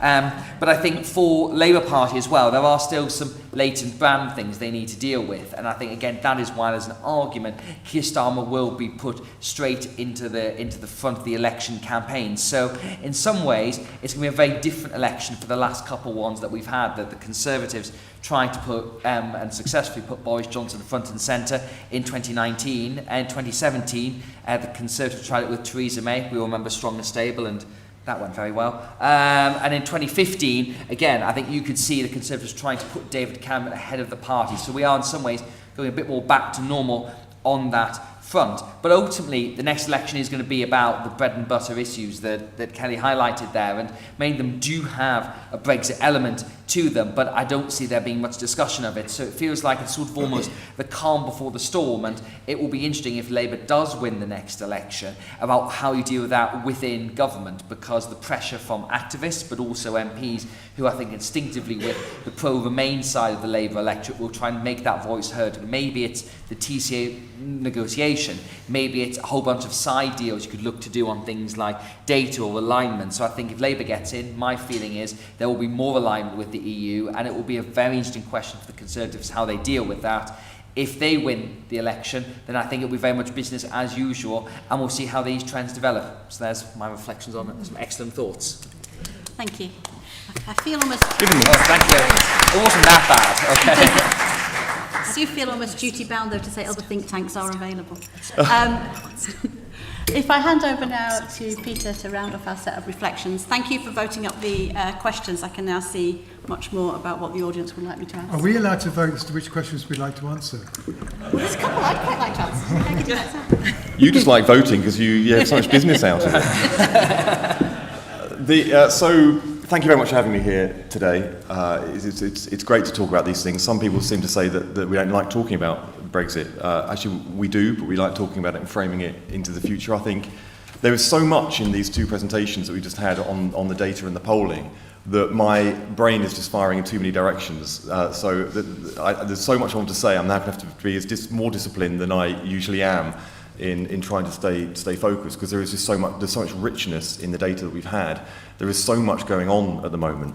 My first thought was, I really enjoyed your presentation, John, as I always do. I was so glad that Kelly started with that list, because that was going to be my first point, the list of voter priorities.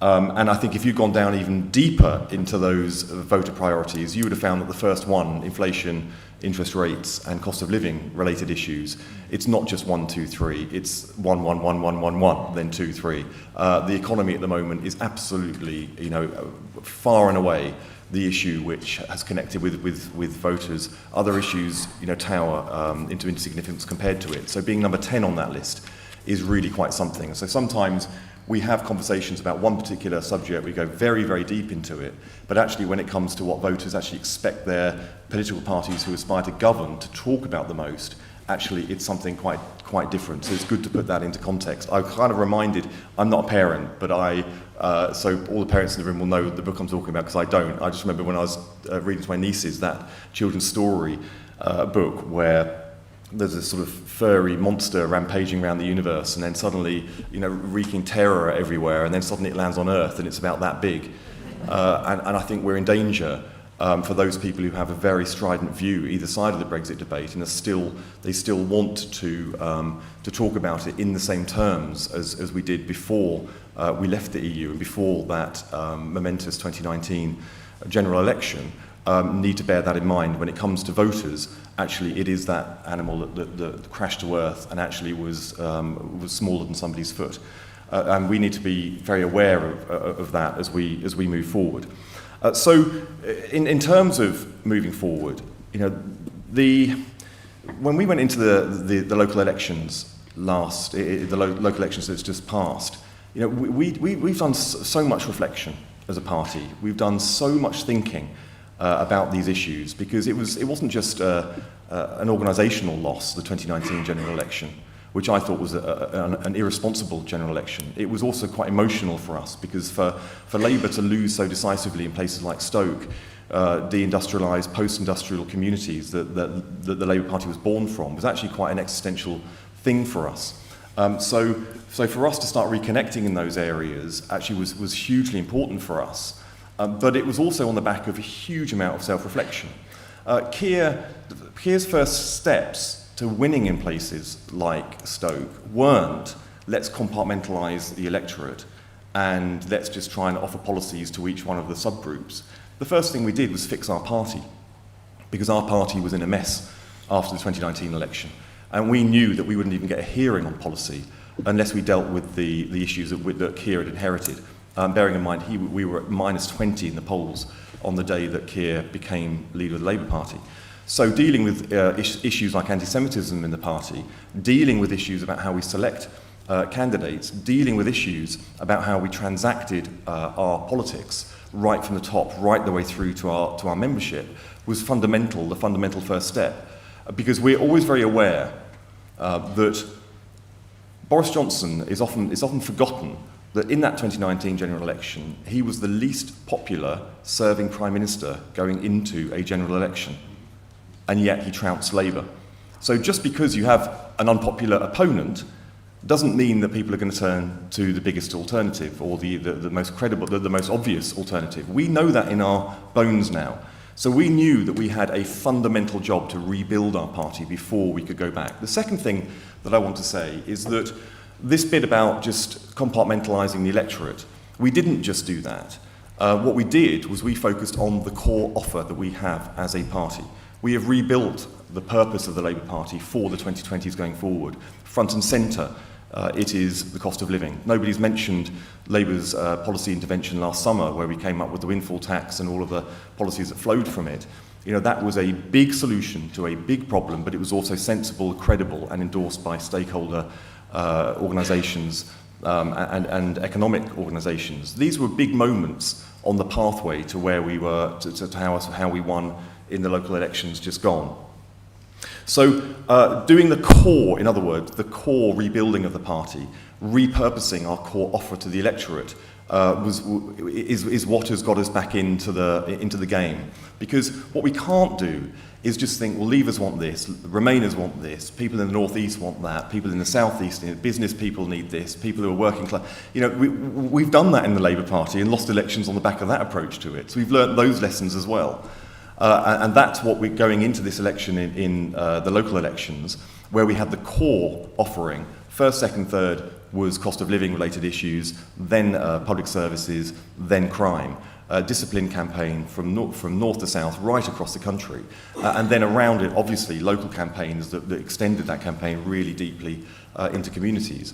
And then, of course, we saw the opposite, and it was absolutely astonishing to us. I mean, genuinely, you know, if like Boris Johnson, our WhatsApp messages were suddenly released during that campaign, it would be full of, why aren't they talking about cost of living? Why aren't they talking about crime? Why aren't they talking about the issues that people repeatedly talk to us on the doorsteps about? There is nothing inevitable about winning or losing an election, nothing. And those local elections in England that we just had were very important for us, because we reconnected in places we'd lost. We started going to places, metropolitan areas as well, such as in Brighton and Hove, the area that I was most involved in. We went from 16 to 38 councillors there, taking overall control for the first time in 22 years for any party there. So metropolitan areas like Plymouth and Brighton, traditional areas like Stoke and Middlesbrough, where we took the mayor back. But crucially for us, because this campaign was a discipline-focused one, actually places like Medway, which were absolutely significant for us, because these are places you only win when you pull voters in from all directions, and you go to places that you only win as a party when you are a party that is moving towards government. So these were very, very important for us. So in terms of going forward, we're not... We recognise that we've moved forward. I mentioned the 2019 general election, which I felt was irresponsible at the time. But the problem we've got with our politics at the moment is that our system is stuck between general elections. We don't have repeated elections in Westminster, so we still have the Parliament of 2019. So it was a very disruptive general election. There were people who came into Parliament from both parties and all across the House, all of the political divides, who had very ideological roots stemming from the debate around Brexit. But we now have that Parliament still today, which is why some of the issues have a more potency today and are still spoken about in our national debate, simply because people came into Parliament because they wanted to talk about nothing else, and they still wanted to talk about nothing else. And then, of course, we have a government which is drawn from Parliament. So we still, which is why we are so desperate. Our country needs a general election as soon as possible, so that we can release that tension that is still baked into our politics and our political debate because of the Brexit and the fallout from it, and the nature of our Westminster politics and where government comes from. We need that election so we can have the reset that our country needs. And I'll just finish on this, because we mentioned Keir and Rishi Sunak and others. There is one key thing that the voters notice between the two of them. And this is something, as we move towards the election, that will have more and more salience.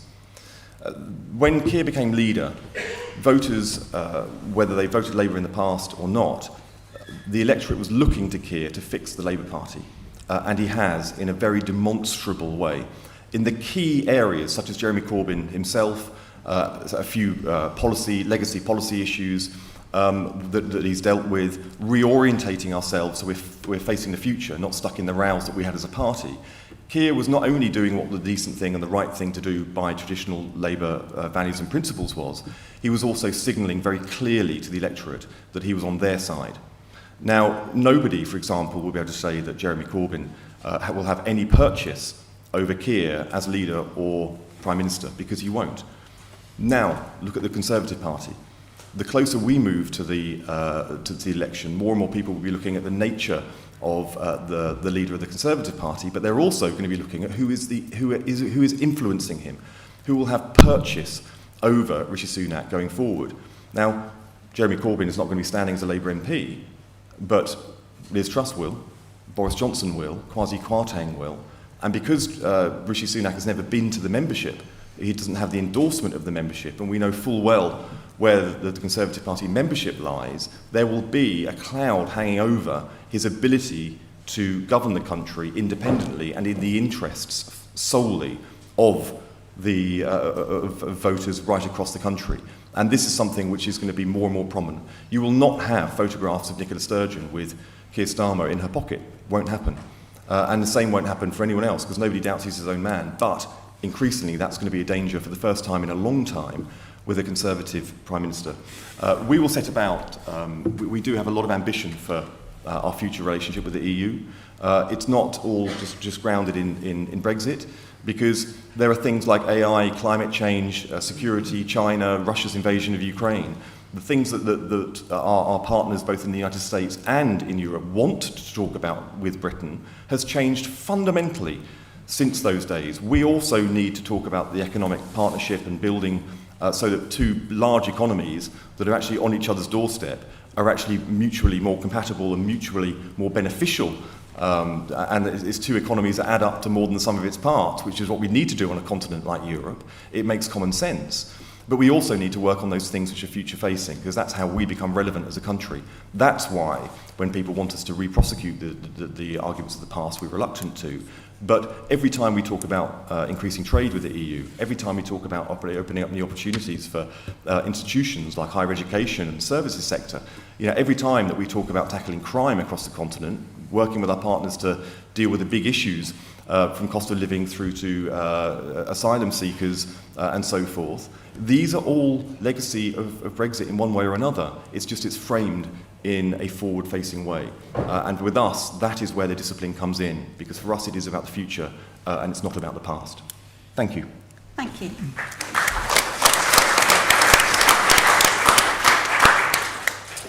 So the top two questions keep changing, and I'm going to ask it the one it was a couple of minutes ago, because in the interest of balance, it allows me to bring in some of the other parties as well. So the question is really, if I just paraphrase what's there, why aren't the Lib Dems doing better? And this was on the slide, this was specifically asked to John, so I'm going to go to John first. The other panellists, I'm going to direct specific questions to you. If you want to chip in on any of the others, please do. But in the interest of getting through as many questions as possible, I'm not going to direct every question to every panellist. Okay, it's an important question, because usually what we expect to happen in the middle of a parliament when voters have become disenchanted with the Conservative government is that the Liberal Democrats profit. And if I were to perhaps make the strongest case for what Labour have managed to achieve in the last 4 years, it is that when the Conservatives got into trouble, and I think that frankly that's the thing that's helped Labour get to the position it's in, but that it is to Labour that the electorate have turned and have not, I mean, Liberal Democrats are hardly any better off now than they were back in the autumn of 2021. Why is that? Well, there's a variety of things we can talk about. I was intrigued, for example, at Seb's suggestion that we're about to head for a presidential election.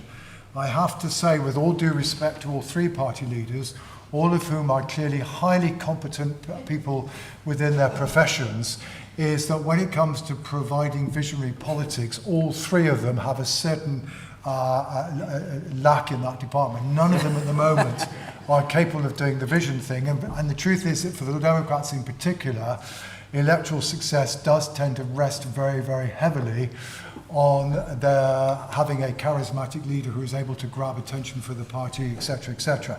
And the honest truth is that whatever Sir Ed Davies' other qualities, that doesn't seem to be one of them. Certainly, I think it's no secret, and there's the odd story going around. I mean, the party itself has voted in favour of rejoining the European Union, although it said it might be a little while down the track. There is no doubt that there is pressure on Ed Davey, given the party's lack of progress, to come out in favour and say, well, actually, we're in favour of rejoining sooner rather than later. If they were to do that, would have interesting questions about whether or not the Labour Party can maintain its current line in the way that it's currently able to do so, because there isn't any competition for the Remain vote, but who sees. But beyond that, I mean, beyond that, I think the other thing I would say about the Liberal Democrats, and this is, to my mind, their fundamental problem in December 2019. Their problem in December 2019 was not the idea of coming out in favour of saying, let's just cancel Brexit. That was fine. The problem is that was the only policy they had. They didn't have any other policies with which they were identified, whereas if you were a Remain-inclined voter, there were plenty of other policies, not all of whom, Peter, are exactly bad ideas. I think the nationalisation of railways, probably a good idea, and it's effectively happened. Giving everybody broadband, an idea before its time, and we all wish that we had it 3 months later. So let's remember, not everything in the Labour Manifesto of 2019 was necessarily dotty or stupid. I didn't say it was. No, well, okay, fine. Well, you kind of pretty heavily distanced yourself from it. So that as a whole. So yeah, okay. So the point is, Labour did have another policy offering in addition to Brexit, and therefore Remain voters deciding between Labour and Liberal Democrats. Basically, Labour were able to pull back into it, into the party, those people who'd flirted with the Liberal Democrats the previous spring, and therefore avoided a potential worse disaster. So I think the other thing, the Democrats have to decide what they're going to do about Brexit, and I've already shown you. I think that whereas Labour can argue that what they have done has been successful, though perhaps not in quite the way that they might like to think it's successful, the Democrats, in contrast, it is not obvious to me why their reluctance to talk about Brexit it makes sense, because it's not evidently brought them net electoral dividends so far. But that certainly would not be sufficient. They would also need to have a broader set of policies. And remember, they made their name very much in the beginning of this century by a penny on income tax for education, etc., etc. They adopted a very, very distinctive stance. They need to think of a distinctive stance that also attracts voters, and they've got to try and paint a picture of the kind of country they want in 2030. But that last point is a challenge on which I think all of our parties are currently failing. Thank you. Does anybody else want to add anything on the Lib Dems? It's dangerous territory for some, I guess. Speaks to the problem, really. I was going to say that speaks to the problem, really. Okay. Yeah. I'll move on then to what's now the most popular question. I want these votes broken down by audience type, so that I could get a diverse set of questions. Do you think Slido can implement that for me? And it's Jill's question, which I'm going to ask first to Seb, I think, because I think it's most in your territory, which is, surely Rejoin can only become an option when it becomes an option for the Conservatives, when the Conservatives become the party of Rejoin. Is there any foreseeable prospect of that happening? I'm sort of trying to think of what is that thick of it line. War is not foreseeable or unforeseeable. So I think, obviously, I mean, when I wrote my book Broken Heartlands, which was about the kind of electoral realignment after 2016, and what I argued in that book was that there had been a decisive change in how the country had voted in terms of its voting coalitions, and you can argue in some respects that with the end of Boris Johnson and the Liz Truss interregnum, and where we are now, that we've actually gone, the realignment has kind of slightly unstitched, and we've gone slightly a bit more back to where we were in the past. John would be far better than me on that particular issue. But in terms of where the Conservatives go, I think it's certainly if it was ever to become foreseeable, it would be a generational thing. And going back to the research we've done recently on millennials, obviously that is a generation that is more Remain aligned. But there's such a big jump, in my perspective, between people who say they would vote in or out, between actively wanting a referendum and then going through the referendum campaign and then rejoining. Like, there's about 5 steps to get through that. And you've got to remember in the last referendum how decisive the campaign was in sort of shifting opinions over in that period. I think for the Conservatives, obviously the party was in a very different place in the last referendum in 1975, when it was very much in favour of staying within the EEC at that point. Ultimately, I think I can't quite see those circumstances, because the voting coalition, as John highlighted, they are the Brexit party in the sense that Brexit voters are overwhelmingly Conservative, and it would only be a generational change, which I can't quite foresee, of its voting base changing, its MPs changing, and ultimately most people sort of within the Conservative Party itself were pro-Brexit for almost for domestic reasons, for the opportunities you were talking about in terms of the state, in terms of the so-called Singapore-on-Thames, the liberal Brexit model, whereas obviously there were many other people in the country who voted Brexit for the Nigel Farage model of Brexit, which is quite different. And I think ultimately it would have to go through just a lot of permutations to get there. Okay, thank you. Does anybody want to add anything to this? Kelly, did you want to say? No. I think just my only reflection to add to what you've said is about the the value of referendums and whether our politicians themselves will need to go through a generational change before they're really likely to put their foot into the camp of holding another referendum about a very serious public issue where the public are largely divided. I think there will have been lessons learnt all round about that. I think that's true. I sort of follow up on the Lib Dem thing. If the Lib Dems do come out for rejoining, as a priority, John, you said that it would be difficult, it might pose difficult questions for Labour. It really wouldn't, and let me explain why. Every time something big happens, whether it's an economic shock, whether it's a pandemic, whether it is a big political moment, the landscape changes, the political landscape that you're standing on changes. And when I was elected in 2015, and of course the political landscape changed around the referendum. If I look about those moments afterwards, the Chequers deal, when that landed, the political landscape changed at that moment. I mean, nobody was talking about, everyone until that point was talking about, do we want a soft Brexit? Do we want a Norway-style deal? It was all about whether we stay in the single market. I mean, in that period, don't forget, I voted for Brexit more often than Boris Johnson did, because I was trying to sort of steer Brexit. I wasn't trying to stop it, but the Brexit, the Chequers deal, changed the landscape that we were standing on, because everyone hated it. Everyone. 232 she lost by. For an unprecedented moment. The landscape changed. And then, of course, we go into the 2019 general election. The landscape changed. So, I was a Remainer. I fought for Remain. I felt it very, very sharply and emotionally. But I sort of, for want of a better word, my grieving for that moment and the battle that we lost, it wasn't the day we left the EU. It was on the day we lost the election in 2019.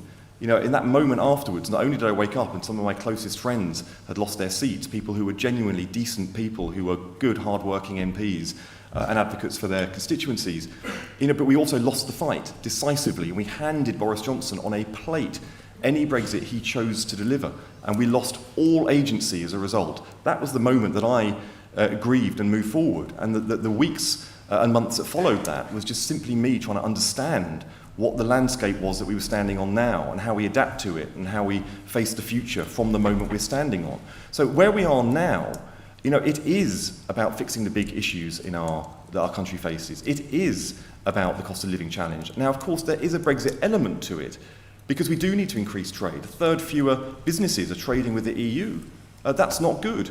We've had £7 million worth of barriers put into the economy just to deliver the economy we have at the moment, unnecessarily, as a result of the deal that we have. Coming this December, there's all of the grace period, the next round of grace periods are going to come to an end. So things like, if you want to bring Gorgonzola cheese in from any EU member state, you're going to have a certificate from a veterinary organisation.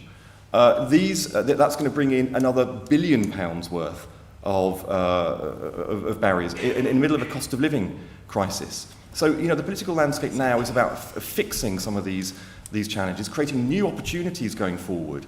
But if you don't stand on the political landscape as it is, but you try and fight from a one that you wish it was, you will get clobbered. And if the Lib Dems didn't learn that in the 2019 general election, then believe me, it will be existential for them going forward. The argument on the other side, Peter, I mean, you're quite right, and I said this right at the beginning, right? The economy is the central issue, or indeed I put it slightly strongly. The central issue facing this country is a fiscal crisis. We have basically maxed out the credit card. We are in the midst of suffering the biggest decline in living standards in recorded history, and the public services don't work, and we have a record level of taxation, right? Good luck to you if you are indeed the next administration. But then the question then is, what do we do about it? And obviously, the reason why Brexit is as unpopular as it now is almost undoubtedly because of the economic situation that we are now in, and that whatever the fine arguments that we heard earlier about, well, to what extent is it Ukraine and to what extent is it pandemic or whatever, it's become very, very difficult for Brexiteers to be able to persuade people that Brexit is economically successful given the conjunction of events. And therefore, the question that therefore will arise is whether or not reversing Brexit, or at least softening Brexit, which some of what you've just said perhaps suggested you might want to move in the direction of, as to whether or not that is or is not as regarded as an integral part of dealing with the fiscal crisis that we now face. And to that extent, at least, to suggest that the economy is more important than Brexit is potentially a false dichotomy. The question is to what extent, given the conjunction of events, given the extent to which Brexit is now regarded economically unpopular, whether you can persuade the public that being able to deal with the fiscal crisis effectively can be done without effective action on changing our relationship with the European Union. Just to clarify one point, I mean, I did say that we're not going to talk about Brexit in the terms that it was spoken in the past, but it is intrinsic to how we move forward. So when we talk about fighting crime, when we talk about building trade, that is Brexit, but it's set in the context from which we are going forward. We're not going to have a separate category for Brexit policy. It will be integrated into all forms, because it is now Brexit. We're not living in a post-Brexit world. We're just living in the future. So all of these things are just going to be, integrated right the way through all of our policy debates going forward. And we have to accept that reality. One thing that frustrated me so much during the Brexit period, the run-up to the referendum, was every problem that our country faced, every challenge we face as a country, the Brexiteers says there was one solution to it, and that was leaving. Now, what I don't want is Remainers to have the equal opposite, and to say every problem and challenge our country faces now has one solution, rejoining, because it's not realistic. I am very, very realistic because I study this in so much detail, not as much as some people here, but I live and breathe this and take it very earnestly, understanding what the true nature of the damage to the British economy and society and opportunities for people who live here are caused by Brexit, and how we can move forward from it. But to suggest that every one of those solutions, during that referendum campaign, I was so careful with my language. I never said that the heavens will open up. I never said that it would be economic catastrophe. What I said was that we will have to work harder as a country to achieve the same outside of the EU than we did inside the single market. And I think that is broadly what we are experiencing. There are ways to mitigate it. There are ways that we can invest in new technologies, that we can find new specialisms as a country, new things that we can invest in to get our economy fit for the future. But we have to be much smarter in the way we do it. The margin for error that we have as an economy has narrowed because of Brexit, which just means we have to get it right. We have to get it right, and the margin for error has narrowed since Brexit, and we have to accept that. And that's why I believe another 5 years of constitutional debate would distract us really fundamentally from the core purpose and the opportunities we do have before us. Thank you. I think we'll move on from that because we're in danger of straying back to the last panel. So I'm going to run a couple of questions together here because I think they actually highlight the sort of horns of the dilemma for Labour. And I'm going to give this one to you first, Kelly, just so you're prepared while I'm speaking. So the first one, I'm going to read the question out as it is, and then I'm going to give you the other side to see how you can deal with it. So the most popular question at the moment is, as the British public have seemingly realised that Brexit is damaging the UK economy, and I don't really want an economic answer to this, why can't Sir Keir see this? And the other question, which was asked very early on, is it true that Labour will get more Westminster seats by supporting Brexit? And I feel that those two questions taken together kind of highlight the horns of the dilemma that Labour have found themselves stuck in for some time now. Yes, I think the reason he's probably not focusing on it so much is because it is quite a toxic argument still. And I've looked at a lot of the polling that others have done as well as our own on the rejoin, stay out, the debates about going back in, and it becomes quite a convoluted data space actually. What we do see clearly is when we ask the public about whether they think working closely with Europe and that relationship is important, the overwhelming majority, not a small majority, an overwhelming majority say the relationship with the EU is really important. So I think the focus on shaping the relationship with the EU and delivering that well for Britain is probably a very sensible approach if you're trying to navigate, which is a very toxic, and Brexit did become quite a toxic debate in Britain, and still tensions continue today. So I think the way in which Labour are trying to navigate that at the minute, to me, makes a lot of sense, based on the perceptions that we gather from the British public, and whether or not it would gain them seats to say, I'm not convinced, actually. I'm not convinced. I think the navigation of we're focusing on that relationship, focusing on what priorities matter for the British public in managing that relationship is probably the best approach. Thank you. John, did you want to add anything? Because that's very much in your territory, that question. Yeah, well, I mean, the seats one. Yes. Look, the reason, I mean, one of the important reasons, I mean, Peter acknowledged it, nobody prompted him, Peter openly acknowledged it. He said that one of the big things that upset him about the December 2019 general election was losing places like Stoke and the so-called Red Wall. And the honest truth is that one of the reasons why Labour Party came out of elections so uncomfortable in 2019 is that a party that was founded to represent people in working class occupations, working class people, found itself less popular than the Conservative Party amongst working class people, and that the party is not comfortable with finding itself as the party of young middle-class professionals, particularly those living in London, which is what it has now become. If I were to try to say, what is the core Labour demographic now? It's no longer the working class, which of course is also, by the way, much smaller than it once was. So again, you know, think about where we're at now, Peter, rather than where we were 50 years ago. But that actually, you know, young middle-class professionals are the group that are above all most likely to vote for Labour, but that just was not something that Labour finds itself comfortable with. If it's not doing well in working class areas, it finds itself difficult. So I think, you know, there is, as Peter acknowledged, there is an important emotional argument behind all this. I mean, the argument that's used, and it's not an unreasonable argument, about why not saying too much about Brexit and certainly not suggesting going back to the single market with the customs union makes sense, Labour Party, is, I mean, to be honest, it's no longer about whether the Labour Party can get back the Red Wall seats. The Red Wall seats are all very marginal. Unless something really dramatic happens, they are all going to go back to the Labour Party because it will just need a kind of normal national swing, and the Labour Party will get all these Red Wall seats back, although they still will not be as safe as perhaps the Labour Party would like them to be. But it's also true much more broadly. If you take the 160 odd seats that Labour needs to pick up to get to 326, given where they're at the moment, you know, on average, they voted about 55, 56% leave in 2016.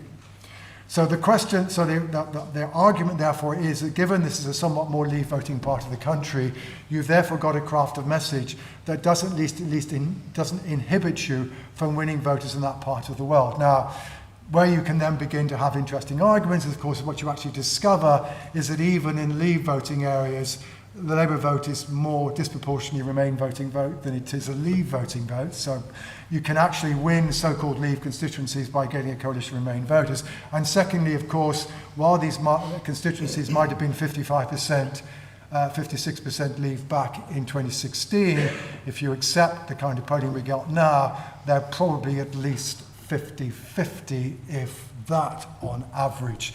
So the truth is that the calculations that made sense in the circumstances of, you know, March 2020, some of those have now moved on. And in a sense, part of the reason why people keep on kind of asking, well, why aren't Labour changing their mind, is that perhaps some people feel, rightly or wrongly, I'm not taking a stance here, that perhaps circumstances have moved on electorally in the last 2 years, such that what perhaps made sense then maybe no longer necessarily makes sense now. Thanks. I haven't mentioned complacency yet. I mean, I hear all this, you know, things just happen, you know, or naturally some of these Red Wall seats will come back to us. We know that we've still got a lot of work to do. We know it, particularly if you're in the shadow cabinet, because Keir mentions it 10 times every day. And we have this thing now, and when we have conversations with Keir, we have to frame it in a way of like, if we do this, and if we do that, and if we manage to get the hard work done here, and we do the deep drilling here, we come up with the policy here, and if that happens, do you think from a position of government we could, you know, you have to go through this, because otherwise he will literally bite your head off. Wes Streeting has a joke that if we got £1 for every time Keir shouts at us about complacency, we could pay Nadine Zahawi's tax bill. And I've credited Wes to a joke there, which galls me secondly. Can you pay his inheritance tax bill? That's another, that would be another thing altogether. So, but look, so about Keir and does he get it? I mean, he gets it. And what we've come to the conclusion of is that if the problem is division, the solution is not just pick a side. If the problem is we are inheriting and we are living in a world where our country is still divided and suffering the consequences of division, the solution is not to pick a side. It's to try and find ways that we can move forward, that can heal and bring people together. The thing there were lots of aspects of the more we drill into what happened in the local elections in England last month, there are things in there that rewarded very, very knowing strategies from us. So John is absolutely right. We were deeply wounded when we lost, when the Tories won more working class votes than we did in the 2019 general election. In the local elections, we actually won every single demographic across England. And that was a huge moment for us. This is something we've spoken about a lot, because we don't just want to get back into power by appealing to one demographic at the expense of another, by telling one side that they're right and sneering at the others. There's too much of that in our politics. And I think whether you like Keir or not, whether you like Labour Party or not, I think when you look at him and you look at the way we aspire to be as a party, you see people and you see a party which is aspiring to bring people back together again and end the rowing. And one of the things that comes up consistently when you speak to voters and you listen to voters and you see some of the polling research, you consistently see that people want the rowing to stop and they want policies that can unite us again and give us a clarity of purpose as a country. You can't do it if you're only governing for one part of the country and that demographic is split quite randomly across the country, and therefore you are constantly reinforcing division as a tool towards electoral success. As we've seen with populists around the world, whether it be Berlusconi, Bolsonaro, or whether you see Boris Johnson, these people have a strength of personality that can assemble a very, very eclectic coalition of support, but it's very, very difficult to do so for very long, because ultimately it just falls apart. The thing about Boris Johnson was just how fast that coalition fell apart. We are going back to our starting point is not to try and reassemble another odd coalition based on those categories I keep talking about, but to do so by having a central offering with a clarity of purpose for the country that will deliver a vision for a better Britain, to do so that can pull people back together again. That's what we aspire to do. We know that it's being rewarded in the steps that we are taking forward, but we also know we do have quite a way to go, and we're certainly not resting on our laurels. Thank you. Can I bring Seb in on that? Because obviously a few mentions of the Red Wall there. Will you be revisiting them to write rebuilt heartlands in 2025? Well, I mean, after I'd done the book on the Red Wall, there was a Tory strategist who said, "You and your effing walls, mate, they're just seats." And that actually speaks to what John is saying, that, in some sense, having these demarcations helps understand the place and try and find different trends. And when I went round the 10 places I highlighted in the book, there were some consistencies. They all had their individual attributes. I broadly found there were two categories of the 44 Red Wall seats that I identified. Some were more urban, some were more rural. I thought the more rural ones would be stickier towards the Conservatives and the more urban ones would go straight back. But as you were saying, when you've got the poll leads as they are at the moment, none of it really matters because it just sort of takes out everything in a way.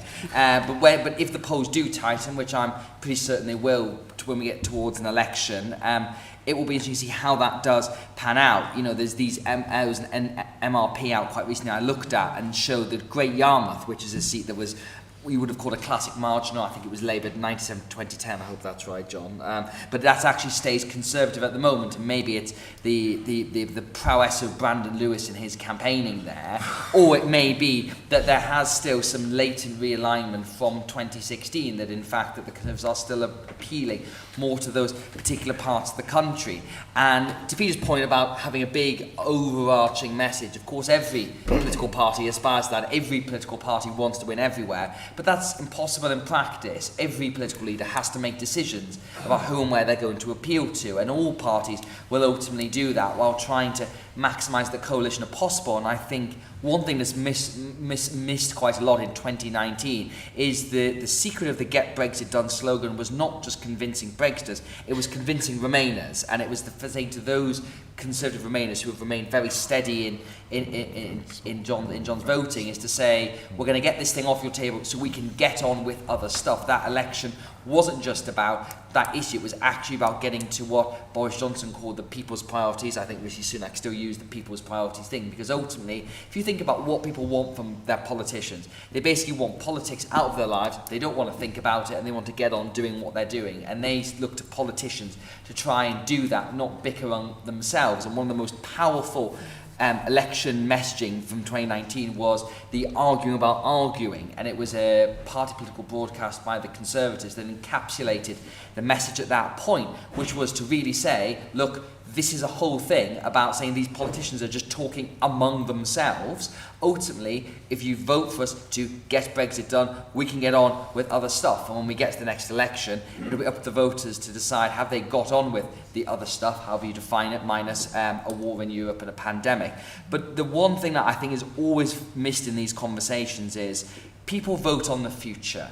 The atmospherics of the past are important, the atmospherics of the present are very important, but the future is where they are fundamentally focused, and it's what is this person going to do for me and do to my family, and whoever can make the most convincing argument with the most convincing personality wins. And if you strip it all back down, it just comes to that.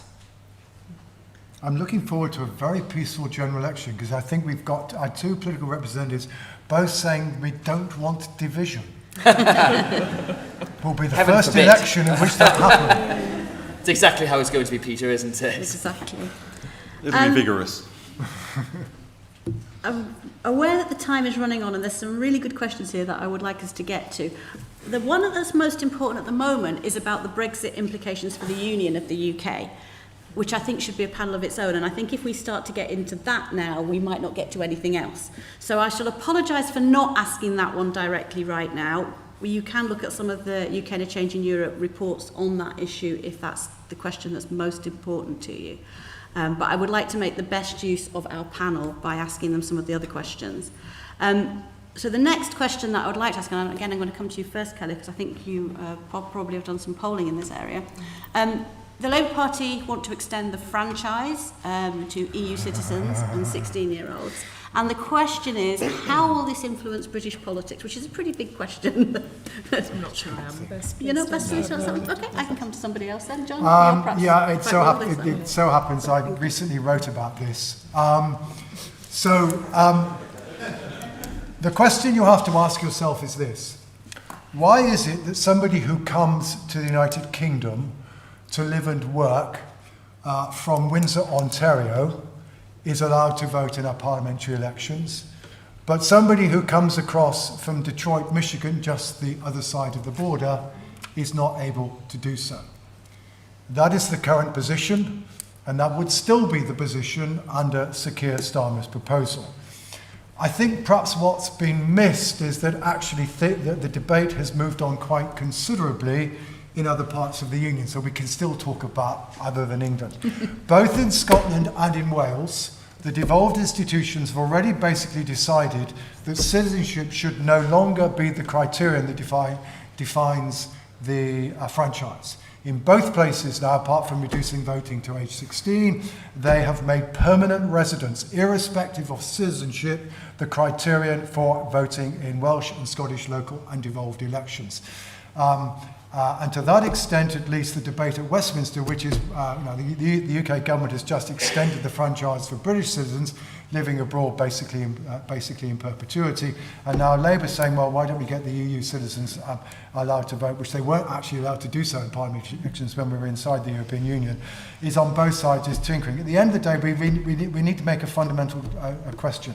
Is the basis of voting in the UK citizenship, in which case we should be asking questions about why it is that Commonwealth citizens are able to vote, or is it to be residents, in which case then it isn't no longer just EU citizens living here, it's everybody who's living here.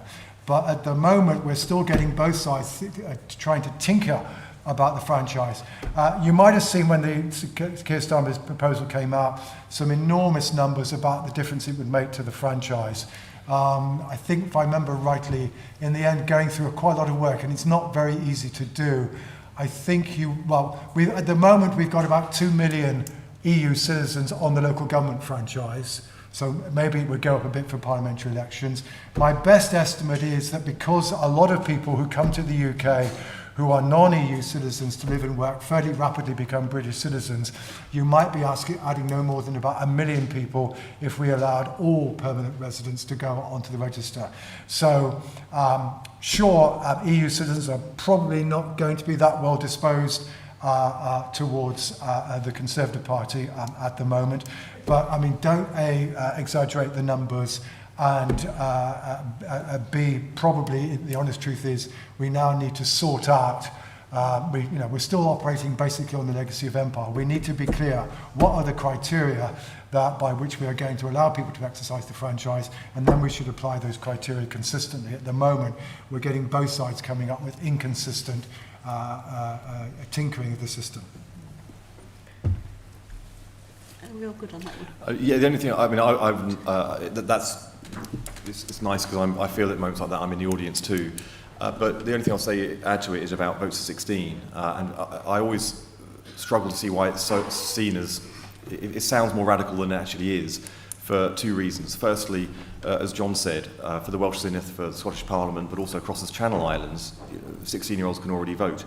And nobody has ever come forward to say that that has had a negative or distortive impact on democracy in any of those areas.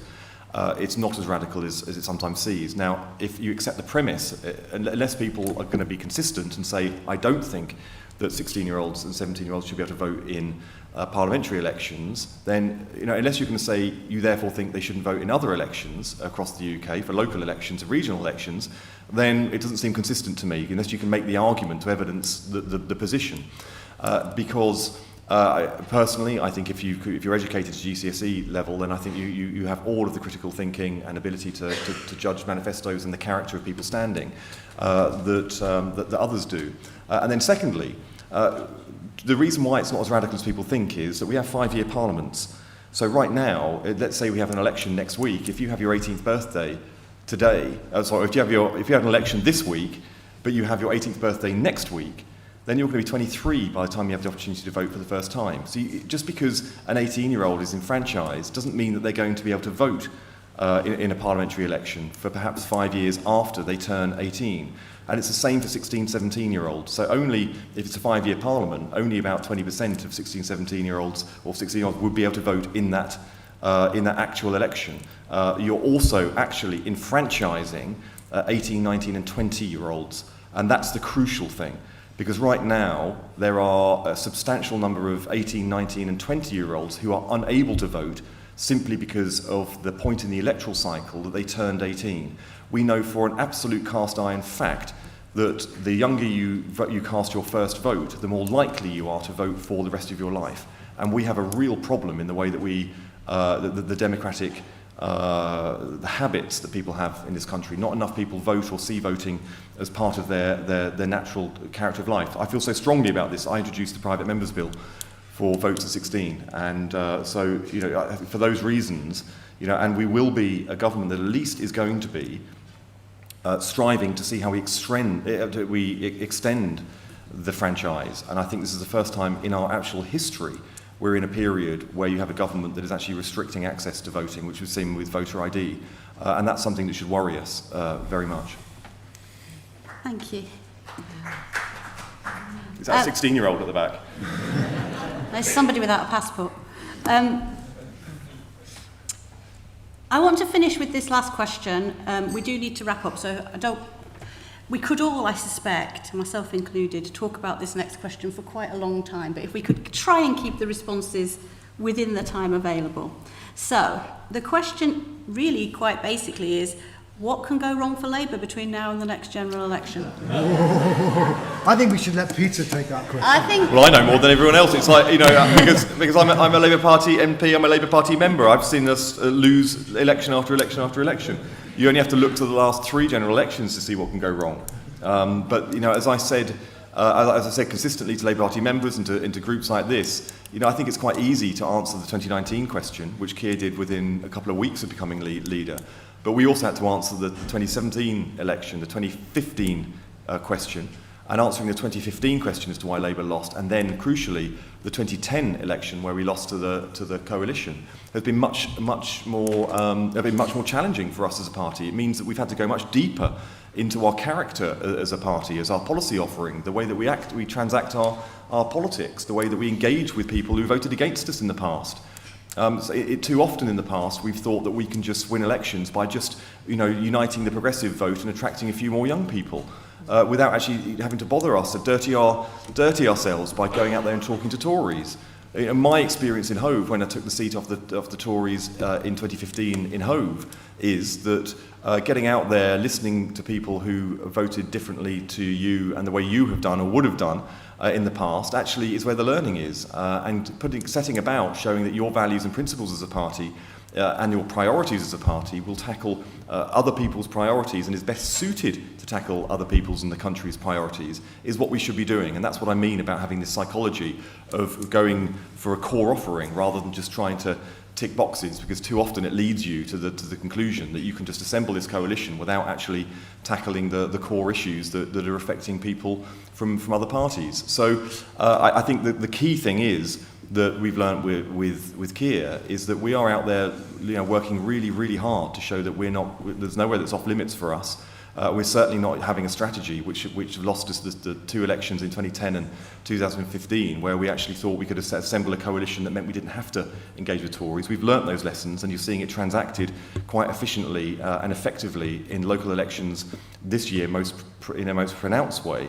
But you're going to see that developing going forward. But there are lots and lots and lots of hurdles we have to get over before that. And believe me, none of us know that more than those of us who work around Keir, because we get the earful every day from him. Since we started, Peter, I'm going to go back through my panellists in reverse order that we started, so I'll go to you. Thank you. I mean, when I look at where the polls are and things at the moment, it sort of feels almost as if a lot of people have switched off party politics, and that Labour's lead at the moment is almost sort of calcified for a while, that it set in late last year after the Liz Truss era, and, Rishi Sunak has pulled it back, quite substantially. The Conservative Party was on 19% in the polls. It's now on 28%, the give or thereabouts, depending on where you look. So that's not an insubstantial thing he's managed to do in about 6 months, given the economic headwinds he's dealing with at the moment. So I think it's completely plausible and likely that the polls will further tighten towards the election. A lot of it is going to depend on the economy, and as we've seen with inflation being harder to crack than I think some people thought, it's not entirely within the government or the Prime Minister's control to get that back to a situation where people are feeling more prosperous again. But I think ultimately Mr Sunak is trying to sell himself as a problem solver to the country. I think in a column in the Times I liken him to a corporate restructuring consultant who comes into a business that's struggling and tries to turn the whole thing around. And the real question is going to be how much can be done by the time we get to an election. It's still a long way away, by the way, that we're still 18 months likely before we're going to go to the polls, and if we wanted to, you could have a whole other pandemic in that time, which is they're not wishing that on, obviously, of course. But I think it is very easy that people felt for quite a long time we're on the precipice of an election. We really are not. There's still a long time for things to happen. Many different events that we can't quite foresee at the moment. But I think ultimately for the government, the aim is to just keep plugging away, keep trying to improve the economy. I think when inflation comes down, things will start to ease up with the cost of living crisis, and the same with energy prices. But again, that's outside the government's control. A lot of that is related to the war in Ukraine, and trying to solve some of those knots of public services that you've got big problems with the NHS backlogged, which again, there's no magic wand to solve that. You've got big issues with just generally the dissatisfaction with things not working in the country. And again, you can't just wave a magic wand. But I think if you can make progress on that, you can make progress on the economy and show, to go back to the presidential point, that in some ways what you're saying to the country is not this is the 5th term of the Conservatives, but this is the 1st term of a Rishi Sunak government who has proven that he can turn things around, he can improve things. And I think things will get very different to where they are now. So that's the case of why things could go wrong for Labour if things start to go right for the Conservatives. Yeah. So I think there's probably two big things. One is that whilst Labour are really seen as a government in waiting, public expectation and therefore judgment is also treating them like a government in waiting. And you're seeing also the news, we also track the news articles and the topics that are covered by the press, and you can see a more mixed sentiment around Labour today actually than you may have seen even 12 months ago. So they are being judged more harshly perhaps than an average opposition party, because they are perceived to be fit to govern. So if that becomes more harsh as time goes on, obviously that pressures Labour's voting intention. On the other side, and I said touched on this a little bit, it is if the Conservatives really demonstrate that they are capable of delivering.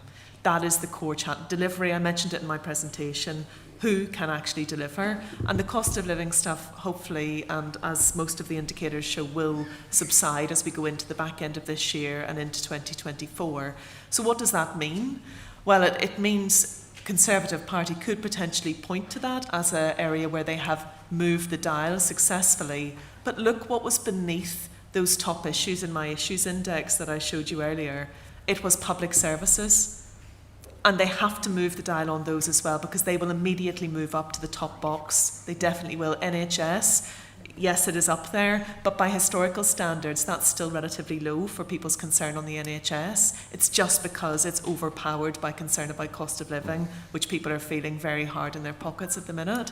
So if that happens, actually NHS and public services tend to be a bit of a Labour area for success and potential public success, but Conservatives will be very much focused on delivering there too. So those two things, one can move the dial for the Conservatives and help to narrow that gap, and the other one unfortunately could close that gap on Labour's behalf. So I think those two things specifically. Thank you. John, I can give you minus 1 minute. Yeah, Sorry, I've got that message. Very briefly, the chances of the Conservatives forming the next administration are extremely low, not simply because what they need to do in order to get back to winning an overall majority is such a substantial long way away from where they are at the moment, but also because the Conservatives do not have any friends inside the House of Commons, and the moment they fall below about 315 seats, they will not be able to sustain a minority administration. Labour do not need to be the biggest party in the next Parliament in order to form a minority administration. However, what I think is still by no means certain, and I suspect here Peter and I, although he won't admit it quite this way, are of one mind, is that while Labour are odds-on favourites to form the next administration, whether or not they will be able to do so with an overall majority is still the $64,000 question. And for Labour, the difference between a hung parliament, a parliament in which it has an overall majority and therefore can try to ride out and deal with what is a very substantial fiscal crisis with a 4 or 5 year time scan is arguably still difficult, but it's going to be an awful lot better than trying to deal with a fiscal crisis in the middle of a deeply hung parliament, in which you know that if at some point you need to turn to one or other of the minority parties and do a deal, the choice is which do you prefer, proportional representation or a referendum on Scottish independence? Thank you, John. So I'd like to thank my panellists. Thank you for the questions. There's some questions we haven't got to that I would have liked to have had a stab at, if I'm honest.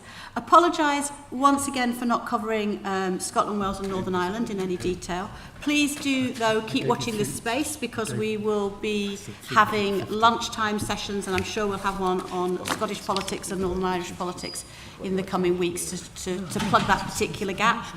Please thank my panellists and stick around for the keynote.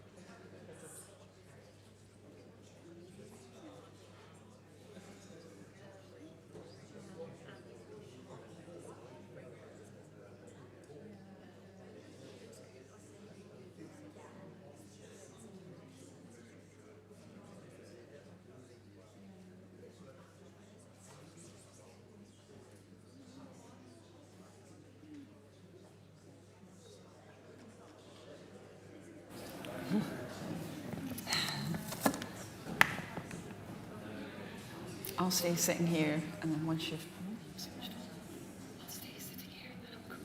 stand up.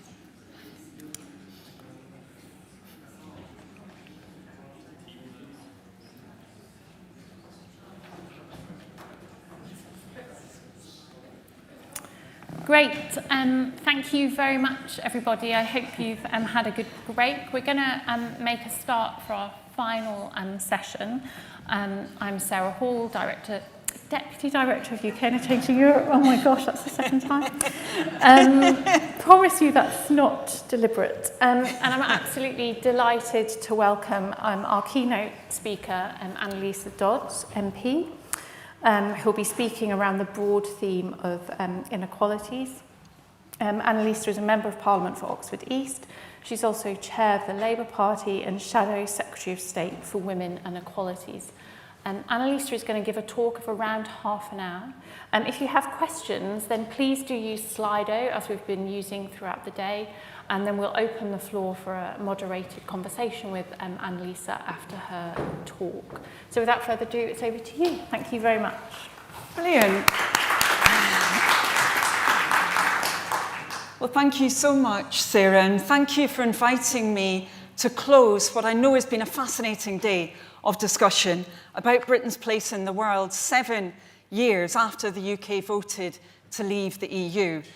I was elected as a member of the Westminster Parliament 6 years ago. I'm no veteran of the House of Commons, but the fact we've had 2 general elections, 4 prime ministers, and 6 chancellors of the Exchequer in that period certainly makes me feel like one. The beginning of the Westminster Parliament that I came into, the 2017 Parliament, was marked by the horrendous Grenfell disaster. Since then, as of course you know, the UK has left the EU, gone through a global pandemic, and is currently experiencing a crippling cost of living crisis, while a new war rages on the European continent. We experienced the hottest ever summer last year in the UK, and the first wildfire caused by the climate crisis in our own capital. Each of these developments has had profound consequences. Taken together, they represent a period of upheaval, political, social, and economic upheaval, the likes of which we haven't seen for a generation. Now, more than ever, they signal the need to put the divisions of the past behind us. For Britain, that does mean a future outside the EU, a future outside the single market and the customs union, with no return to free movement. But just because the UK has left the EU doesn't mean that we can't look to a bright future together as partners, neighbours and allies. That's why I want to start with some reflections on the value of cooperation in today's age. I'll then consider ways in which there's much more to do to address specifically inequalities in our society and the contribution that can be made by us all, including, dare I say it, the experts in this room and those joining online. Many speakers today, I know, have reflected on the international cooperation we've seen against Putin's aggression. For all its twists and turns, there's no doubt that countries worked together and continue to do so, with the UK taking decisive action in concert with the EU, the US and NATO allies to punish Vladimir Putin's murderous Russian regime. Our collective, bold and robust measures have sent the message that aggression will not be tolerated. The war in Ukraine has also demonstrated that when we protect those who need our help, we do not diminish our strength or security, but add to it. That supporting those in need can support us all, and that the forces which seek to divide and undermine ultimately weaken their own moral and practical authority. This brings me to my second point. Success is not achieved by pushing the most vulnerable down, but by pulling everyone up. That belief has always been critical to our country's values of tolerance and fair-mindedness. Survey evidence indicates that Britons overwhelmingly believe that everyone should have a fair shot at life, regardless of which part of the country they come from or who their parents are. Our country is a self-made nation in that sense. However, the realization of that level playing field has required persistent political action and consistent political will. From Barbara Castle's Equal Pay Act to Harriet Harman's Equality Act, from civil partnerships to the repeal of Section 28, and from the legalisation of abortion to the Race Relations Act. All delivered, yes, by my party, the Labour Party, but each following many years or even decades of campaigning by ordinary people who then expressed their commitment to breaking down barriers to opportunity at the ballot box. If Labour wins the next election, I will become the UK's first ever Secretary of State for Women and Equalities. That means having someone at the top table dedicated to advocating for equality and making sure fairness is embedded in every facet of government policy making. There are some areas of policy rightly described as wicked problems, where the impact of public policies can be unpredictable, where success is dependent on sustained action over very long periods of time, and where international factors can easily blow progress off course. But just because a problem is wicked does not mean that politicians should not seek to tackle it, nor that it must remain wicked over time. In areas like combating the climate crisis, international evidence on what works has unpicked much of the knot. That makes Labour's mission to make Britain a clean energy superpower, backed by our Green Prosperity Plan, our answer to Biden's Inflation Reduction Act, all the more urgent. Yet when it comes to advancing equality, the problem isn't wicked, it's willful. Many of the policy tools are already in the government's hands, if only ministers would use them. To realise greater equality often requires quite a simple recipe: a modest portion of evidence about what works with a dollop of political will on top. Yet sadly, over recent years, we've not only seen an indifference to inequality, but a determination to underscore areas of ideological difference in the heat of political combat. Rather than the light of data and experience, we felt the hot air of divisive rhetoric. One example comes from the worrying area of hate crime. Some politicians on the political right have rhetorically claimed that a focus on countering hate crime has diverted police from tackling violent crime. Yet amongst the surge in all hate crimes, we see a substantial increase in violent hate crime. They're not two opposing phenomena, but two sides of the same coin of hatred, violence, and too often impunity for perpetrators. That's why Labour is determined to make Britain's streets safe by halving all serious violent crime, including violent hate crime. Another example comes from the shocking inequalities in health outcomes in our country. It took the COVID-19 pandemic to expose the extent of this crisis. My friend and colleague, Baroness Doreen Lawrence, produced a vital report showing the avoidable tragedy of the disproportionate impact of the pandemic on Black, Asian and minority ethnic people. Now, the Conservative government initially acknowledged that problem by setting up a commission on race and ethnic disparities. But then they endorsed a report from the same commission that quibbled over the legacy of the slave trade and denied the existence of structural racism. Instead of this divisive approach, we need to focus on the reality of inequality in our country. And here the evidence, despite the rhetoric, is sadly clear. The British people are more than ever supportive of action to remove barriers to opportunity. But over the last 13 years, progress in removing these barriers has stalled. Today, 53 years after Labour's Equal Pay Act, many women still experience pay inequality over their whole careers. And more women, old and young, are dropping out of the labour market than ever before for a variety of reasons. There's been an explosion in insecure work, with zero-hour contracts and fire and rehire particularly impacting the lowest paid workers, especially Black, Asian and minority ethnic workers. There are more children, especially Black children, growing up in poverty, and more disabled people struggling to make ends meet. And for the first time in decades, life expectancy is going down in our country. The number of women dying in childbirth is rising too, and Black women are 4 times more likely to lose their lives giving birth than white women. In many ways, there's more political commentary about equality than ever. More argument about what's woke and what's anti-woke.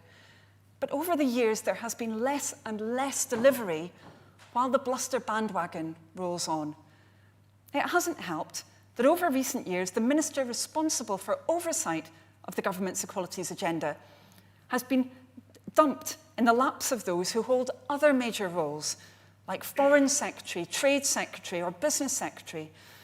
In one of the many surreal developments of the ill-starred Truss interregnum, this role was briefly held actually by a man who at one point was apparently no longer responsible even for policies for women. Competing pressures from managing two areas of policy delivery at the same time have meant the current occupant of the Women and Equalities brief has struggled to attend women and equalities questions in the House of Commons, failing to fulfil even the most basic duty of a Minister of the Crown by being present to answer questions from fellow MPs, as we saw yet again today. Since 2010, the Government Equalities Office has also found itself tossed around in the tempest of Tory turmoil. Successive Prime Ministers have shoehorned its remit into whatever other policy portfolio the Women and Equalities Minister was also tasked with. In addition, both the Government Equalities Office and the Equality and Human Rights Commission have seen their budgets slashed in that time, with either the connivance or indifference of the minister whose duty it should have been to promote their vital work. What's the result of these years of ministerial merry-go-round? A department whose task force on the national scandal of maternal mortality didn't meet for a whole 9 months. A department that has not been able to ban anti-LGBT conversion therapy practices, despite promising that more than 5 years ago. A department that dragged its feet and then gave up on implementing the Lamy Review into the treatment of Black, Asian and minority ethnic people in the criminal justice system. A department that's overseen runaway increases in hate crime of every category, soaring waiting lists for vital gynecology procedures, and a gender pay gap that won't close for women in their 50s until 2050. Under the Conservatives, the Government Equalities Office has all but abandoned women after the pandemic, which led to the biggest setbacks to gender equality in a generation. Today, it has just 2 flagship programmes for women. The first is an initiative to get new mothers back into science, technology, engineering and mathematics jobs, but it's yet to get off the ground despite being launched twice in 2 years. The second is a pay transparency pilot, which I can reveal today has actually been quietly sidelined and will no longer be a separate programme within the Government Equalities Office. That forms part of a restructure that will also see the removal of several senior experts. Now, the tireless officials trying to make a difference aren't to blame for the failure of the last 13 years. But what has been missing is a focus on evidence rather than divisive rhetoric and the political will to make a difference. So here's the crux. From the labour market to housing, health, justice and education, the role of government should be to remove barriers to ambition and success for everyone. This isn't only because public opinion strongly supports such action, but also because we simply cannot afford to do otherwise. Keir Starmer recently announced a mission for Britain to have the highest sustained economic growth in the G7. After 13 years of stagnant growth, the UK has fallen behind our traditional economic competitors like France and Germany. It will require harnessing the talent, creativity and brilliance of everyone in Britain from all backgrounds and all corners of our country if we're to achieve that mission. Labour recently released analysis showing that closing the employment gap that Black, Asian and minority ethnic people face could add almost £36 billion to our economy. That's £36 billion, which we can't afford to ignore through inaction. We also know that 185,000 women aged between 50 and 64 have become economically inactive since the start of the pandemic. And 1 in 10 women experiencing menopausal symptoms have left their jobs, with 14% of women having reduced their hours due to the lack of support in the workplace.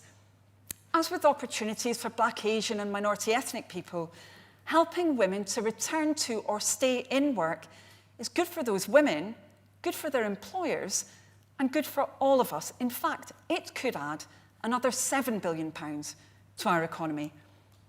Delivering change requires understanding the evidence. That's why we will legislate to introduce ethnicity pay gap reporting as part of the landmark new Race Equality Act that we're determined to deliver. Because the evidence shows this works. We will enable gender pay comparisons across employers, again, because we know this can drive change. We've learned from businesses about other successful measures they've taken to increase opportunity, so we'll put those into practice as well. Labour will require large employers to put in place menopause action plans to set out how they'll help their workers going through the menopause. And we also understand that many women can't stay in work if they're on a seemingly endless NHS waiting list. So we'll pull our NHS back from the brink and recruit thousands more doctors, nurses, and health visitors. We'll also act on sexual harassment in the workplace, including by third parties. Sadly, this is still widespread in our country, with 1 in 2 women and 7 out of 10 LGBT+ workers having experienced it. This is where government can really make a difference. A recent study of sexual harassment policy in almost 200 countries showed the benefits for women's economic outcomes that come from the introduction of laws and policies prohibiting sexual harassment at work, from boosting participation in the labour force to improving pay for women. That's why, as part of Labour's New Deal for Working People, we'll require employers to create and maintain workplaces and working conditions free from that harassment. We've also published a comprehensive agenda to tackle violence against women and girls, because we know that such cross-cutting action is urgently needed, and we also know about the economic impact of that scar on our society. Labour will also stand up for LGBT+ people in government and treat them with dignity and respect, not use them as a political football. We'll start by implementing the recommendation of the Law Commission on reforms to hate crime laws, by strengthening and equalising the law so that every category of hate crime is treated as an aggravated offence. Under Labour, everyone who falls victim to hate crime will be treated equally under the law, and the perpetrators of anti-LGBT and disability hate crime will no longer dodge longer sentences. We'll also learn the lessons from the SNP's botched reform of gender recognition laws in Scotland, a failure that leaves trans people in limbo as Holyrood and Westminster fight out their future in the courts. Instead, we will build consensus around modernising the Gender Recognition Act to remove indignities for trans people while upholding the Equality Act, its protected characteristics and its provision for single-sex spaces. And we'll heed the advice of experts from the British Medical Association in mind that conversion practices constitute psychologically damaging abuse. We'll legislate to ban that practice in all of its forms, with an inclusive ban for all LGBT people. And of course we can do that while protecting the provision of legitimate counselling and talking therapies. Labour wants a ban that's laser targeted at coercive conversion practices, not one that can be assailed by straw man arguments about what does and doesn't constitute conversion therapy. International best practice shows this is perfectly possible via well-drafted and precise legislation, and that's the standard by which we will judge any conversion therapy bill brought forward by the Conservatives. Now, as we've been drawing up our practical, deliverable plans for change, we've been learning from businesses, from our own country's history, and from experts, as I said. So our New Deal for Working People draws on evidence from successful British businesses, often working with their recognised trade unions, who've driven up productivity and sustainable profits by adopting modern practices in the workplace. But comparative evidence about what works is also vital. The UK used to be a country from which other nations drew policy inspiration. Our instinctive, tolerant mindset as Brits, codified in legislation like the Equality Act, is often praised internationally. And as a former member of the European Parliament, I will admit to sometimes being shocked by the experience of colleagues, such as the fellow former MEP from a different country who was told she could not be elected as a new mother so would be shifted to the bottom of our party's list. Or the lack of ethnic diversity in representation in the European Parliament beyond Labour's MEPs. The last 13 years, however, have sadly undermined the UK's international reputation for sound decision-making and competent government. We can learn so much from how other countries see us, and their views of recent governments have been revealing, shifting from first disbelief to anger, and then in many cases, resignation. The current government's approach to the Equality Act is perhaps a case in point. 13 years after Labour passed that landmark legislation, it's still protecting people in countless ways every day.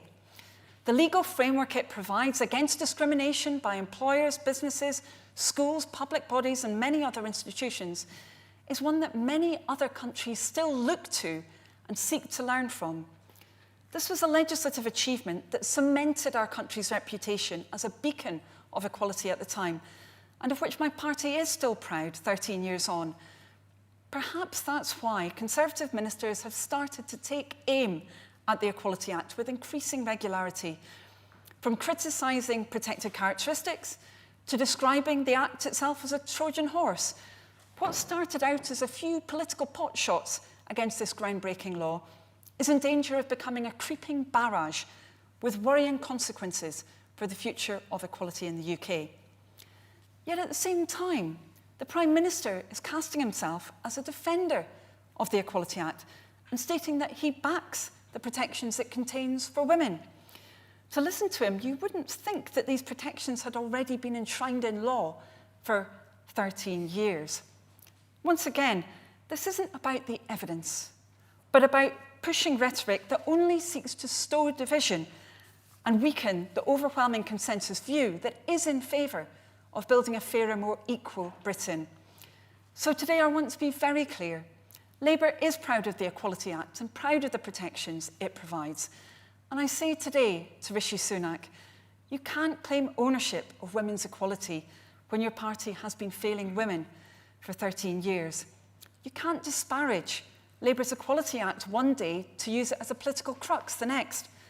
The Equality Act protects everyone, and that's why Labour will oppose any Conservative attempt to undermine it.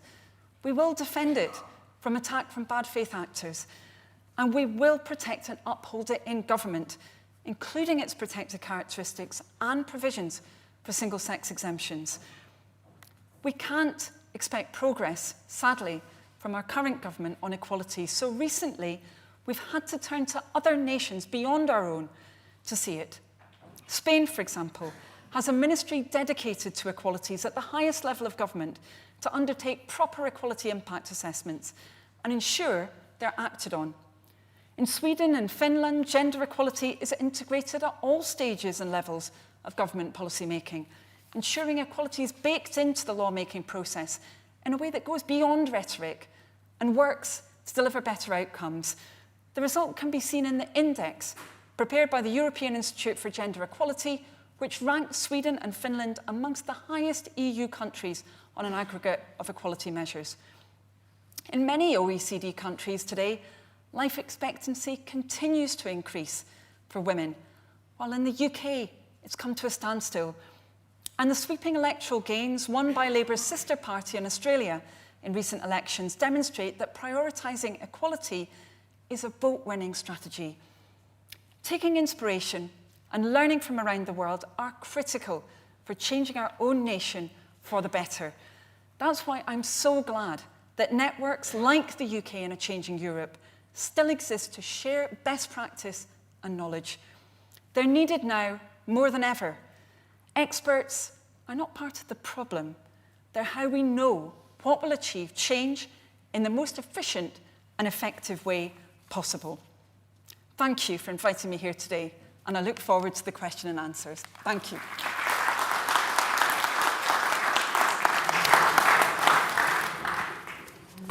Great, thank you, Annalisa. There's loads of questions that I'd love to ask, and we've had loads of questions coming in.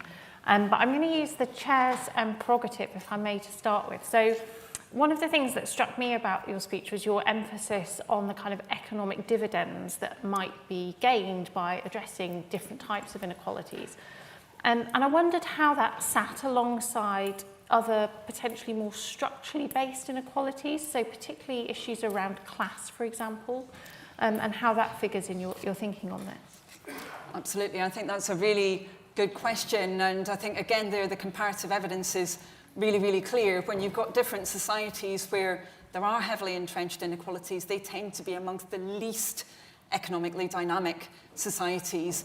And you're absolutely right to focus on class and income as an aspect of that, of course, one which then intersects with other forms of inequality.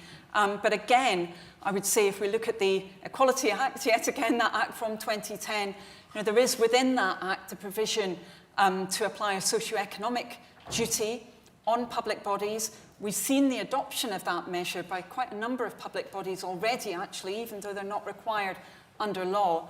And that's meant that from the beginning in policy making, issues around inequality have to be at the least discussed. Really make sure that they're placed on the table when we're taking some of those really big decisions. I think if we consider, for example, the debate around windfall tax at the moment within the UK, obviously Labour called for that tax. We were disappointed when it was put into place, however, because it's got really big loopholes within it. Now, if that discussion had perhaps considered the relative merits of freeing up additional resource from a tax that didn't have loopholes in it for supporting those who are in need, who are struggling at the moment, then we might have seen a different decision being taken at the end. Great. One of the other issues that you emphasise quite a lot in the speech is the value of evidence and expertise, and also the value of that through kind of cross-national or international comparison. And obviously, with our UK Changing Europe hat on, we're very on board with that message. At the same time, I was quite struck by your discussion around kind of opportunity for all, and that made me think about sharing expertise from within the UK, and particularly thinking about geographical differences and how inequalities figure differently geographically. So, I think the statistic that gets used most frequently is kind of differences in life expectancy. You drew attention to differences in life expectancy for women, but obviously we know that they are also really profoundly geographically uneven. So I wondered how that kind of regional variation and learning from within the UK might figure. Yeah, I think it's incredibly important, and we've seen so many of those inequalities, of course, intensify. We know that the UK is one of the most regionally unequal countries in all of the OECD, and therefore we really do need to make sure that we are focusing on those inequalities and delivering practically. One of the frustrations I've had over recent years is that in theory we've had the rhetoric around, in inverted commas, levelling up.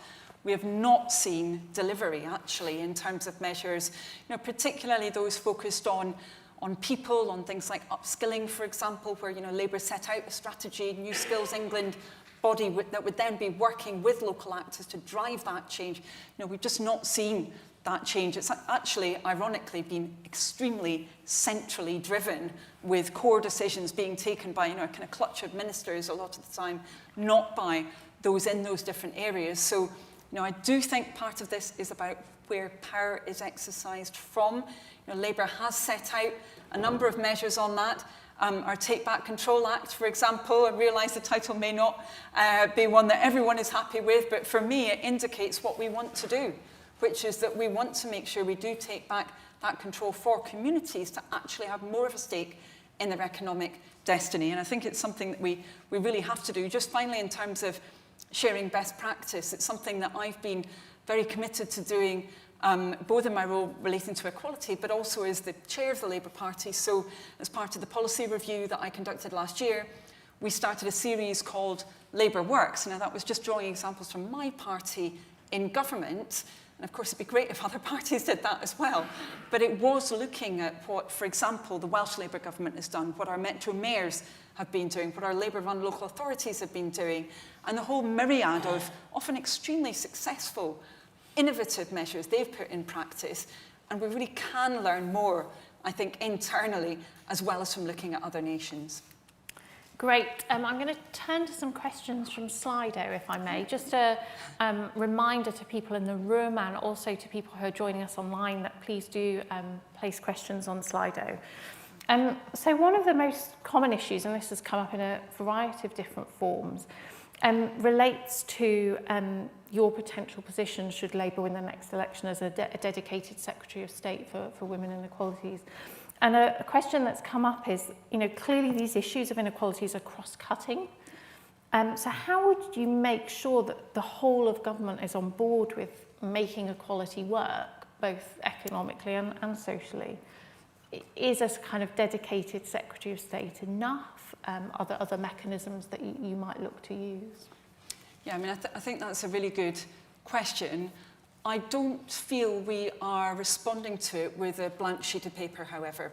First of all, because I believe in, obviously, particularly with Harriet Harman, we did achieve there, through having a dedicated, at that point, Minister for Women and Equalities, cross-cutting change, which was joined up. If you look at an area like action against domestic abuse, for example, very clearly that is a criminal justice issue in many ways, policing also, so it cuts across, obviously, Home Office and Justice, then also has implications in a variety of different areas. And clearly Harriet was very, very adept at working across government, ensuring that change was achieved there, and there were some very significant changes made in that area. We've been trying to model in opposition how we would then seek to operate in government. So I chair Labour's National Policy Forum, which is our body that will pull together the policy programme for the next general election, eventually being turned into our manifesto and then presented to the public. We've ensured that for the beginning, we've been asking about equalities and how we can face up to inequalities from, as I say, the very, very beginning of that process. So it's been wired into what we've been doing. So I think you need to have, obviously, an individual who will push this from the top table.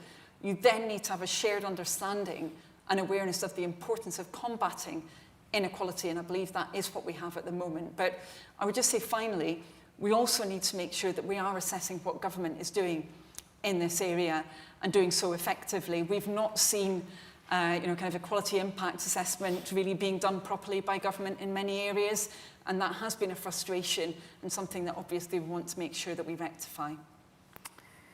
So I'm just sort of returning to this theme of kind of international comparison and working with international partners. And one area that a number of people are interested in is obviously in your speech and in your policy, you focus on how the UK might learn from other partners, but there's a kind of other side to that coin where you're engaging with countries or organisations that perhaps don't share the ambitions around inequalities, or potentially even worse, foster inequalities. How would that fit within your kind of framework that you've outlined? Yeah, I mean, that's a really interesting question. I think we can also, as well as learning positive lessons, we can learn pretty negative ones too about what hasn't worked around this agenda, and that is important.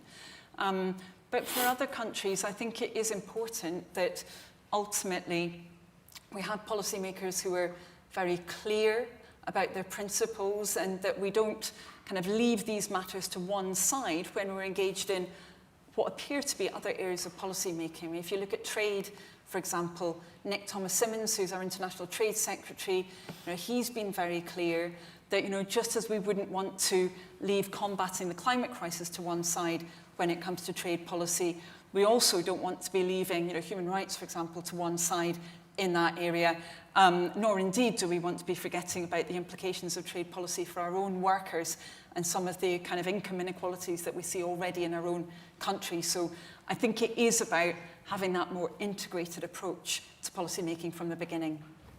Great. I'm actually going to turn now to some issues around delivery and kind of making change, which I think was one of the themes that you identified. And I was really struck by your emphasis on female participation in the paid labour market, and particularly some of the figures that you shared around female participation, kind of 40s and upwards. And it was quite striking to me that you didn't mention things like care, so childcare costs, social care costs, and also care other relatives and family members, so, you know, older family care, etc. And I just wondered if, you know, surely that must be quite an important part of delivering on this, ensuring kind of access to these different forms of care that, you know, women and other workers are going to need to be able to access. Yeah, absolutely. I mean, it's fundamental, it's critical. And I would say for a number of reasons, actually, because if you look particularly at the age group between 50 and 64, many of those women, and actually some men as well, they will be part of what's quite often called the sandwich caring groups. So they're both looking after potentially still their own children, or at least they're still financially responsible for them in some sense. Peak financial responsibility for women is about age 45, as I understand it. But they may also be looking after, of course, grandkids potentially, and after their own parents. And then as they get a little bit older, potentially after their own partner as well. So they are really squeezed in that sense. And I think, you know, obviously there's a huge amount that does need to change there. You know, Labour set out, again, very practical plans on this. Bridget Phillipson, who's our Shadow Secretary of State for Education and for Children, she set out plans for free breakfast clubs for every child in primary school in the UK. She set that out because we know how exactly we can pay for that policy and deliver it. I think one of the big issues with the government's approach around childcare, as indeed around some of their measures on social care, is they've not been clear about how they will achieve change and then how they will sustain it. And I think that's pretty problematic. If you look at the childcare commitment in the last budget, for example, actually there's very little indication of how they'll prevent that having a knock-on impact on, you know, some of the funding models of existing providers of childcare. It could actually reduce some of the provision of childcare. So we do want to have that evidence-based approach. You know, it's something that we are working on collectively. We need to ensure, however, that we can deliver that change sustainably and not be making rhetorical announcements and then not seeing the delivery. You know, I really think people have had enough of that. And then another issue on delivery. So you spoke quite a lot around transparency and the need for businesses to declare different types of pay gaps. And you mentioned evidence that kind of pay gaps delivered change, or sort of reporting on pay gaps. I was just wondering if you could say a little bit more about that. The cynic in me kind of thinks, do organisations publish them and then just sort of brush them under the carpet? So I was interested in that. Yeah, I feel quite differently about this now compared with, say, 10 years ago. As you would expect, I speak with quite a lot of different business audiences, you know, whether small businesses or bigger ones in different parts of the country.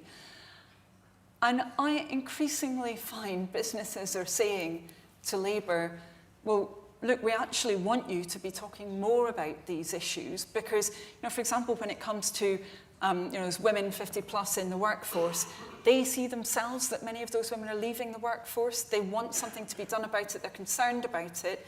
I think particularly in a context where we have seen actually employment levels in many communities falling when we've got those labour market shortages, I think there is quite a determination from many businesses to say, well, you know, what can we do collectively around this that is driven by the evidence? So those pushes for transparency often have come from within companies.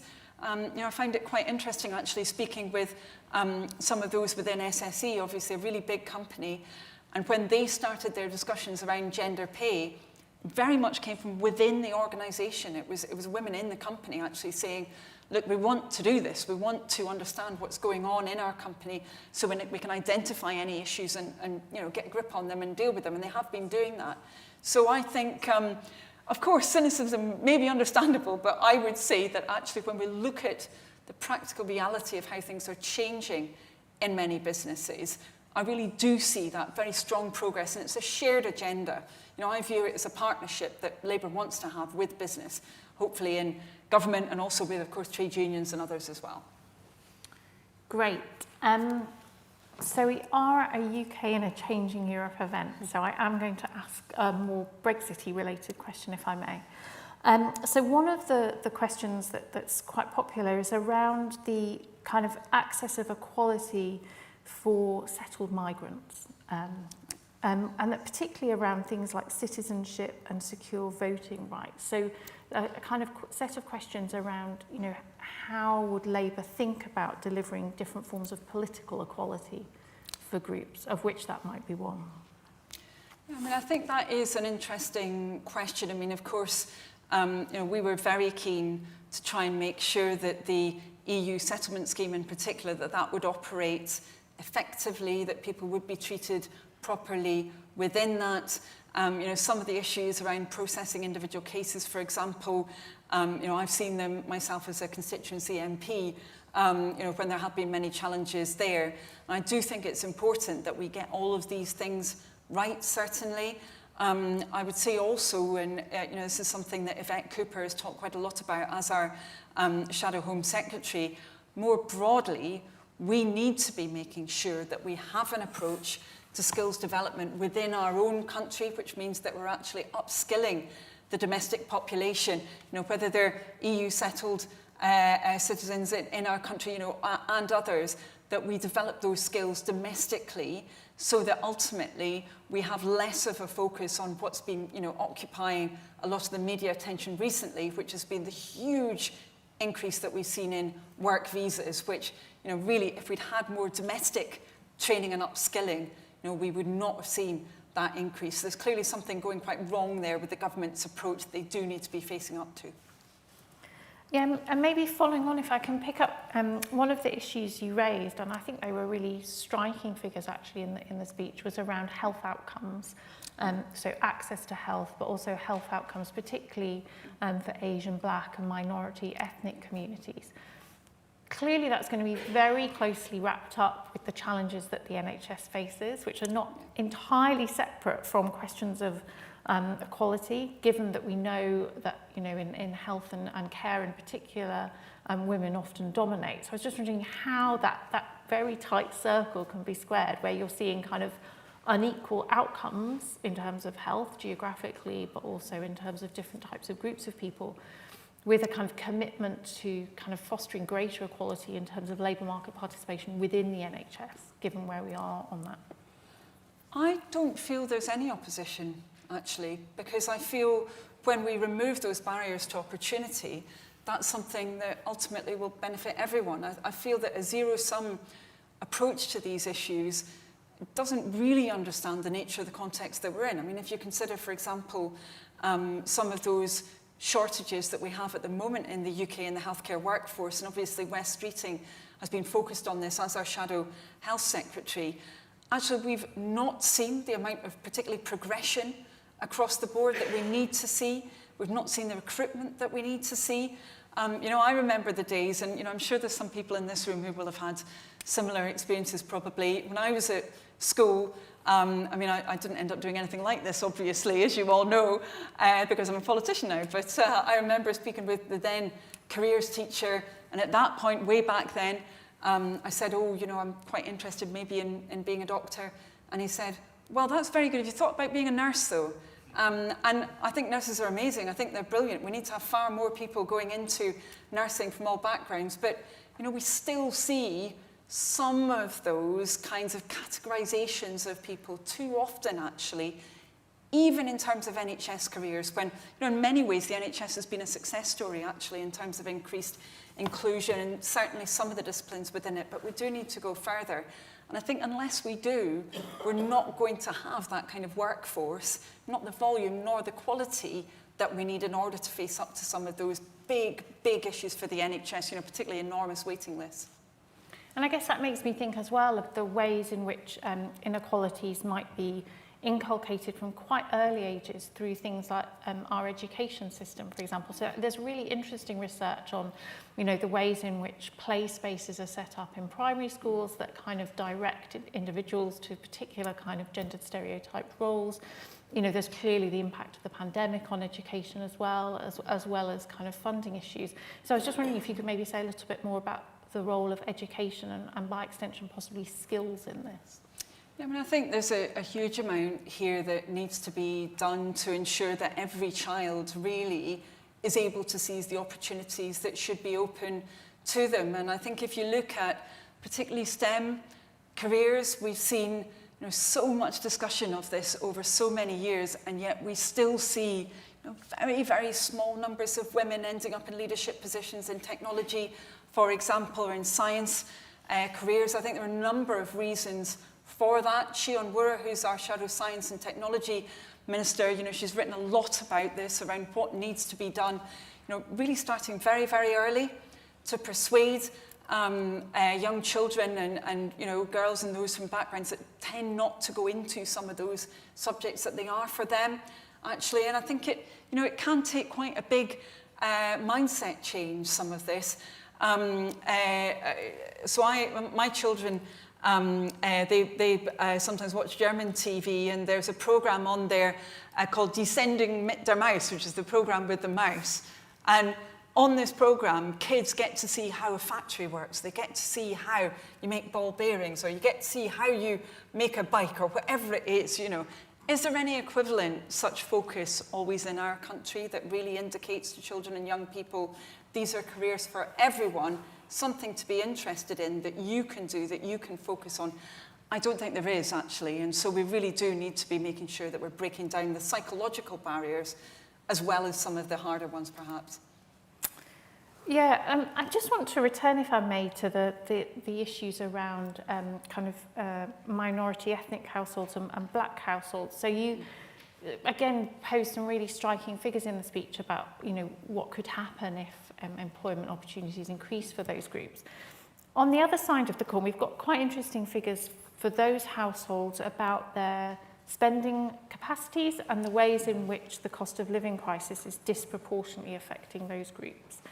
So I think Labour's own analysis suggests that black households are 4 times more likely to be behind in rent and mortgage payments. We know that black children, you know, the rate of increase in poverty amongst that group is growing rapidly.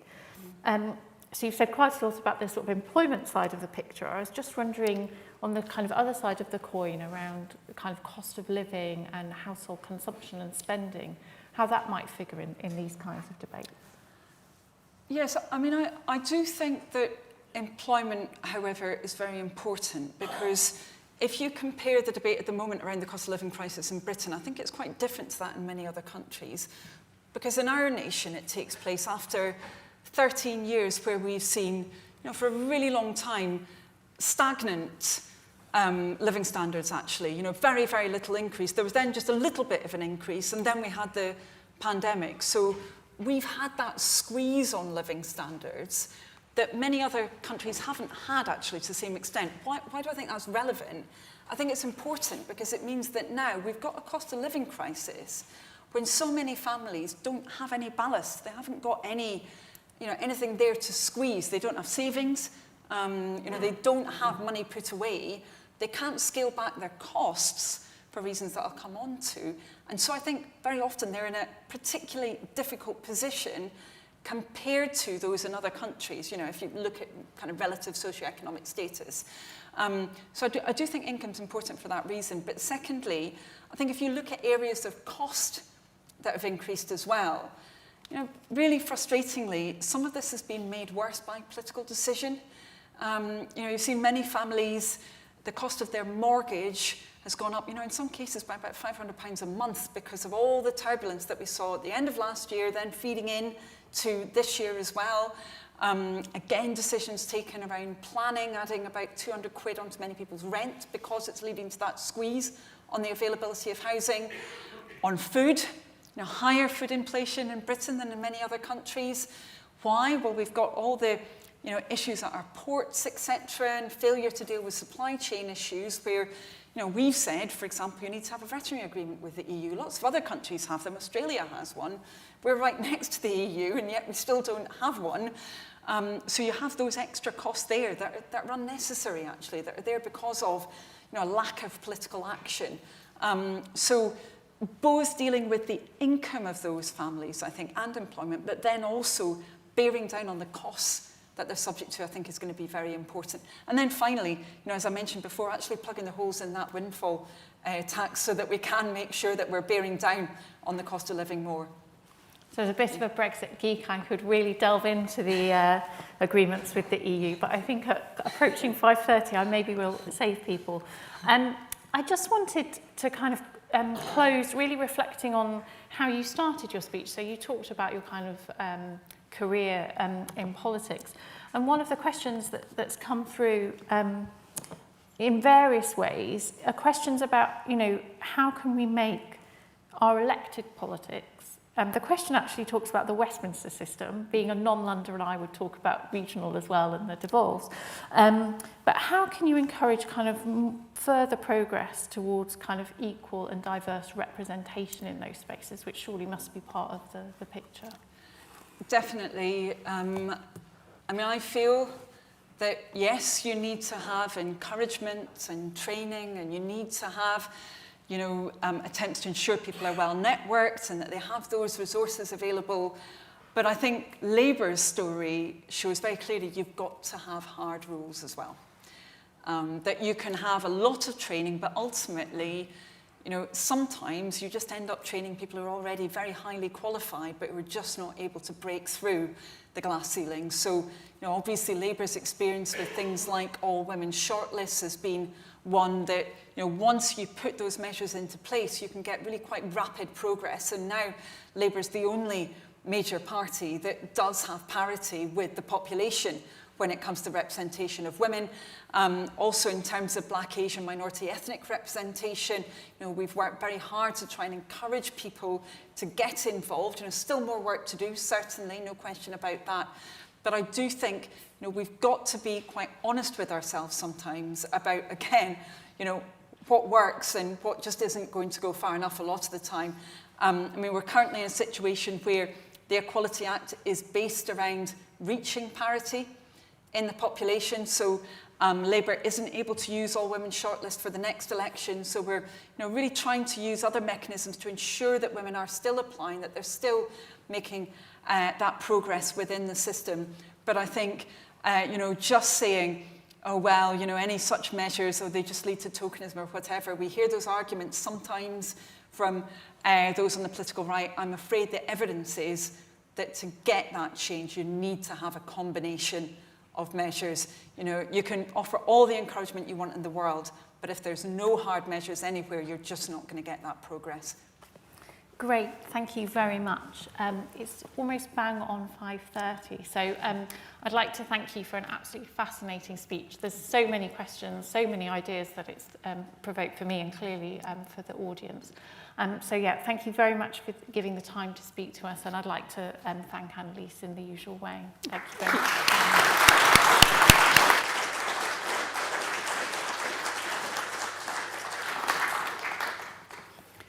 Great. I think that brings our conference to a close. So I'd also like to say thank you very much to the audience for sticking with us during the day. I hope you found it thought-provoking.